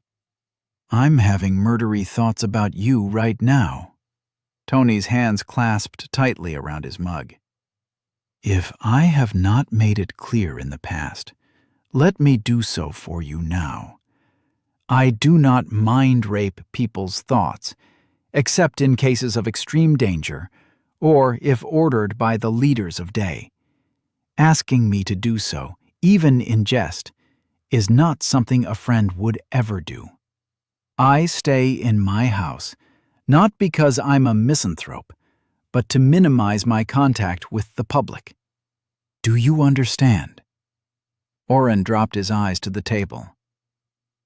I'm sorry, Tony. I shouldn't have. I'm sorry. The heavy air in the kitchen sat still for a minute before Tony let out an exhausted breath. My class and position do not allow me to act without consequence, Oren. What I can do is give advice. You have Silas's daughter's ear. Use it. Don't try and plan the perfect situation or set them up. Tell your friend what you heard and discuss it with her. You overheard something in the middle of the night and overthought it. I'm nearly certain he is not discussing you, although if I were in his shoes, I'd have killed you long ago. Oren snapped his head up to see the smirk on Tony's face. He did try once. Tony's smirk turned into a sad smile. No, he did not. He rolls the dice with people's lives, but Silas Catanzano does not kill people without much thought and even more reason. Trust me on that. Oren almost asked more, but kept his mouth shut. He'd pieced together enough about Tony to know the Mind Mage and Silas had worked together in the past. He also knew Tony had lost someone named Reed. He hadn't asked anyone about it because he didn't want to overstep. Did Silas kill this Reed guy? Tony didn't want him to, but thinks Silas had his reasons? Who was he? I guess I'll ask Maddie, Oren finally said, looking down at his full cup of tea. I told you I didn't want any tea. Tony winked and pulled the cup to himself. More for me, then. Oren crept back into the Catanzano manor in the early morning hours. The staff was making their way in as well, so he had an easier time slipping into the shadows with them. Daniel was still asleep when Oren crawled into bed. Wake up, sleepyhead, Daniel shouted, pushing the mattress down so Oren rolled over. We've got so much to do today." "Fuck off," Oren groaned. He couldn't have closed his eyes for more than a few minutes. He peeked at the window and saw the sun was fully out. All right, more than a few minutes. "I was going to grab Maddie and see if she wanted to go to your little coffee shop place," Daniel said, strapping on his clothes and armor. They rarely went out without being fully ready for a fight. No scouts had returned yet, so time frames were iffy, but the hero and his team weren't taking any chances. "I hear they have really good pastries, and I woke up with a sweet tooth." "I'll go with you," Oren muttered, trying to rub the sleep out of his eyes. "I have something to talk with the two of you about." "Oh?" Oren threw his pillow at Daniel, sidesteps activated, and his friend blurred to the side. "Damn it!" "Sweet! That put me over the edge. I'm at level 4 now. Thanks." Daniel was lost in thought, staring at his status screen, when another pillow hit him in the face. "Come on, dude." Chapter 68. Oren filled them both in on the walk to Amir's shop. Maddie had to grab Daniel's arm and haul him down the street. "Let me go, Maddie," Daniel said as he struggled. Oren noted his strength was much higher, and he could have gotten away easily if he'd tried for real. "I'm going to ask your dad a few questions. I don't care who he is. He doesn't get to threaten us. I warned him last time what would happen." "Are you an idiot?" Maddie let go abruptly, letting Daniel fall. "I'm stopping you because I'm worried for your safety, not his. Besides, Oren didn't say my father was threatening one of you. There is a war going on right now, if you haven't noticed. He could be talking about a deserter or a spy. He could be talking about someone who didn't want to pay their taxes because they found some information about someone of rank that could create a little chaos. Let me talk to him and I'll find out." Daniel dusted off the imaginary dust on the sleeve Maddie had grabbed and shook out his coat. "I want to be there when you do. Oren can tell him what he heard and, yep, tell the guy who pays for our food, housing, and equipment that I was sneaking around at night and overheard plans to murder someone. That'll be great for me," Oren said, smiling. Tony had been right. Sharing the burden with his friends made it seem less scary. Or maybe it was being out in the light of day. The sky was blue, the air was crisp. Oren was on his way to have coffee. Things were okay. "What were you doing walking around the house at night anyway?" Maddie poked him in the side.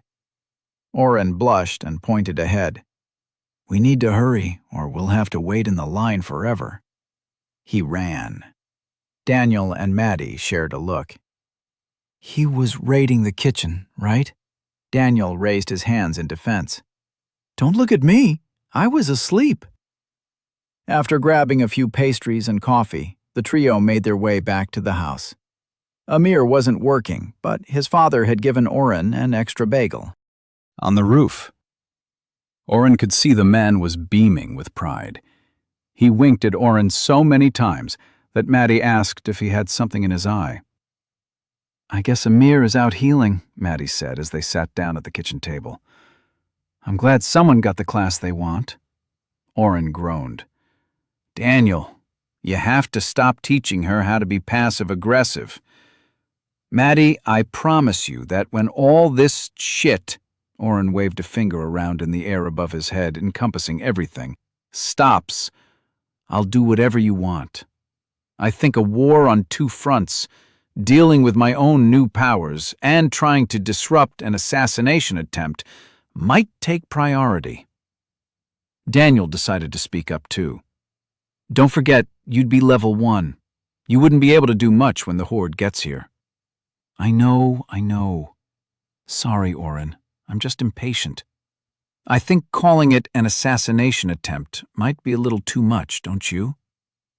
"What assassination attempt?" Oren started at Silas's voice as he wheeled himself into the kitchen. "Father!" Maddie jumped out of her chair and gave the man a hug. He rested one hand on her back. "I'm glad to see you're taking care of yourself and leaving that dark office. We brought some food home. Would you like anything?"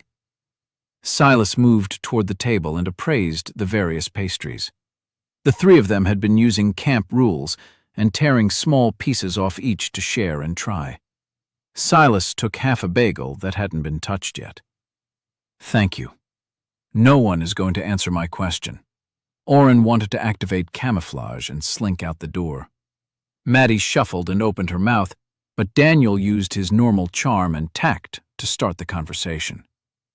"We heard you're planning on killing someone, and me and Oren want to make sure it isn't one of us," his friend said, crossing his hands over his chest. "Oren and I," Oren corrected out of habit. "What?" Maddie asked. "I didn't hear what you said, Oren." "It doesn't matter." Who am I killing? Silas glanced around, bemused. Where is this information coming from? Daniel and Maddie pointedly looked everywhere but at Oren. He closed his eyes in frustration at his stupid friends. I overheard a conversation about killing someone last night. I didn't mean to eavesdrop, but here we are. Silas stiffened almost imperceptibly, but Maddie knew her father too well. "It's true, then?" she asked, crossing her arms to mirror Daniel.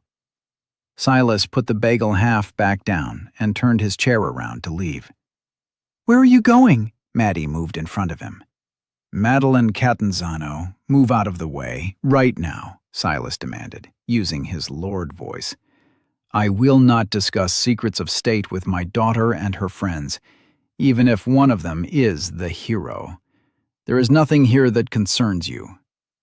"Hey, Silas, if it isn't me or Oren that you want to kill, that's all you have to say," Daniel called out from his chair. "We understand you're basically at war right now. It's just, given our history." Silas's shoulders dropped a bit. "There are no plans to remove you or Oren, no matter how much easier that might make my life at times." Maddie uncrossed her arms and put them on her father's hands. "Thank you. We all appreciate your honesty and all the hard work you are doing for everyone. I love you." Oren couldn't see Silas, as the man's chair was turned away from him. Maddie's face flashed through several emotions as she watched her father respond. "Please remember that in the future. If you'll excuse me." He left the way he came, not taking any food with him.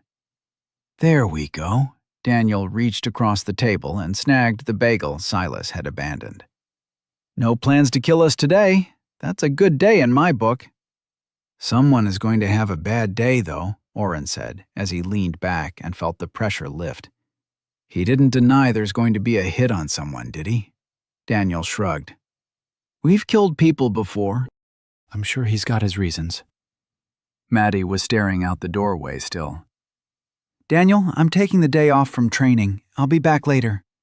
She left before either of them could say a word. "Sweet," Daniel said, putting his feet up on the table. "What should we do today?" Oren rolled his eyes. "I'm going to keep practicing. I might try and merge a few skills together later." "No fun." Daniel threw a small piece of bread his way. Oren dodged and let it fall to the floor. "Let's go exploring. I want to talk with a few blacksmiths about working some runes into Gertrude's dragonbone parts." "That's cool. Any specific runes you want?" "Fireball would be cool." Oren stared at his friend. "You didn't read the rune book Maddie got you, did you?" "Of course I read the book. It was very long and had lots of words." "Fireball is not a rune." "It should be." "While I agree it should be, it isn't. The runes on a weapon have to be something to enhance the weapon or the user. You might be able to find someone who could make you catch on fire. Actually, maybe I should come with you. That might be something I'd pay for." Daniel frowned. "You can be a dick sometimes." 3 shops and 3 rejections later, Daniel was angry. "What's the point of having dragonbone if nobody in town will put runes on it for me?" Oren watched around them, keeping vigilant. Although Daniel had become a local celebrity, there was always the chance someone could try to attack him. Odrana wasn't his only enemy. You were rude as fuck to that last guy, Oren retorted while keeping his eyes peeled. He knew a few runes that might be cool to have. You didn't need to insult him. Daniel grabbed Gertrude off his back and held it high in the air. Why would I want a rune to make this girl invisible? I want my enemies to see her cleaving through the air before she strikes them. You could have used that to sneak your weapon into places without using me as a pack mule, Oren muttered. I heard that. I meant for you to hear it.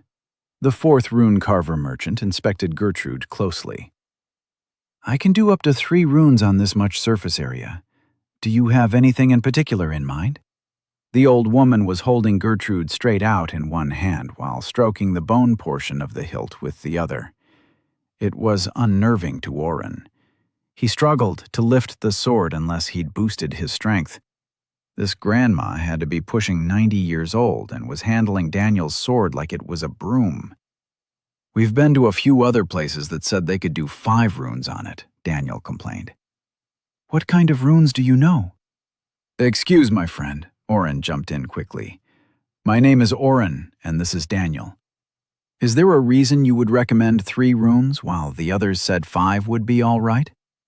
The old woman didn't change her expression, but when she turned to Oren, it was as if Daniel ceased to exist. So polite. You can call me Zeev. If you want 5 runes, I can do 5 runes. Only 3 will work at a time, and switching the charge between them will degrade the rune and dragonbone. In perhaps a year or 2, either the rune will backfire and cease to work, or the bone will shatter. Zeev, I'm sorry for earlier. No one told me that. Daniel tried to apologize, but Zeev continued to speak only with Oren. He can be an idiot, but he's a friend, Oren jested. Zeev smiled. There is a chart of available runes in the back. Let me fetch it for you. Daniel leaned over as she shuffled into the back. I'm considering going back to each of those other scammers and threatening them a little. Total assholes. Just be nice, Oren advised as Zeev came back. She put down a list with marks on the side and pointed out a few. The more common weapon runes are invisibility, lightweight, torch, or expand. Light might be good for this weapon, as it is a little on the heavy side. Oren gaped. A little on the heavy side? I have the light weapon skill, Daniel said. Would that make a difference, ma'am? Don't call me ma'am. You may call me Zeev. Light weapon and lightweight serve the same purpose, so you don't need that rune. Hold the weapon and show me how you swing it. She directed Daniel toward a training dummy in the corner. Daniel moved back a few steps to get enough room and swung Gertrude around. He let the sword clink against the wooden figure. Like an enemy is attacking you, Zeev ordered. Not like you're out for a walk in town. Oren chuckled. Daniel's fists gripped the hilt of his sword, and he dashed forward. His sword swung over, and he cleaved the dummy in 2. Better. Do you move fast like that often? Faster still. Zeev pointed to 2 runes. I would recommend these 2. Crooked will let you redirect the sword to hit at a different angle. With your speed, you can feint better against an enemy. It takes only a little mana, so even a melee fighter like yourself should be able to recharge it daily. This one is Return. It works like the skill. Do you have that as well? No, Zeev, I do not. A quick learner. Zeev nodded at Daniel. Return is costly, as I have to link 2 different runes, and you'll have to purchase more dragonbone. Enough to make a ring will suffice. The rune on the ring can be triggered, and the sword will return to your hand. The 2 runes are twins that want to be reunited when the mana is activated.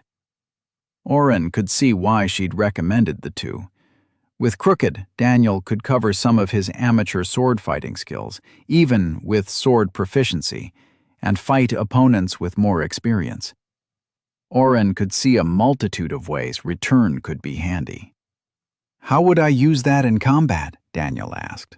Zeev smiled at him and patted his arm gently.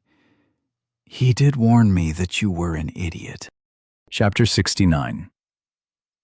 As Oren theorized about all the ways Daniel could use return and crooked on his sword, Ziv brought Gertrude into the back room. The 2 runes and the small ring of dragon bone that he would need to wear in the future set Daniel back stacks of gold. Ziv finally brought the weapon and ring back to the front of the store. There is technically enough space for another rune on this weapon, but more is not always better.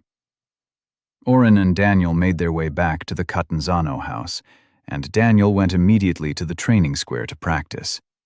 The evil glint in his eye made Oren return to his room instead. He didn't need to be Daniel's training dummy. Silas was paying people to train Daniel. They could get beat up a bit today. Oren instead pulled up his new favorite pastime, Merge. He had bought almost every type of ward he could think of in an attempt to create an ultimate magic ward, but the system was laughing at his attempts. The closest he'd gotten was putting together a combination of Earth Ward, Wind Ward, Fire Ward, and Water Ward called Elemental Ward. Surprisingly, when he added Ice Ward as well, Merge lost the ability to combine the different skills. He'd kept away from going through with the combination for a few reasons. Merge, Earth Ward, Wind Ward, Fire Ward, and Water Ward. Compatibility, 100%. Chance of original spell loss, 100%. Variations, 1 Elemental Ward creates a ward around yourself and your party within 50 feet that protects against elemental magic for MP maximum, 20 MP. Cooldown, 30 days. Except? While he thought that elemental magic was code for earth, wind, fire, and water, Oren wasn't completely sure. He would lose the 4 spells if he went through with the combination. Although the cost for 1 cast of Elemental Ward would be worth it in the long run, he wouldn't be able to use Merge for a month. That was something that Oren just couldn't take right now. The reason? Oren had gone on a shopping spree. Boost, spell modifier. Modify a spell to perform additional effect based on MP. 4 AP, split spell. Spell modifier. Modify a spell to split effects across targets. 5 MP, 4 AP. Would you like to buy Boost and Split Spell for 8 AP? Yes or no? Oren had been eyeing these 2 spell modifiers for a while, and had finally broken down the night before. Now, with a little time to himself, he could experiment. Merge, Light Strike, Boost, and Split Spell. Compatibility, 100%. Chance of original spell loss, 0%. Variations, 2. Cooldown, 2 hours to 4 days. Review choices. Oren bit his lip. He had been hoping to just get Light Strikes, the spell that the system had hinted at back when he completed the Obtain Level 10 quest. Variations. Light Strikes. Cast unerring beams of light that hit multiple targets, up to 5, for 10 HP damage. 5 MP. Cooldown, 2 hours. Flash. Cast a burst of light that hits all targets within 20 feet for 100 HP damage. 50 MP. Cooldown, 4 days. Oren smirked. He could imagine the shit Daniel would give him if he took a spell called Flash. He selected Light Strikes and upgraded his basic attack. Finally, Oren muttered to himself as the spell slipped into his mind. The cooldown timer for Merge started counting down as Oren looked through the rest of his spells. 2 hours to figure out what to get next. I hope Daniel is having fun. Oren spent the next hour going through the list he'd created in his head. Heal Small Wounds could be combined with Split Spell, but not Boost for some reason. He couldn't even cast Boost and Heal Small Wounds normally. The spell modifier options could be mentally added to a spell before he cast it. Technically, he could create the same effect of light strikes by casting Light Strike with Boost and Split Spell. The mana cost would be the original 10 MP from the actual spell, plus the 5 MP from Split Spell, and whatever he put into Boost. He'd been sticking with just 5 MP for Boost until he had a better handle on its capabilities. Oren could cast the same spell for 20 MP, or merge the 3 into Light Strikes and cast it for 5 MP. It was weird that he couldn't boost up his healing spell, but Merge gave him an interesting option with Split Spell. Merge, heal small wounds, and Split Spell? Compatibility, 100%. Chance of original spell loss, 0%. Variations, 1. Healing Hands. Heal up to 5 HP per touched target, 5 MP. Cooldown, 5 days. Accept? Oren considered the spell as a mental exercise. He didn't need to be able to heal multiple people at once, but could someone with healing hands let a bunch of people touch them and cure a bunch of people at once? Was it limited to 2 people, or could you use 10 fingers to touch 10 different people? The workarounds and cheats Oren imagined gave him pause. I don't need this, but I should remember to tell Amir about it. Oren did make one mistake while playing with his new spell modifiers. He wanted to test what Boost could do. On Light Strike, the spell modifier had made the damage stronger for the upgraded spell. Oren wanted to try out an idea, but couldn't pick between 2 spells to test his theory. Boost's description said he could perform an additional effect. He'd imagined that meant making the spell stronger. He looked at Ice Sword and Fire Sword, then decided to play it safe and use Ice. The summoned sword was bigger than Gertrude and fell out of his hand. It dented the wood floor. Fuck. He tried to add a bit of toxic touch into the mix as an effect. Oren, you alive up there? Daniel's voice echoed from the bottom of the stairs. I'm fine, Oren yelled back, dismissing the sword and checking the timer. Daniel had lasted an hour and a half. Come down here real quick. Oren pulled the small rug over the damaged wood floor and hurried down the stairs. What's up? Maddie sent a messenger. They found some more good monsters for us to kill. You got all your shit?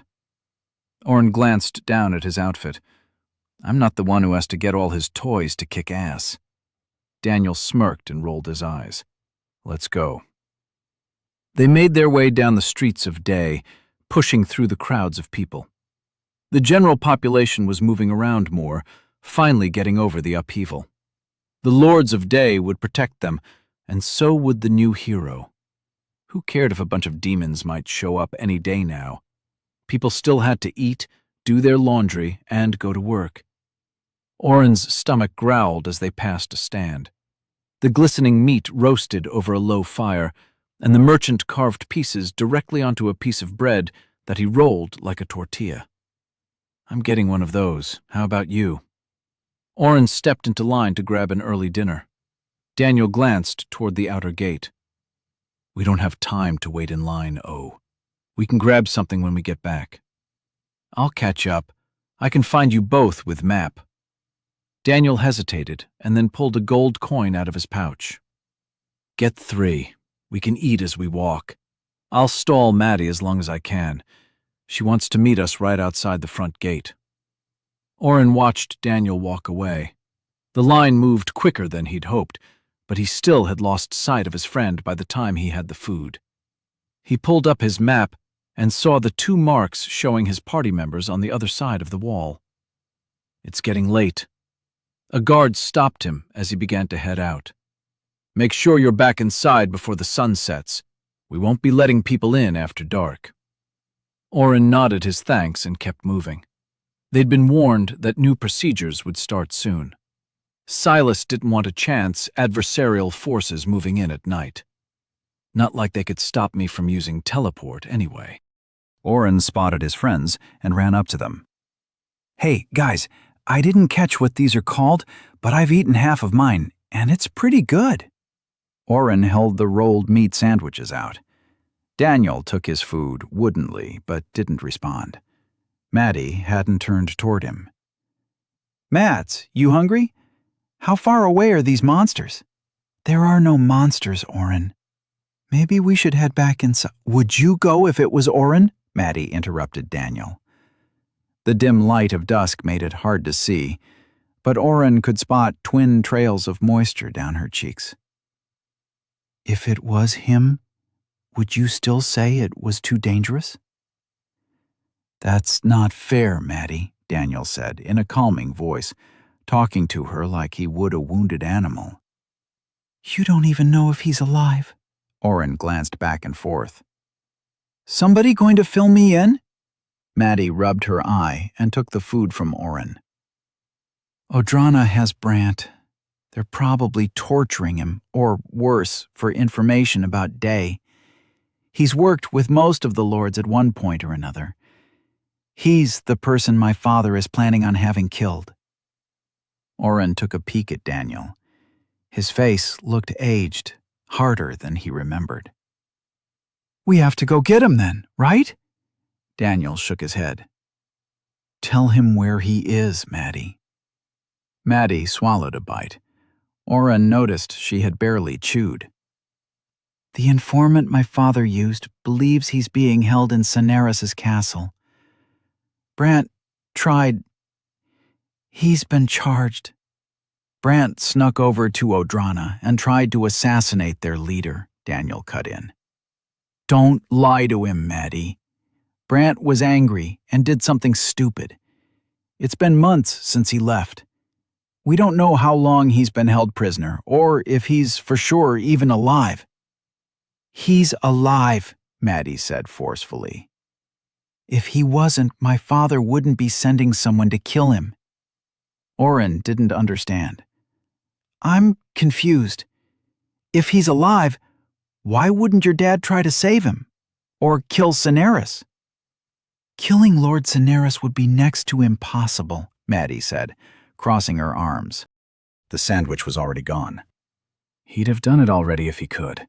The people guarding one prisoner wouldn't be as hard to get around. He's defenseless, probably starved and scared. Maddie, we can't storm into Odrana. I like Brant. He's a good guy. But what would he say if he was here? Daniel put his hands on Maddie's shoulders as he talked. Oren could see they were shaking. Probably something stupid that we'd ignore anyway, right? Oren caught Daniel's eye and tilted his head. What the hell, man? We have to try, right? Daniel's lips tightened into a thin line, and he jerked his head toward the wall behind them. We have to stay and protect the people here. The demon lord and his horde could show up any day. Oren put his left pointer finger on his right palm and bounced the digit around. I can teleport us there and back in no time at all. You haven't been to Odrana, Daniel said aloud. We would have to travel there or pay someone to get us there with teleport. Even better, Oren responded in kind. Saves me some mana to use on the bad guys. Also, after I heal up Brant, if he needs healing at all, that is, I'm sure Maddie is going to kick his ass for making us save him. I'll need the extra mana. Maddie choked out a laugh and rushed Oren. He awkwardly hugged her back when she fell into his arms. This isn't a good idea, Daniel said again. I don't want to leave him any more than you do, Maddie. You know this isn't smart. Oren patted Maddie's back. Yeah, but let's be honest. We never do things the smart way, do we? Chapter 70. Daniel stopped arguing after that and helped them plan. Maddie, how much did you find out? Daniel asked. He stuck his sword into the ground and leaned against it.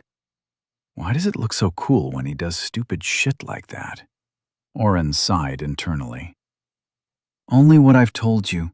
Even my father hasn't been able to find out more information. If he knew for sure exactly where Brant was being held, he'd have acted by now. Oren, do you think your elf friend might know something?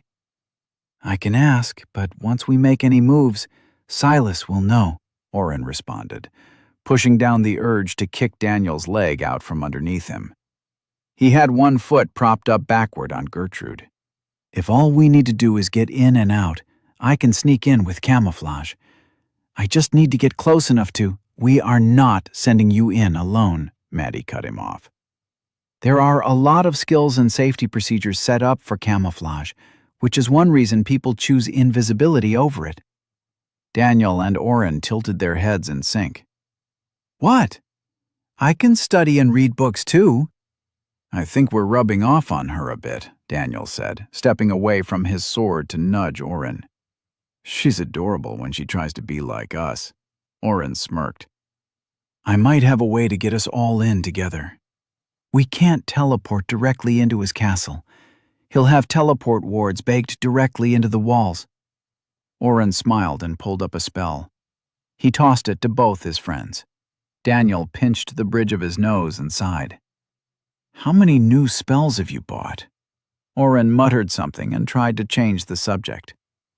We can probably hire someone here to get us nearby. We'd need to pay them a lot or make sure they didn't go straight home. First, we are not killing a locationist. Maybe we can tie them up nicely, Maddie said, shaking her head. Second, how long have you been able to use camouflage on all of us? I didn't say kill them. And how do you tie someone up nicely? Oren, Daniel threatened. I bought a bunch of spells when the elves kidnapped you to give to Saneris, all right? He's hiding something, Maddie said as she studied his face. I know. Daniel had his hands on his hips. Oren threw his hands in the air. Damn it, guys! I kind of created light strikes. Daniel frowned. I thought you already had light strike. With an S at the end. I've been playing with merge. Oren scratched the back of his neck. He'd been warned about using the skill, but he needed the power. He needed to be able to help his friends. If anything happened to Daniel or Maddie, he'd be devastated. If the cost of protecting them was a little risk, it was something he was willing to do. Daniel pointed his finger at Oren. We'll talk about this later. It's dangerous to create new spells, isn't it? I made one that already exists.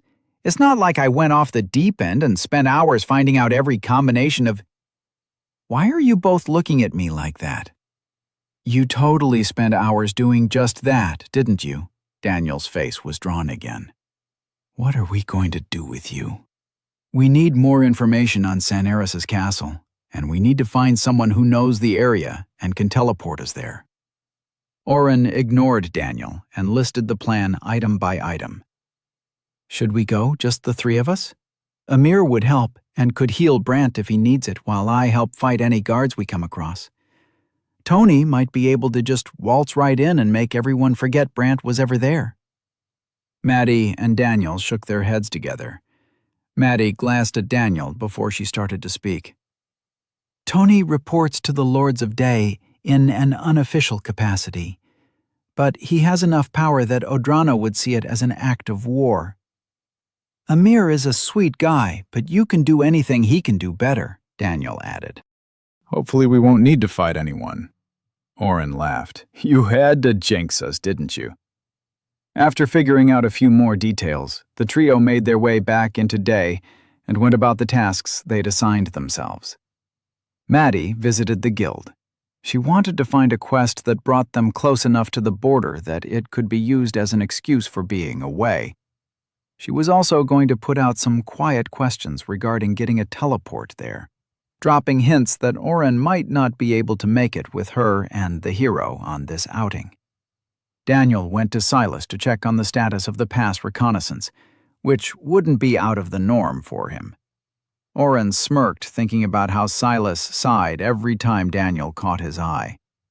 The hero was a micromanager who needed to feel involved and up to speed on every aspect of the plan to deal with the Demon Lord.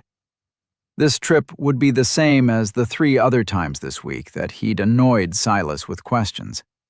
Only this time, he'd be fishing for a better timeline under the guise of going farther afield to train. That was something Silas would likely jump at, giving him a few days away from Daniel's nagging.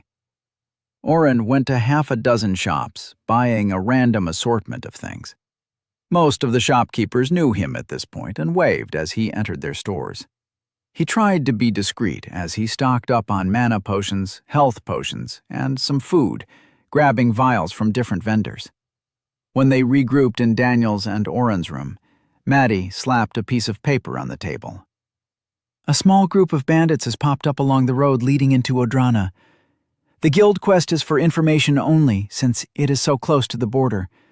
The guild doesn't want us attacking a patrol unit from their army if the reports are wrong, she explained. It's 5 days of travel on horseback.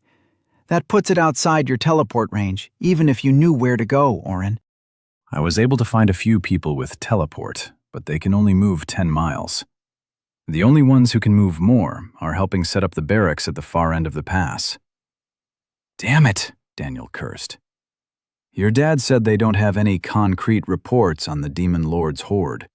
They've sent a few of the stealthiest people they have to check out the surrounding areas, and all have returned unharmed so far. Of course, he could be lying to me, but I don't know. Isn't that good news? Oren asked, laying out the provisions he'd gotten on Daniel's bed. He was trying to separate things into 3 piles. It would be best for Maddie and Daniel to carry their own packs with some supplies, just in case they got separated. If the scouts can't find anything, we have more time. Let's say one of them comes back tonight and reports movement. That would still give us a day or two before the horde reaches the front line. Even longer before they reach day, if we can hold them back a bit. Maddie, if it takes 5 days to get to the Odranan border, how much more do we have to go to reach Senaris' place? Daniel asked, and picked up a blue root vegetable from his bed. What is this? Maddie took the long tuber from his hand. You've eaten this like 5 times. It's a potato. Potatoes are brown. No, they are not. Oren snatched it away and put it back down on the bed. Maddie, how far into Odrana do we need to go? From Day to the border is about 150 miles, Maddie answered. She turned and walked over to a pile of books sitting next to Oren's bed. I think I brought... Yes, here it is. Returning to the table, she opened the book she'd retrieved.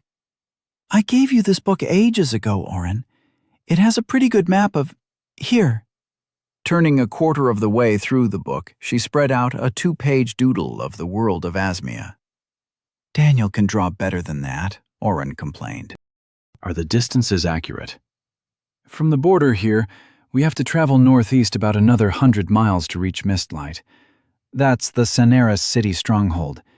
They have a school for mages there. It's a port town, right? Oren remembered a sliver of conversation with Tony. Could we go by boat? Maddie shook her head. Even if we could, it wouldn't be safe. The elves travel by longship and oar along the coastlines. Odrana has a few trading vessels that go farther out to sea, but they keep track of every passenger and item on the ships. The water is dangerous. Oren could get the elves to help us, Daniel offered. If we can't find someone to teleport us the whole way, that would be 8 days to get there and 8 days to get back. That's too long. How long would it take to go by boat? 2 days, maybe 3. Coming back won't be a problem if we travel on land, but I don't know if I can teleport to the middle of the ocean. I have to have some image in my head of where I want to go. It won't take 8 days to come back either. I can jump us back easy enough, if you have the mana left. I can always blood cycle. Daniel glared and then perked up. I almost forgot. I have home base. I can get us all back in an instant. So, we have multiple options. Oren finished separating supplies and filled 2 small bags with some food, a blanket each, and 2 potions of each type. He moved to his neglected mortar and pestle. He pulled out the penadrops he'd bought and started mashing them. A few regen potions would be helpful for them all to have. We'll go to the elves and see if we can take a boat or travel by land. The problem is the guild quest. It gives us an excuse to get away, but if Silas finds out we just jumped to the elven forest, he'll know something is up. Do you think Arandir would tell him? Maddie asked, watching over his shoulder as Oren boiled the smashed mush. I don't want to chance it. They sat in silence for a few minutes as Oren continued his process. He hadn't made the regen potions recently, and still had one left from his first batch, but the recipe was easy for him to remember. He'd also made enough solo dinners over the years that his cooking skills weren't terrible. Making the regen potions wasn't any harder than following the directions for a box of macaroni and cheese. After he began drying the powder residue, leached of the poison, Maddie left. She made them promise not to leave in the dead of night. As she closed the door behind her, Daniel chuckled. She knows us so well. We should hide in the morning just to mess with her, Oren agreed, and kept stirring his powder around the small flame. In the cellar or on the roof, Daniel suggested, half-jokingly. You know there is a ladder to the roof in the training yard. There's a nice view of the sunset against the wall. Silas has a great spot here. You can see for miles in either direction. That could work, Oren muttered, forgetting to stir Penadrop filtrate for a moment and nearly ruining the entire batch. He quickly stirred once and turned to Daniel. How high in the air do you think you could throw me? Chapter 71. If you die, I'm going to kill you. Oren ignored Daniel, pulling himself up higher on the ladder. I've never had a problem landing at a different height. Why wouldn't I be able to start in the air? It was early morning, and Oren was climbing to the top of the Catanzano Manor's roof. Oren's theory involved his teleport spell. In the past, he'd always started from a flat surface and used the spell to jump to something he could see or a place he'd been before, as long as it was within the spell's range. Currently, teleport let him move 50 miles in a single jump. He wanted to test an idea he'd had. Could he teleport during a fall? Daniel had thrown 2 mattresses on the ground in the training courtyard. The hero had essentially stolen the yard from Silas at this point, forcing all the other guards in the household to train elsewhere. Daniel wouldn't have cared, but Maddie had mentioned spies and keeping his skills hidden. Lord Catanzano had sent his men away. Oren planned to jump not from the roof, but from a controlled height. Even if he landed wrong, he was reasonably sure he could heal himself. He'd finished the regen potions and handed one off to Daniel, who would force it down Oren's throat if he needed to. I don't see why you can't jump from the top of the stairs, Daniel complained. Oren finished climbing and turned around. He hung from the top of the ladder, one hand holding the roof. Daniel was holding the base steady. I could, but this is more fun, Oren said, as he teetered on the edge. Here goes nothing.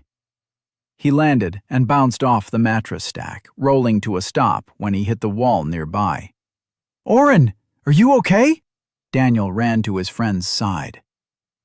Damn, I was hoping that would work. What in the... Why? Maddie rushed into the yard and took in the sight. Oren brushed dirt off his sleeves, tousled but unharmed. Daniel squatted nearby. Mattresses and a ladder stood by guiltily. Oren wanted to test out teleport. I convinced him to only jump from a ladder. He wanted me to launch him into the sky. Daniel betrayed him immediately. Coward! Oren, Maddie elongated his name in the way his mom used to when he was in trouble. You know the entire manor is warded against teleport. Oren glanced at Daniel, who was holding back a laugh. It's not my spell. Oren sighed and picked himself up. Maddie, do you know if teleport works when a person is falling from the sky? Why would you be falling from the sky? I need to be able to see into the distance. If I have Daniel throw me or create a balloon, I could see farther away and teleport where I want to go, Oren explained. It sounds stupid, but the way the horizon works, I know the theory of the curvature of the world. We've tried to build towers high enough to see the far side of the pass in the past. It's not safe to go that high up. I'm not talking about building a tower.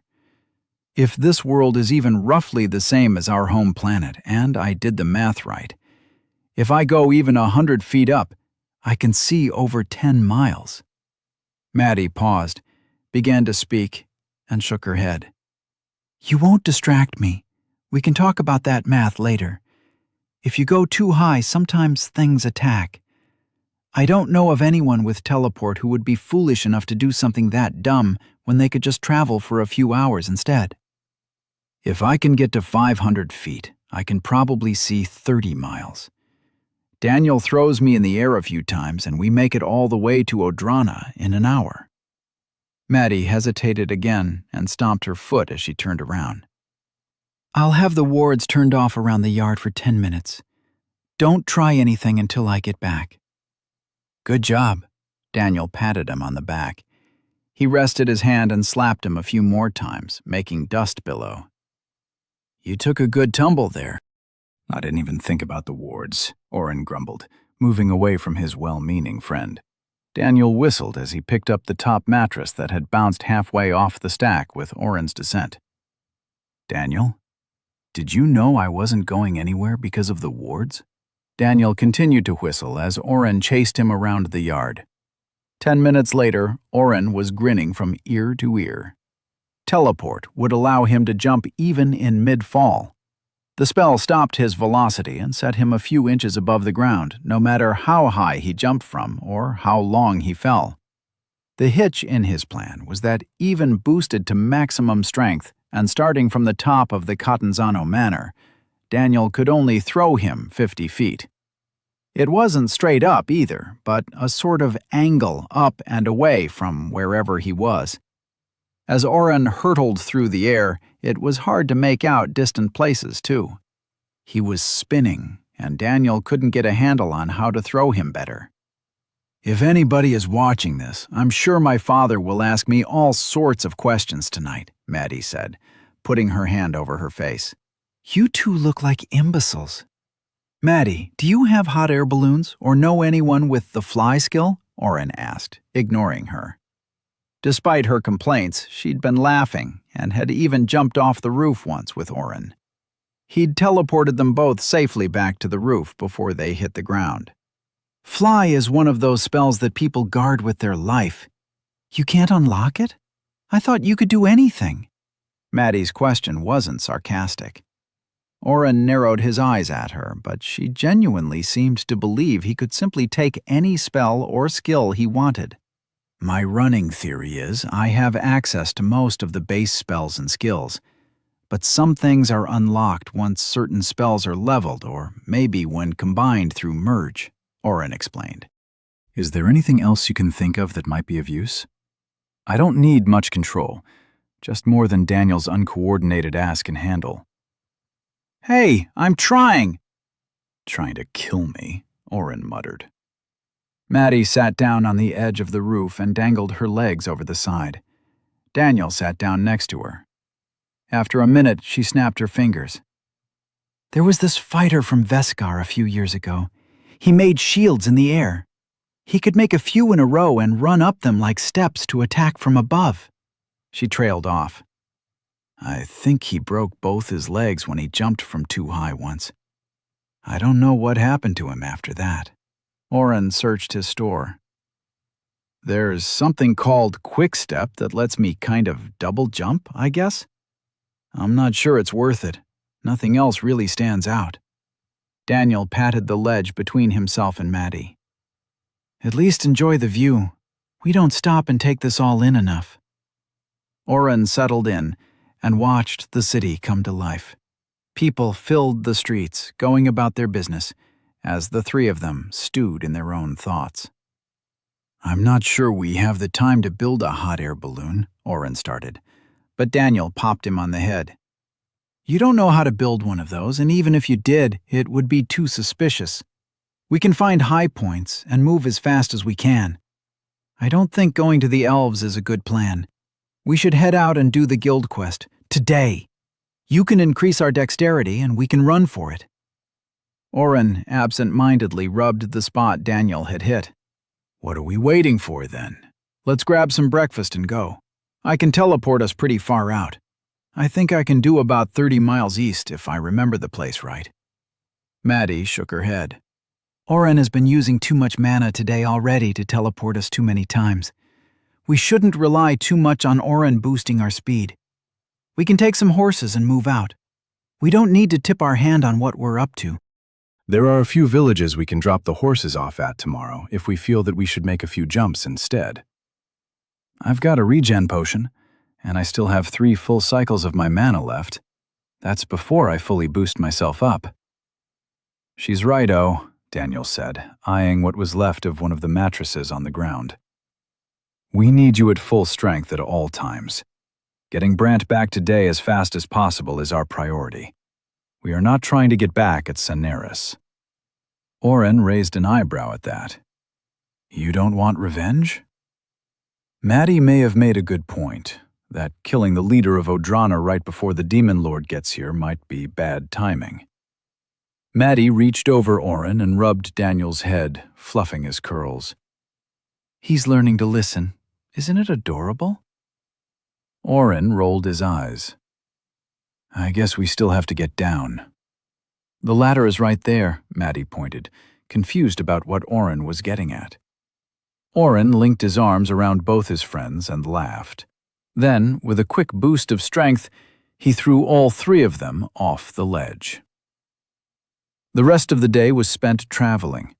Maddie had taken care of the logistics, and Silas either hadn't been made aware yet or didn't care that they were taking on a guild quest. Oren's bet was that Maddie had kept it from him somehow. I hate horseback riding, Daniel complained as the walls of day faded behind them. Is this the same road we first met you on? Oren glanced around. Most of the traveling they'd done in the past had been a bit more to the north, and this road was maintained much better than the roads to small villages and farms. It is. It's the main route to Odrana, with a town or 2 along the way. Hopefully we can avoid those and find a barn to stable the horses until we get back. Oren tried to find any sign of that first fight, but the push of people coming and going from day moved them along even once out of sight of the city. Why are there so many people on the road? Word has begun to get out that something dangerous is coming, Maddie said with a sigh.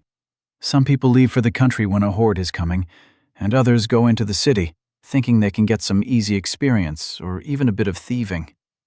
Oren watched a mother with 3 small children push past them. She was wearing rags, and the oldest of her children carried the youngest on his back.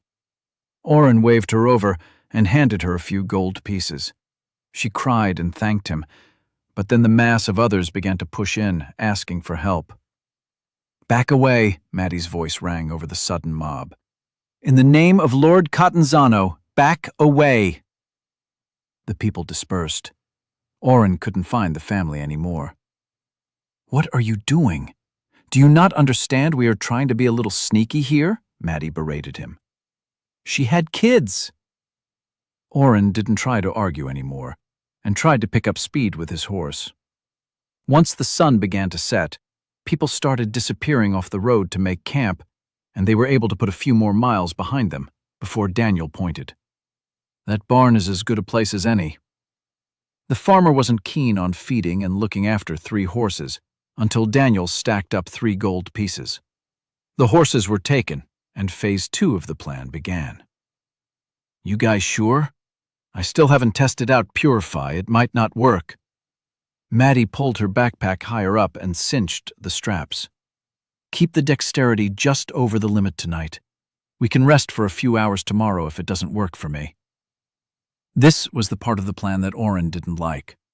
Daniel had told Maddie about his initial run through the forest and suggested Oren use increased dexterity to let them run. With nobody on the roads at night, they could cover a lot of ground. At full speed and less than 30 dexterity, Daniel had run the length of the forest and today in less than 24 hours. How much faster would they run at 50 dexterity? Oren had a few bags of coffee ready for them when they got tired, but Maddie assured them both that if this didn't work, they could always back and use the horses. What was the worst that could happen? Chapter 72. The good news was that Purify worked, and had cleared Maddie's dizzy and fatigued statuses when they hit her 20 minutes after they started running. Oren had purposefully not reapplied increased dexterity or increase strength to her, and let the side effects hit while they were still close to the horses. A quick misstep from Maddie and Oren's identify had shown what he knew to be true. Daniel and Oren were exempt from the overuse side effects of his increase stat spells. However, the dexterity wearing off on Maddie gave a solid hit to her ability to stay upright. The bad news was that Purify worked. Oren didn't realize how much that would incentivize both Maddie and Daniel. "I hate running," he complained for the 20th time. They'd been at it for 4 hours. Daniel had convinced Oren to tweak the numbers a bit more and pushed Maddie's dexterity to 70. He had used Utility Ward as the base and reapplied increased dexterity as needed. Oren knew Daniel was a good runner. He did the sports and moved the ball. He probably had an amazing sprint time back on Earth, but with the increased stats, it was superhuman. Daniel kept running forward to check the trail. No matter that Oren was running map non-stop and would see anyone or anything that they would come across well before needing a warning. He's such a show-off. "I'm not fond of it either," Maddie shot right back. When they'd left Day, her hair had been done up in a traveling bun. The sweat had destroyed the glamour of it all. "How is he quicker than us?" Oren did his best to shrug as they ran. He didn't want to have to explain their theory that even with the boosted stats, it only unlocked potential. In a previous life, in gym class, Oren had had to run a mile in under 10 minutes for a passing grade. He'd barely made it. With his dexterity at 100 points, his legs moved faster and landed steady despite the uneven ground. The increased strength made each push off the ground throw his body into the distance at greater speeds. He was holding back a little to stay with Maddie, but figured they had to be moving as fast as the horses at a full gallop. Oren didn't know the exact speed that people could run, or even horses for that matter. But Maddie knew the landmarks leading to the border and assured them both they were moving fast. "How are you doing?" Maddie huffed. "Is your mana pool almost empty?" Oren checked again. He'd used Utility Ward and kept his will topped off the entire time, but juggling all 3 of their dexterity and strength stats while also casting a heal small wounds every once in a while to relieve their hard breathing was intense. "I'm at about half, but doing fine. Didn't you say just a bit more, like an hour ago?" Maddie slowed down to a walk and then stopped completely. She rested her hands on her knees and took deep breaths. "I'm feeling it more and more each time we rest. Sorry, give me a minute." Daniel timed his entrance perfectly. "Why are you two stopping? There's a village about 3 miles from here. I saw the lights." "Shut up," Maddie and Oren said together. Daniel's boundless energy was a bit much after no sleep all night. Oren threw a healing spell on Maddie and walked Daniel up the road a bit. "We don't have the same constitution that you do. We can run faster, but it still hurts after a while. I'm not sure Maddie or I can do much more tonight. Do you want to go ahead and get a room at an inn?" "Does that village even have an inn?" "That village is Still Rock, one of the main trading posts between Odrana and Day. They have multiple inns, but we can't stay at one tonight." Maddie hobbled forward to join the conversation. "We left yesterday with horses. It should take us 4 more days to arrive. Maybe 3 days if we pushed the horses." Do you two realize we just ran 110 miles in just under 5 hours? Good to know, Oren muttered, tallying up the math. Maddie had slowed them down a bit, but not that much. Knowing that he could run somewhere between 20 and 25 miles an hour was nothing to laugh at. "Look at me now, Coach Steele." We can make camp for the rest of the night and then do some reconnaissance tomorrow. Maddie took the water skin off her side and took a long sip. Don't forget, we have to attempt the guild quest. I'm hoping Oren's finds something fast so we can keep moving. We should only travel like this at night, Daniel added. Even with how slow you two are compared to me, it's a weird sight seeing you jump 10 yards a step. Oren forcefully laughed and pushed Daniel into the tree line. Go clear a space for a tent. No fire. We can eat when we wake up. Daniel saluted and walked off, not realizing Oren had saved his life. Maddie lost a little of her princess shine when she was tired, and she hadn't slept for almost 24 hours. She'd taken a deliberate step in Daniel's direction at his light jibe. Ignore him, Oren said, as he nudged her with his elbow. I'll make sure to give him less dex tomorrow. Maddie's smile was positively evil. Sounds good to me. Still Rock was much bigger than a village, but Oren could see why Daniel had thought it was smaller. The town was sprawling, with houses set far apart as they approached with their hoods up. As they traveled into Still Rock, the houses became shops before a barricade and gate blocked the more expensive homes and stores. Anything outside the wall is not really Still Rock, Maddie explained, as they entered through the gate. No guards stopped them, or even looked their way. The town sits close to the Odranan border. A small river separates the territories of Day and Odrana, about 10 miles on the other side of the walls. People from both sides come here to trade and live before going back to their homes. Even Veskar has some semi-permanent businessmen who live here part-time.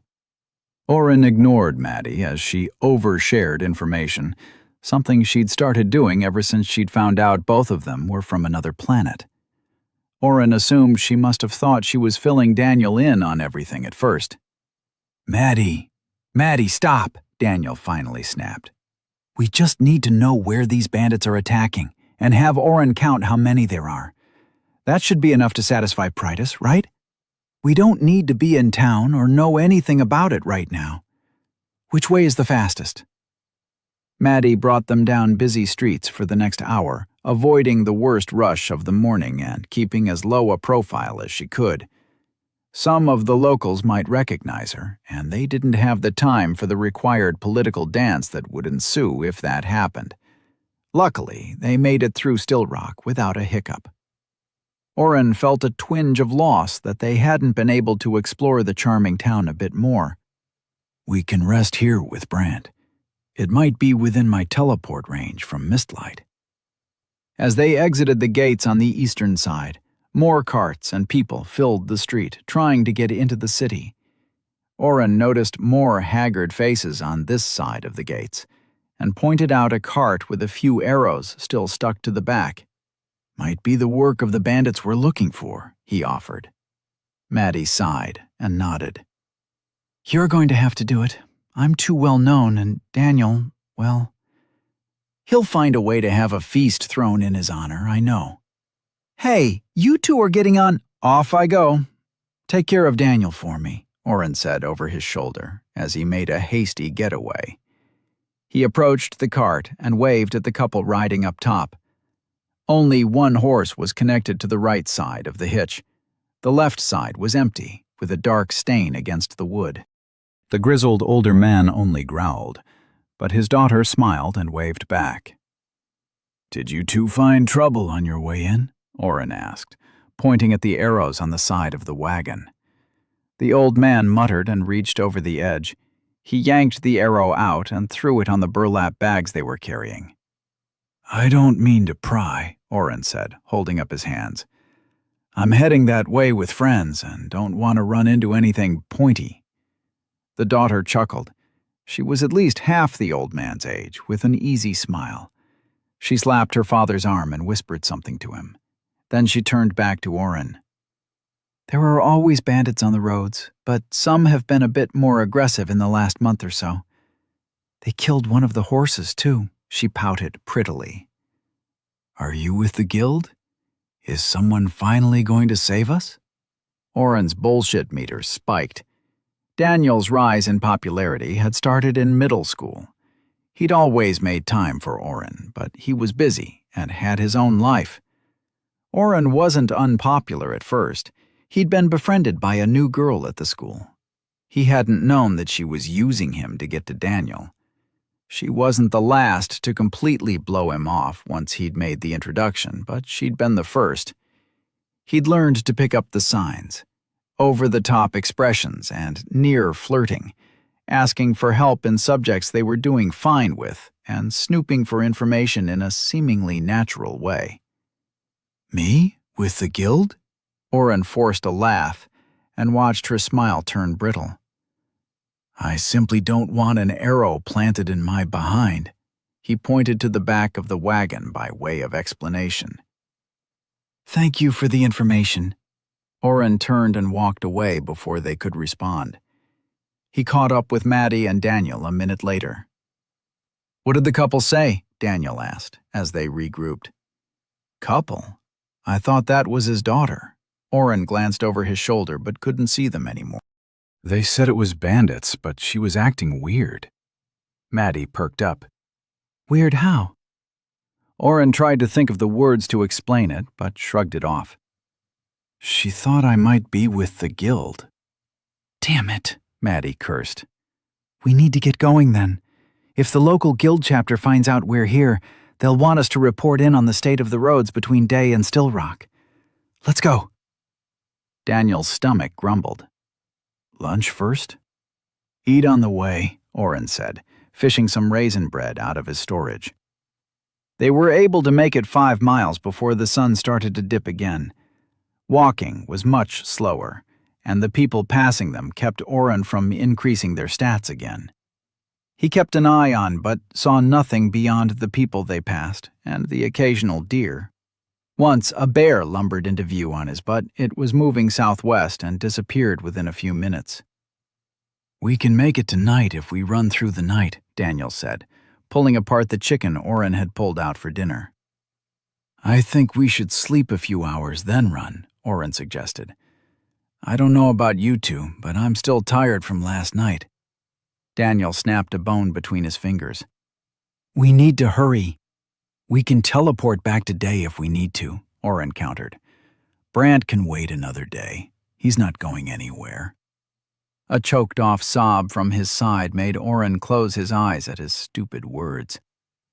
"I mean, he's held on this long. We need to be in the best shape we can be when we rescue his butt." Daniel tossed his broken chicken pieces into the fire. "I'll take the first watch. Get some sleep, you two." Oren and Maddie crawled into their respective sleeping bags. Oren tried to fall asleep, but Daniel was still moving around, trying to find a comfortable spot to sit. "Maddie, are you awake?" "I'm sorry for what I said," Oren whispered. "Brant will be fine. He's probably going to give us shit for saving him." Maddie turned over and faced him. Daniel thinks he'll yell at me for rescuing him. I think he'll yell at Daniel for letting me come at all. Oren chuckled. "I'm not taking either of those bets." Silence swallowed the small camp again. "Maddie?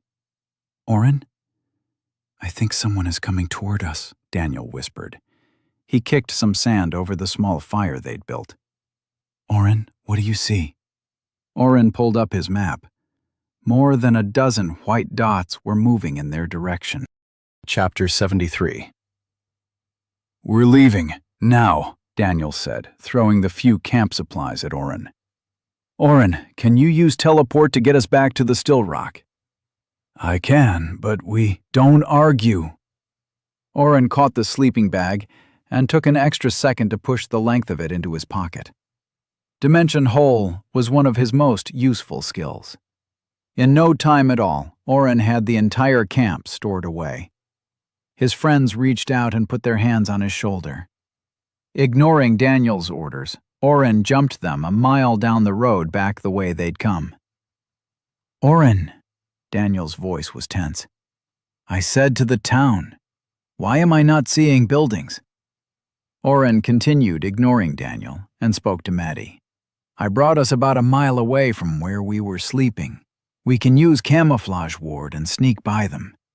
I counted 14 people heading our way, but I doubt that group was everyone. We can either track them and get an exact count or just boost up and start running. Maddie looked up at the sky, checking the position of the moon. It's not even midnight. We could get close to Mistlight. Excuse me? Daniel brushed between them. Why am I being ignored? I'm in charge here. Oren laughed. Maddie smirked. Daniel, you've been outvoted. We are not going back to Still Rock. Do you have an opinion on what we do next? Oren cast camouflage ward. We are going to talk about this later, Daniel complained. We don't have time to track them down. If we're going to run, let's make it to Mistlight today. Oren, bring Maddie to the max with us. We need to move. Oren acquiesced and cast utility ward again before increasing Maddie and Daniel's strength and dexterity to 100. Despite Daniel's suggestion that they not try, Oren checked his map as they ran. Strangely, he didn't find the 14 they'd encountered before. They must have run back to their hiding place. The river border had a bridge and board guards on either side, but another application of camouflage ward made the crossing easy. The sun was coming up when Maddie slowed them at an intersection. All three were slick with sweat and exhausted. She pointed to some markings on a crude sign. Mistlight is another 10 miles in that direction. We've made it. Oren, find us a spot nearby to rest. We all need some sleep, Daniel ordered, still trying to be the group leader. Maddie nodded at Oren behind him. Yes, sir. Oren saluted sarcastically and marched into the brush. His mana was at about 1/10 of his full mana pool, and he needed the sleep. Even with meditation, the long 2-day run had worn him down. He hadn't fully regained his mana pool once, and casting his buffs on everyone every 20 minutes had drained him. Oren made sure to cast Purify on Maddie as the last buffs wore off. He patted Daniel on the shoulder and nodded at the sleeping bag he'd laid out. Get some sleep. Daniel shook his head. I'll take the first watch. Oren sat down and crossed his legs. D, I have my map. I'll be able to see anyone long before they get here. None of us are in any condition to fight right now, and I'm not sure I could teleport us more than once. You and Maddie need sleep. I need you two rested so you can protect my scrawny ass. Oren knew playing the Protect Me card was low, but it was true. He wasn't as good in a fight. He was useless to them right now, besides his ability to stand guard while they slept. Daniel's arm snaked out and pulled Oren into a headlock. He rubbed his knuckles on Oren's head. You're an idiot. We wouldn't be here if it wasn't for you. Not just here right now, but alive at all.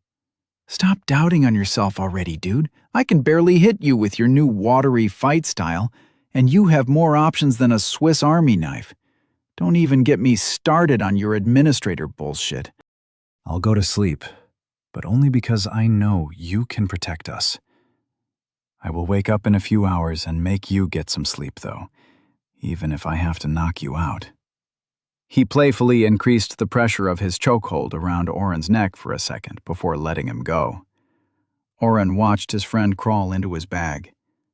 When the snoring began, he wiped at some dirt that had gotten in his eye and refocused on his map. After a breakfast of sausages wrapped in pancakes, Oren brought their strength and dexterity up to a manageable point for Maddie so they could jog halfway to Mistlight before seeing anyone. Once the traffic began, they pulled up their hoods and moved slower. It was mid-afternoon by the time they made it to the gates of Mistlight, and Daniel was grumbling about wasted time. We can't into the city, Maddie said, kicking him in the back of the leg. We can't run in like the wind either. We have to keep a low profile. Once we get inside, we can do some investigating. Odrana has a guild chapter, but from what I know, it's corrupt and not worth visiting. Lord Cineris has all but bought every position of power. I have a few acquaintances I could ask questions of, but I doubt that would be helpful either, Brant is in Cineris's house, right? Daniel's voice was loud, and Oren kicked him. Will you two stop kicking me? Shut your mouth then, Oren muttered out of the side of his mouth. There are guards up ahead. The gate they were moving toward made the bundles of people traveling to the city funnel into a walkway just wide enough for a single cart. Maddie had avoided the main gate, saying it was too conspicuous. This side gate was the entrance for small-time merchants and people traveling for pleasure. The main gate was for dignitaries and large shipments, which meant tighter security. Oren was impressed with the height of the wall. Mistlight's protection from monsters wasn't as tall or thick as Day's walls, but there was a cold beauty to the dark blue material it was made out of. There is a quarry about 20 miles east, Maddie whispered to Oren, seeing his gaze. The Cineris family kept hundreds of orc slaves and forced them to dig the blue limestone. Nobody knows how many orcs and other slaves died excavating. They were only allowed to cut pieces as big as you can see there. Oren noticed the line about 5 feet up. That's stupid. Why did they need it so big? Small cuts would have worked fine, right? I'm not an architect, but I've seen old-timey castles. That's as big as a horse. Cineris family secret, Maddie shrugged. They had the money and the manpower. They built the wall. The rumor is it doesn't extend into the ground, and they used other stone for protection there and the base of the city throughout. You'll see how much blue there is once we get inside. When the sun hits the roads in the morning, the entire city shines with a cloudy blue haze. That's where the name Mistlight comes from. How big is the city? Daniel asked, watching a guard who poked around in the pack of the young man in front of them. Can't we find the castle that Cineris is in and... Ow! Maddie shook her hand out before rubbing her pointer finger. Why is your skull so hard? I'll show you when we get inside. Keep your mouths shut. Maddie stepped in front of them and smiled at the guard. Would one of you point us in the direction of an affordable inn, preferably by the shopping district? My guard here can tip you if... Move along. One guard waved Maddie through and pointed to a woman behind Daniel. You, random spot check. Come along. Davis Jurgson, I will report you again, the woman carrying a tray of vials cursed. You can't keep pulling me aside so your wife gets the best spot in the market. If you try... Hey, Ephraim, I think this one is refusing a search. Maybe we ought to send her around to the front gate today, Davis yelled over Oren's head as he snuck through as quietly as he could. The other guard spit at the ground and smiled nastily. Come on. Maddie grabbed Daniel's arm and pulled. Don't interfere. Daniel frowned, but allowed himself to be dragged away. His face was still contorted when he turned to complain, but amazement settled over him instead as he got his first view of the interior of Mistlight. It's magical, Daniel whispered. Beautiful, Oren agreed. The majority of buildings crawling toward the sky were painted in varying shades of blue.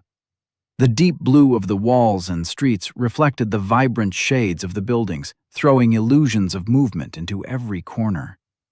The people moved with an air of ease and calm, completely unlike the purpose and strong stride of the people of Day. Oren saw families in swimsuits holding picnic baskets. They moved north toward the water, and Oren could only surmise they were having a beach day. Even the vendors setting up stalls in small grooves between buildings put out their wares with a relaxed air about them. Streamers and flags flew from nearly every window and door. The people were diverse too. Dwarves, orcs, and humans crowded the streets. Most of the people moving around wore dark shades of green, blue, and even some purple. The few people wearing more muted colors were standing around slack-jawed, taking in the sights. We need to get some new clothes, Maddie said to herself. Oren, Daniel, stop acting like country boys and come with me. Oren snapped out of it and raised an eyebrow at Daniel. Yes, my liege, whatever you demand, my liege, Daniel replied sarcastically, but followed her. Maddie smirked imperiously over her shoulder. I kind of like that. Keep it up. 3 gold and 7 silver pieces later, the trio stepped out of a clothier's shop. Daniel kept tugging at his sleeves. Are you sure this color is right? You heard her. Purple is all the rage right now, Maddie said, watching for an opening in the foot traffic. Ms. Rose said there's a good inn up this way. We can talk more once we're settled. Oren glanced at his own green shirt and thanked his luck that Maddie had been focused on Daniel. Hurry up, you two, Maddie yelled over her shoulder. The Dragonflight Inn was a step down from staying at the Catanzano's Manor, but they took a room for one important reason. It was within throwing distance of the Saneri's castle. On the western side of the city, the castle was made of the same blue stone as the walls.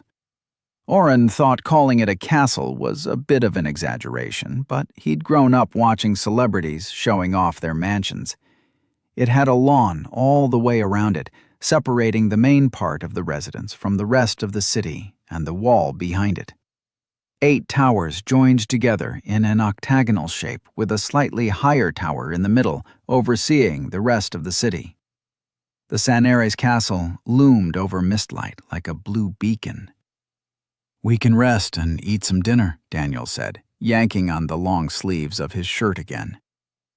Then we find a way to bust in there and free Brant. It's surrounded by a fence, and I can count 10 guards from here with, I think, Oren countered. He sat on the bed and bounced, testing it out. We should set up a distraction on the other side of the city and try to sneak in. Maddie let the curtain fall from where she was spying out the window and turned to them. Let's make a plan. Chapter 74. The plan was simple. Daniel was going to create a distraction a few blocks away, something flashy and big, but not traceable to him. Maddie would help him cover his tracks and make their way back to Oren, who would be waiting by the gate to Saneris's home. They would use map and camouflage to sneak inside and find Brant. Oren had already tried to find Brant using map, but something blocked his view into the castle. He could make out the grounds, but beyond the inner courtyard was a blank slate. Oren had teleport, and Daniel had home base. Either one of them could get the entire party out of Mistlight if they needed to, with Daniel's once-a-month skill bringing them all the way back to day in a moment. They wanted to save that as their trump card. Saneris would probably send people after them if they tried to run over land, and when the shit hit the fan, Oren didn't know how much mana he'd have left. Sleeping all night and most of the day had helped him reset to a full pool of mana, but he was about to attempt a break-in on the leader of Odrana's fortress. If you see my butterflies in the sky, abort and meet by the side gate, Maddie said as she pulled a strap on Daniel's chest tight. The contraption he used to carry Gertrude rested on his back, since he wouldn't have Oren around to carry his giant sword. We know what to do. Daniel reached over his shoulder and connected his weapon to its holster. I'm more worried about Oren going alone. We shouldn't split up. Isn't that one of your rules, O? Oren smiled as he double-checked the vials on his hip. That's for gaming. There isn't a dungeon master waiting for us to fuck up in real life. I'll be watching to see where most of the guards leave from. We want to keep the element of surprise for as long as we can. More importantly, have you figured out what you're going to do to create a distraction big enough to draw out his guards? Daniel's grin chilled Oren's soul. I was thinking about bringing a building down. Don't do anything that hurts people. There are a bunch of empty buildings around, haven't you noticed? Daniel took a peek out the window. The fronts are painted and the small lawns are maintained, but nobody comes in or out of them. Maddie frowned. Mistlight is prosperous. There's no reason someone would buy a failed business. Which building are you talking about? After we bought our clothes, do you remember the street with the guy selling lizards on a stick? I noticed 5 buildings with the doors locked up tight. There was a thick layer of dust up the steps behind the iron gates of each one. Oren pulled up his map and sketched out the local streets on a spare piece of paper. Show me where they are. Daniel ran his finger along the squares and lines of Oren's doodle. Here to here. I don't know which one I'll go for exactly, but you should be able to see the dust, right? It's weird, but yes, I'll be able to see, Oren answered, deep in thought. Why would there be a bunch of empty buildings on a street with so much foot traffic? Should you boost me up then? Daniel spread his arms wide. Hit me with it. Oren rolled his eyes. His base will was 28. He cast Utility Ward at level 2, which was the equivalent of casting each increased stat spell 5 times at level 2. The +2 to each stat became +6 instead, adding up to a total of 30 extra points to each stat for all 3. And it only cost me 200 MP, Oren thought. I guess really only 198 MP, but who's counting? With his intelligence at 58, the rest of his spells cost almost half as much, and he quickly got Daniel to the maximum strength and dexterity that he liked. He kept Maddie in the 60 range. What gives? Maddie's eyes were distant, the telltale sign that she was checking her status. You didn't push me all the way up. Oren scratched his neck and tried to not turn away from her angry tone. I'll bring you up more once we reconnect. I don't like buffing you even this much when we're all separated. If something happens, you're going to go down hard with side effects. You only have 20 minutes before the increased dexterity and other spells wear off, so hurry. Maddie didn't argue, realizing Oren's concerns were valid. Instead, she threw a pillow at Daniel in frustration. Side steps activated, and he blurred to the side. We can pillow fight later, Daniel said, as he bent and tossed the pillow back on the bed. Time for a rescue. Oren had to wait alone for 10 painstaking minutes before the clamor began. He had found a spot that sold books on the curb, mostly trashy romance novels like the ones Silas kept as a keepsake. He posted up to avoid suspicion. True to his promise, Daniel used a combination of his gravity strike and shooting star to pinball around the inside of what Oren hoped was a vacant building. Oren heard the screams from a few streets over before he saw the plume of dust rise into the air. No butterflies. That's good at least. More yelling nearby alerted Oren to the gate opening. Half a dozen guards ran out and made their way toward the disturbance. The guards that remained closed the gate but stood nearby, watching the distance. Hey! Oren jumped and turned around. Maddie smiled. Where's Daniel? Maddie rolled her eyes and pointed to the alley. He got covered in dirt. He doesn't want to be seen. We only got away because all 5 of those buildings were under construction. They had taken down the walls between them. We just walked out of a different entrance. Luckily, it was close to some small streets. He got a few looks, but almost everyone was covered with dust when that building came down. Oren followed Maddie. How'd you avoid getting covered? Maddie brushed imaginary dirt off her sleeve. I was raised properly. I know how to avoid a mess. Hurry up, Daniel hissed from in front of them. Did they open the gate? Yes, but they closed it again. Oren made sure they were still in a party and cast Camouflage Ward. He also reapplied the various buffs that had worn off and cast Ward on each for good measure. We might have to fight our way in. I've got it, Maddie stated. Stick close. We can't look at each other. Shit, I hate this spell. It makes me want to puke, Daniel complained. Maddie, tap your spear on the ground every few steps, Oren called out as loudly as he dared. A small click ahead of him helped him find his way forward. Oren had to agree with Daniel. Being on the other end of camouflage was disorienting. He knew Maddie was ahead of him and could catch glimpses of her whenever she moved. As long as she kept her back to something simple like the walls of the building nearby, Oren's eyes would gloss over her, barely able to find her. Once she stepped into the street with the Soneris estate in the background, Maddie's figure reappeared like an afterimage. She shook and distorted a bit. It hurt his eyes and turned his stomach. I see why you don't like this, Oren whispered to his side. He kept map running as Maddie approached the gate. 2 guards still waited inside the entrance to Cineris's house. "What is she doing?" Maddie raised her hand and shot a shimmer sight at the guard farthest from her. As the lights exploded across the man's eyes, she reached in and yanked the first guard against the metal gate. Hard. "That was awesome, Maddie," Daniel said, pushing the gate open and punching the stunned guard in the face. "Oren, give me some rope. I'll tie them up." Oren sighed and held out 2 pairs of manacles. Daniel took them gingerly. "Do I want to know why you have these?" Oren sighed. "I came prepared. Cuff their hands together and make them hug that tree. Hurry up."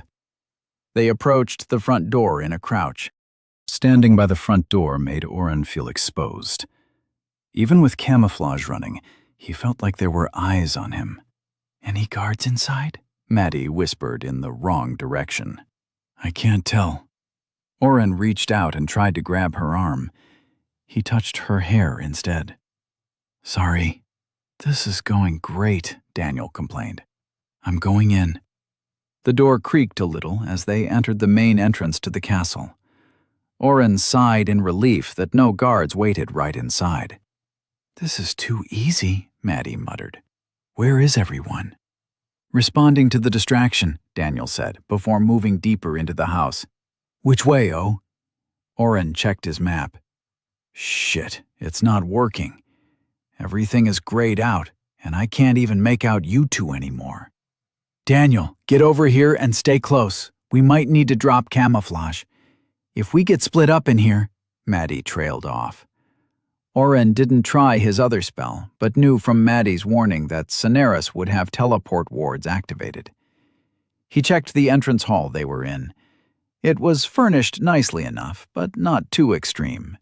A few paintings of people Oren didn't know lined the walls. Chairs and a few tables rested underneath, with trinkets and curiosities for people to peruse as they waited for the Lord of Odrana to receive them. Other than the front entrance they'd come through, he could see 2 closed doors at the far left and right sides of the hallway. "Which way?" Oren whispered to Maddie. "I don't know." "We probably should have figured this out beforehand." "We can't walk into a shop and ask for the layout of the castle, now can we?" "This way." Daniel's voice moved to the door on the left. "Follow me." Oren checked his mana pool. He could take a regen potion now, but decided to wait. He could blood cycle a few full mana pools before he needed the quick boost of a potion. His party was at full health, boosted up, and ready to fight. He'd done what he could. It was time to let Daniel be the hero. Daniel kept one hand on Gertrude's hilt, ready to swing her over his shoulder at any moment. He slowly turned a handle and gently opened the door. After taking a half step inside, he turned back and smiled. "Dining room. Nobody's here." The 3 walked into the lavishly appointed room. Cineris had spent money on the furnishings here. They stood at the end of a long table that glistened with a fresh wax polish. Silverware was laid out, but no food was on the table. Various bottles lined wine racks along the far wall. A set of doors at the other end of the room exited to what Oren thought must be the kitchen. "Should we steal all his alcohol?" Daniel walked around the table and lifted a bottle. "Maddie, is this stuff any good?" "Put it back," Maddie hissed across the table. "We need to keep moving before—" 2 servants entered the room with steaming bowls of food. One set her bowl down and turned without incident. The second paused, with wide eyes fixated on what appeared to be a floating bottle. He blinked twice and moved to run. "Fuck," Oren cursed, as he cast an inversed dexterity debuff on the man. His legs landed funny, and he fell like a newborn colt. Oren hit the woman as well. She hadn't even turned from the noise. Maddie helped Oren pull the woman to the side of the room as Daniel picked up the man. "Which way to Brant?" The man's lips quivered, and a dark stain appeared on his pants. His lips moved, and sound came out, but with the lower dexterity, he couldn't form words. Oren sighed and motioned to Daniel to hold him tight. He cast an increased dexterity on the man. I can't talk. What is happening? We're just the help. Please don't kill us. The man's eyes darted between the three and settled on Oren. Please help me. Shut it and answer his questions, Oren demanded, trying to use a commanding voice. Anything you need. We have the good silverware in the kitchen. I can fetch it for you if... Daniel shook the man once like a rag doll. Where does Cineris keep the prisoners? I work in the kitchen. I don't go into the rest of the castle. The man raised his hands at the look on Daniel's face. Wait. Mina takes food to other rooms. She'll know. Let me go. She'll tell you what you need to. Oren reduced the servant's dexterity to 0 again. Oren crouched down next to Mina. I'm going to let you move in a second. You heard his question, so if the first thing you say isn't a direction, I'm going to be very disappointed. Mina was young, probably not even Oren's age. She stared up with huge eyes, and her chest heaved as she tried to take deep breaths. Oren increased her dexterity until she could sit up. I've never been to the basement, I swear. A guard takes the food and brings it down, she said in a panic. Her hands gripped Oren's pant leg. Please don't kill me. Which way? Oren asked more questions before he reduced their dexterity again and pulled the two into a corner. Maddie had been searching and came back with an extra tablecloth. They covered the hyperventilating bodies with the fabric before turning to the kitchen door. Through the kitchen, a right at the end of the hall, and find the door next to the old lady Cineris. Oren repeated the instructions Mina had given. A guard was always posted by the door and would take the gruel they brought to anyone kept below the castle. Daniel cracked his knuckles, and Maddie rolled her shoulders. Camouflage ward has worn off. Oren, reapply it? Oren held his hands out to either side and summoned a sword in each. One made of ice and one flickering with flames. No, let them see us and scream for help. Chapter 75. Daniel stepped in front of Oren with his hands on his hips. That sounded really cool, but we still have the element of surprise. Don't be stupid. Oren frowned, but let the swords dissipate. He turned on Mind Bastion and let a cycle of blood mana course through him. Using Heal Small Wounds, he recovered the health he'd lost for a fraction of the cost. When his mana pool was filled to the top, he considered his options and sighed as he dropped the skill. I did sound pretty badass, didn't I? Maddie patted his shoulder as she walked toward the kitchen door. Awesome! Let's do this. Oren reapplied Camouflage Ward. With the kitchen staff neutralized, the trio was able to sneak by the cooks with ease. Oren felt uneasy leaving potential enemies moving freely. But the chefs and helpers running around and preparing food didn't look up as one door opened or the other door closed.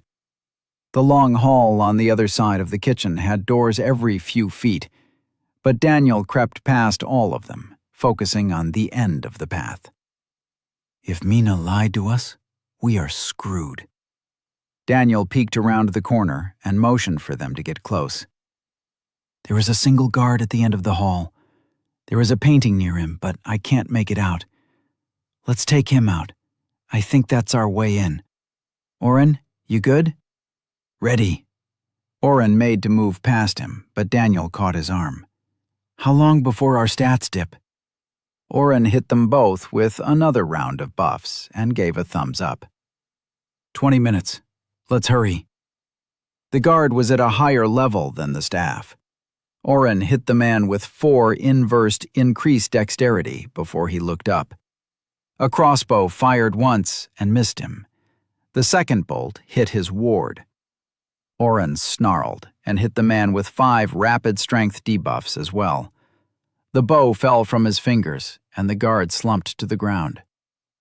What the hell? Daniel asked as he ran up behind Oren.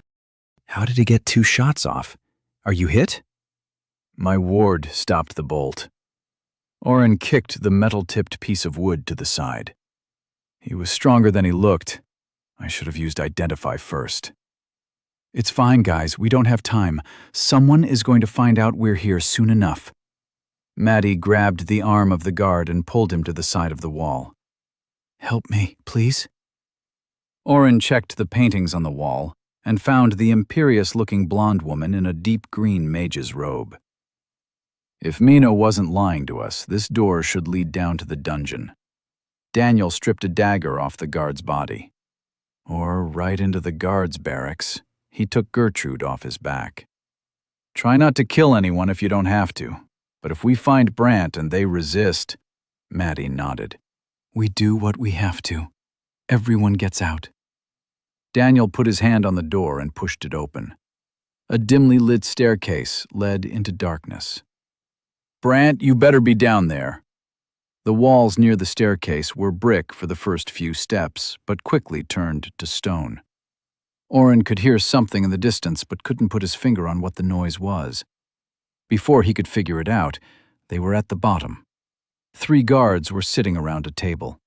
The one facing the 3 of them squinted in their direction, but before he could say anything, Oren took all 3 down with a combination of dexterity and strength-sapping spells. This doesn't look like a dungeon, Daniel commented as they pulled the 3 guards under the stairs. Maddie took their weapons and passed them to Oren. He stored them in his dimension hole.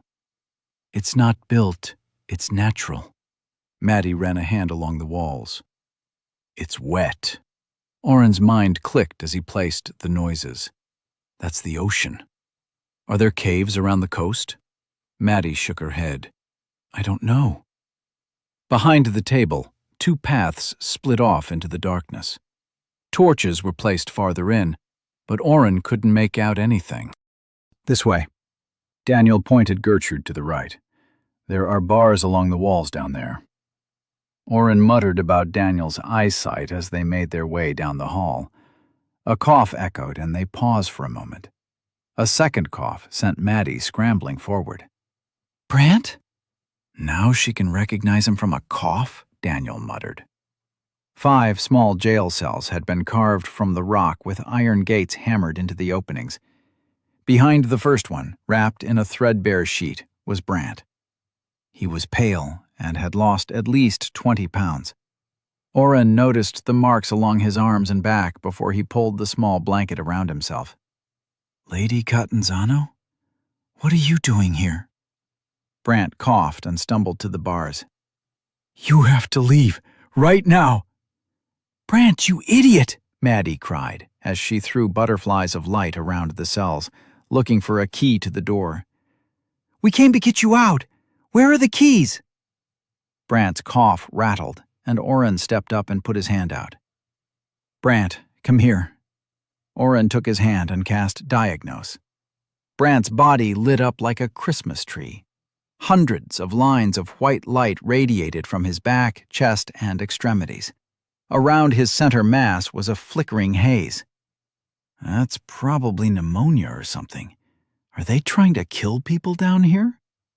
Brant kept his right hand behind the blanket but was having trouble keeping it closed. Oren could see tokens of light along the base of his hand. They cut off his fingers.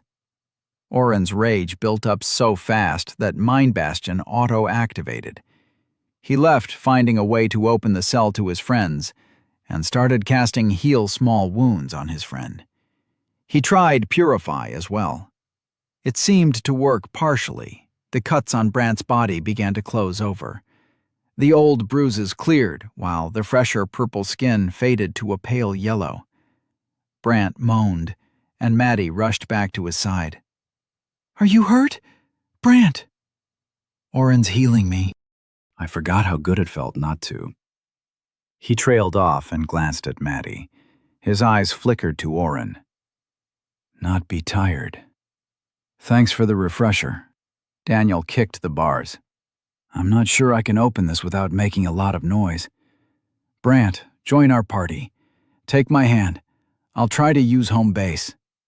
I can't join your party, Brant said, letting the blanket slip down. A collar of metal was around his neck. "I'm cut off from the system." Oren studied the band of metal as Daniel and Maddie peppered Brant with questions. The smooth, dark metal was encrusted with jewels arranged into runes. He couldn't recognize any of them, but noticed some similarities to the book the carver who'd worked on Gertrude had shown them. "We don't have a choice," Daniel was saying. "Oren, get ready to run. We'll figure out a way to take off the collar once we're outside." "Wait, Daniel. I might be—" Oren snapped out of his own thoughts, but was too late. Daniel had wedged Gertrude into the hinges and was pulling with his increased strength. Oren summoned an ice sword and wedged it in the bottom half. The metal screamed as it reached its bursting point, and then bent with a loud groan.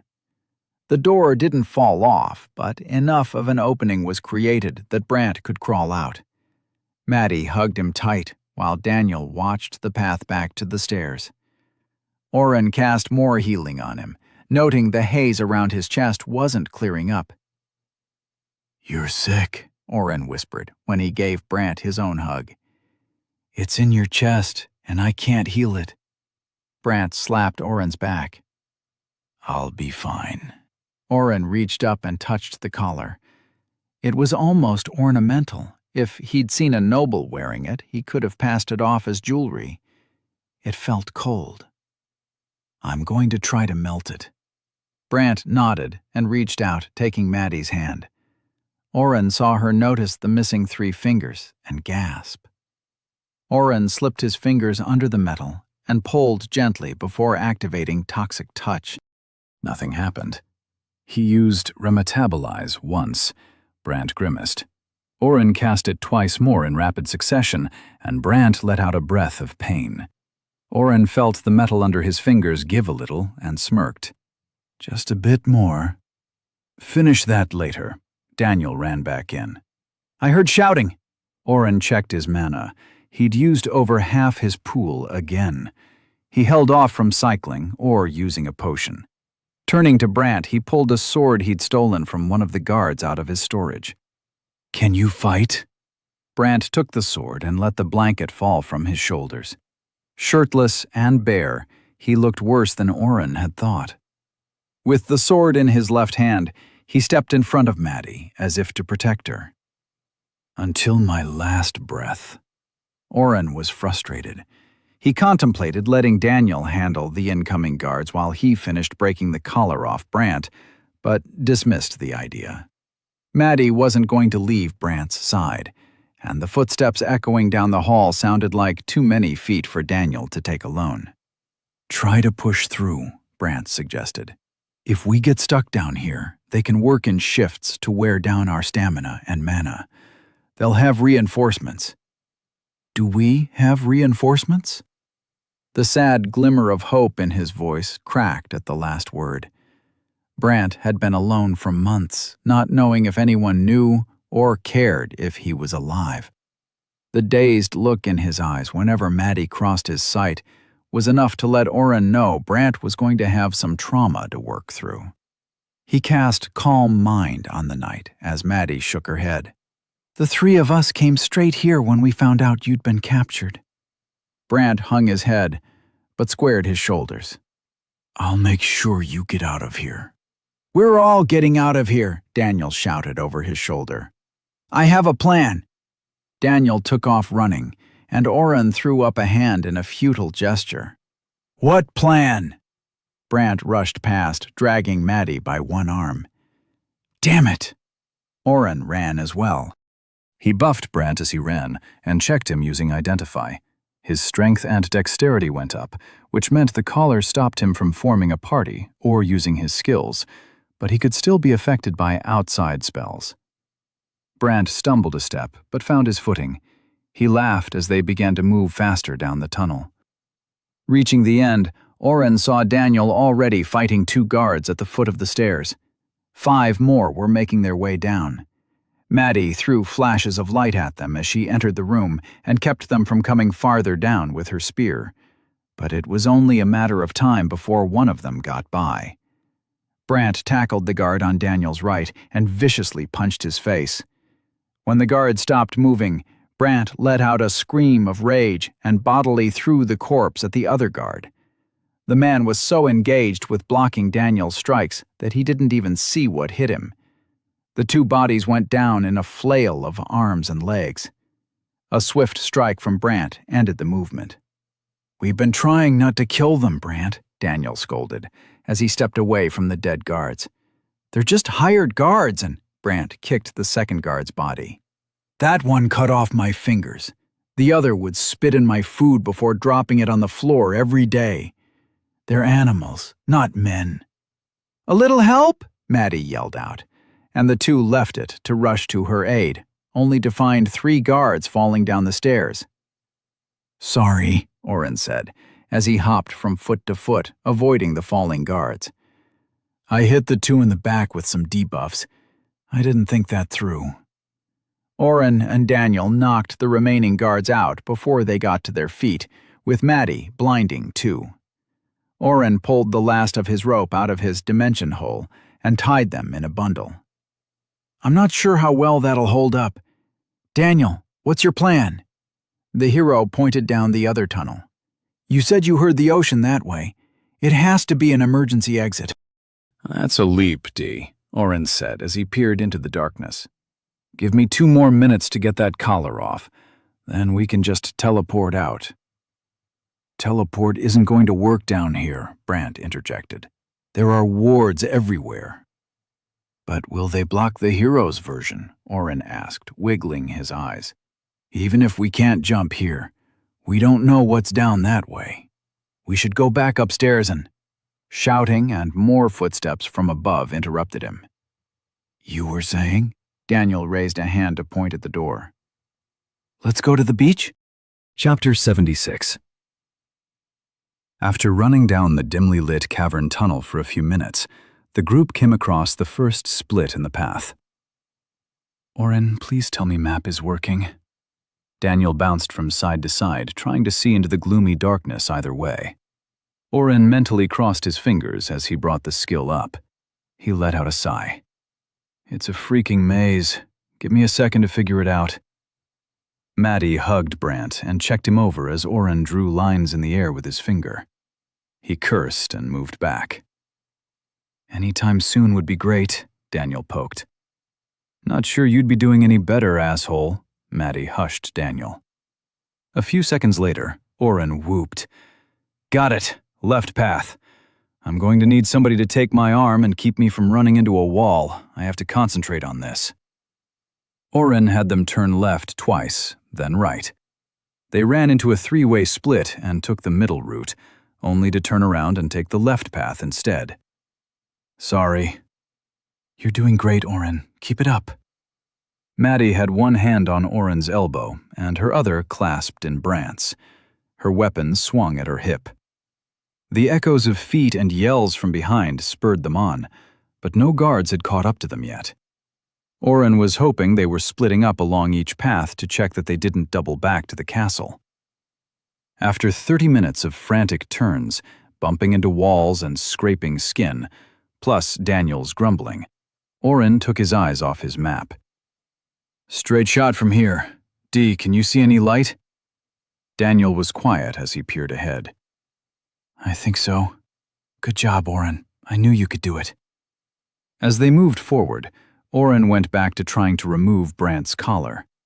He grimaced as one of Maddie's butterfly lights revealed his handiwork on the knight's neck where his fingers had brushed and acid burned the skin in long stripes. "Sorry about this," he mumbled, but Brant just smirked. "I've been through worse. I haven't seen the sun in over 100 days. I lost count somewhere around 95. I can't wait to get out of here."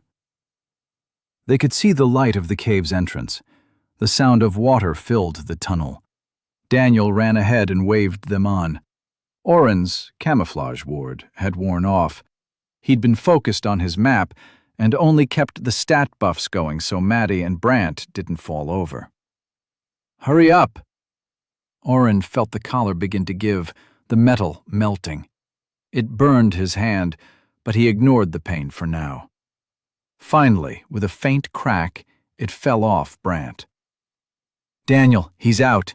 Invite Brant. As Daniel turned, Oren pointed behind him. A group of robed figures stepped in front of the exit and raised their hands in unison. Fire, ice, lightning, and more extended from the fingers of all the mages present and struck the hero in the back. Oren was close enough to see Daniel's face. He'd been smiling in excitement. He always enjoyed a challenge, and even though he'd complained about it, breaking Brant out was secretly scratching all his heroic itches. As the spells hit him, a frown of puzzlement flashed across his brow, followed quickly by shock and pain. Oren's ward had been obliterated. Daniel glanced down at his armor in surprise. A bolt of ice stuck out from the center of his chest. His right knee to ankle was covered in vines that dug into the skin, blood pouring out like a river. Their eyes connected, and Daniel's mouth popped open in a little ouch. Then the hero fell forward, hitting the ground. Gertrude slipped from his fingers. The sound of the waves crashed in Oren's ears. Distant shouting and screams were a mere annoyance as he took one, then 2 steps toward his friend's body. He'd get up and smirk any second. He was going to be so pissed that he dropped his sword. He might need a heal or two. That ice spike might have done some damage to him. A small part of Oren screamed at him to get down. He didn't want to listen to that part of himself. He needed to get to Daniel. His feet were moving so slowly. Had his increased dexterity worn off? Oren checked his status by reflex. Nope, still there. Had Daniel's buffs worn off? Was that why he wasn't moving? Oren used Identify on Daniel. Daniel, hero level 18, HP 0/400, MP 360/380, Strength 24/100, Constitution 20, Dexterity 15/100, Will 8/38, Intelligence 10/40, 0 health. Oren read the status but couldn't comprehend it. Why isn't he moving? Oren noticed motion. The mages were rushing in. They were going to try and take Daniel before he got up. No. Oren slipped into formless stance from way of the water. He heard Maddie shouting but didn't need any distractions. Activating Mind Bastion, he stepped over Daniel. With one last glance over his shoulder, he caught Maddie's attention. Take care of him. Oren exploded into movement. He didn't attack but went into ocean stance to slide between the different assailants. He blood cycled when attacks hit and reapplied ward. The healing from cycling kept him at full health. He started using Toxic Touch indiscriminately, boosted with Remetabolize. People screamed, but he kept going. Scorpion Fish Strike to Returning Tide, Rising Wave before falling back to formless. 2 mages tried to attack from separate directions. Oren moved into mist and jumped forward, dodging both the Spear of Light and the Ice Shard. Coming up from his front roll, he returned Duocean and darted forward. The Ice Mage fell with a hole through his chest. Oren pulled his hand out and continued. Enough! Oren's falling kick missed. The mage still sparkled with radiant lightning flickering across her skin. She moved back and knelt toward the entrance with her remaining comrades. Of the 12 mages who had attacked, only 4 were still standing. 6 were dead and 2 were unconscious. Backlit against the ocean and sun behind him, Lord Senaris, the ruler of Odrana, entered the cave. That is quite enough. You dare to come into my house and take my prisoner? You kill my guards and my students? The blonde hair was not as perfected tousled as it had been when they last met. Oren could tell they'd made Senaris run to catch them. You cannot escape. I will make you beg for death. Oren cast light strikes at the man before he finished speaking. Cineris snarled and waved a hand. Oren's attack faded in front of him. He tried again. He sent inversed increased dexterity at Cineris. He tried his new spell, Gust, with 100 mana invested. Cineris's robes didn't even stir. Oren ran at the man. One of the mages stood up, and Oren's freshly summoned fire sword decapitated him. The blade continued its burning arc toward the leader of Odrana, who stood still with a bored look on his face. That's enough. Oren's sword stopped. He tried to move his arm, his leg, or any part of his body, but it was like he was frozen in place. Cineris sneered at him. I thought you were special. He stepped past Oren and snapped his fingers. Collar him. I want to know his class and skills. One of the mages stood up and pulled a metal circle just like Brant's out of his inner robes. It snapped shut around Oren's neck. He kept fighting, trying to do anything. He couldn't even blink, and his eyes started to water. No, I have to be able to heal Daniel. Hey, asshole, a voice from behind him taunted. Let my friend go. Daniel? Maddie's gasp of disbelief broke through the murmuring of the other mages surrounding Oren. You're alive! I never want to try that skill again. Ouch, you bastards pack a big hit. Oren couldn't see his friend, but let the tears flow fast. Of course, he'd forgotten about Daniel's skill, Edge of Death. He couldn't remember the exact wording, but knew it was supposed to bring him back if he took too much damage. A final healing fail-safe. Oren had threatened to kill him and activate it multiple times, but seeing the mangled body of his friend had thrown that right out the window. The hero of day, Cineris scoffed. Is that little Catanzano back there? I guess the information I let slip about your knight reached you. I was hoping I could lure one of you here, but to see all three of you. And you even got so close. Cineris laughed. There are no elves to save you this time, hero. Put down your sword, and let's talk. Oren was pointed in the wrong direction and couldn't see.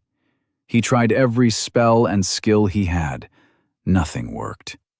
He couldn't tell if it was the collar or whatever Cineris had cast on him. He couldn't even see the system boxes, but felt them right out of reach. I'm warning you once. Let Oren go. We'll leave, and that will be the end of things. Oren cheered at his friend. And if I don't? Oren could hear the smile on Daniel's face.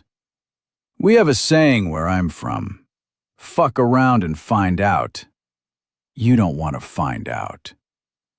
Oren had a moment's notice. The motion from his earlier swing kept his momentum moving forward, and the pressure holding him still lifted. He almost face-planted, but was able to roll into a crouch. Collar the hero. You can kill the other two. Oren tried to use his spells, but nothing came. Two mages nearby moved to grab him. The last moved toward Daniel, frozen in place just like Oren had just been. Time magic? Oren was just thankful that he'd learned Way of the Water the hard way. The collar locked out his spells and his party options, but he could still fight. His stats were still increased for 2 more minutes. The two mages went down with barely a sound. Daniel, get home with them. I'll find a way out, Oren shouted, drawing Cineris's attention. Maddie and Brant moved in front of Daniel's unmoving body. Oren, we're all going together, Maddie argued. Nobody will be going anywhere. Cineris flicked his fingers at Maddie. Brant threw himself in front of her. His body flipped end over end, and, already frail, he hit the ground hard. Oren let out a breath when the knight pushed himself back to his feet. His right arm was broken, bone sticking through. He'd landed on the hand with missing fingers to soften the blow, sacrificing the bad arm so he could still swing his sword. What a fucking badass. Oren admired him for a second. A pain behind his eyes began to fester. The same spell that Sanarus had tried on him in the elven forest bloomed. He'd never taken Mind Bastion off, but the proximity and intensity were ramped up this time. "Sit in the corner and stop killing my students," Sanarus yelled. "Eat me," Oren fired back, running at Sanarus. He feinted left and then barreled his entire frame into the man. Oren wasn't a match for the taller man normally, but he still had the full weight of 100 points of strength behind him. Sanarus bounced back, unharmed but flying over Daniel and Brant. Maddie finally landed a shimmer sight on the last mage and pierced his neck with her spear. She spun the shaft twice in the narrow hallway and yelled at Oren as she swung at Sanarus. "Run!" Oren ran toward the danger. "No, you idiot! Get Daniel and get out of here!" Maddie sent bursts of light at Sanarus. Everything failed to hit.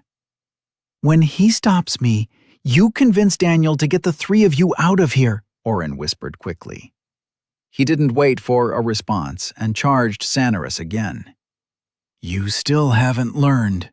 The man held his hands out to the side as Oren ran at him. "You can't touch me!" Oren screamed as he rushed at the man. His pristine clothes were banged up, but they hadn't done any lasting damage. Oren whispered to the system. "Now's the time to activate some crazy skill. Suck his powers away or something. Come on!" The system did nothing. Sanarus froze Oren with his time freeze spell 2 feet from contact. "I'm going to have fun with you." Sanarus pointed his finger at Oren. He glanced beyond Oren, and his face twisted. "No! Where did they go?" Oren felt a catch in his breath even through the spell. They escaped. Lord Sanarus began to beat Oren in a rage.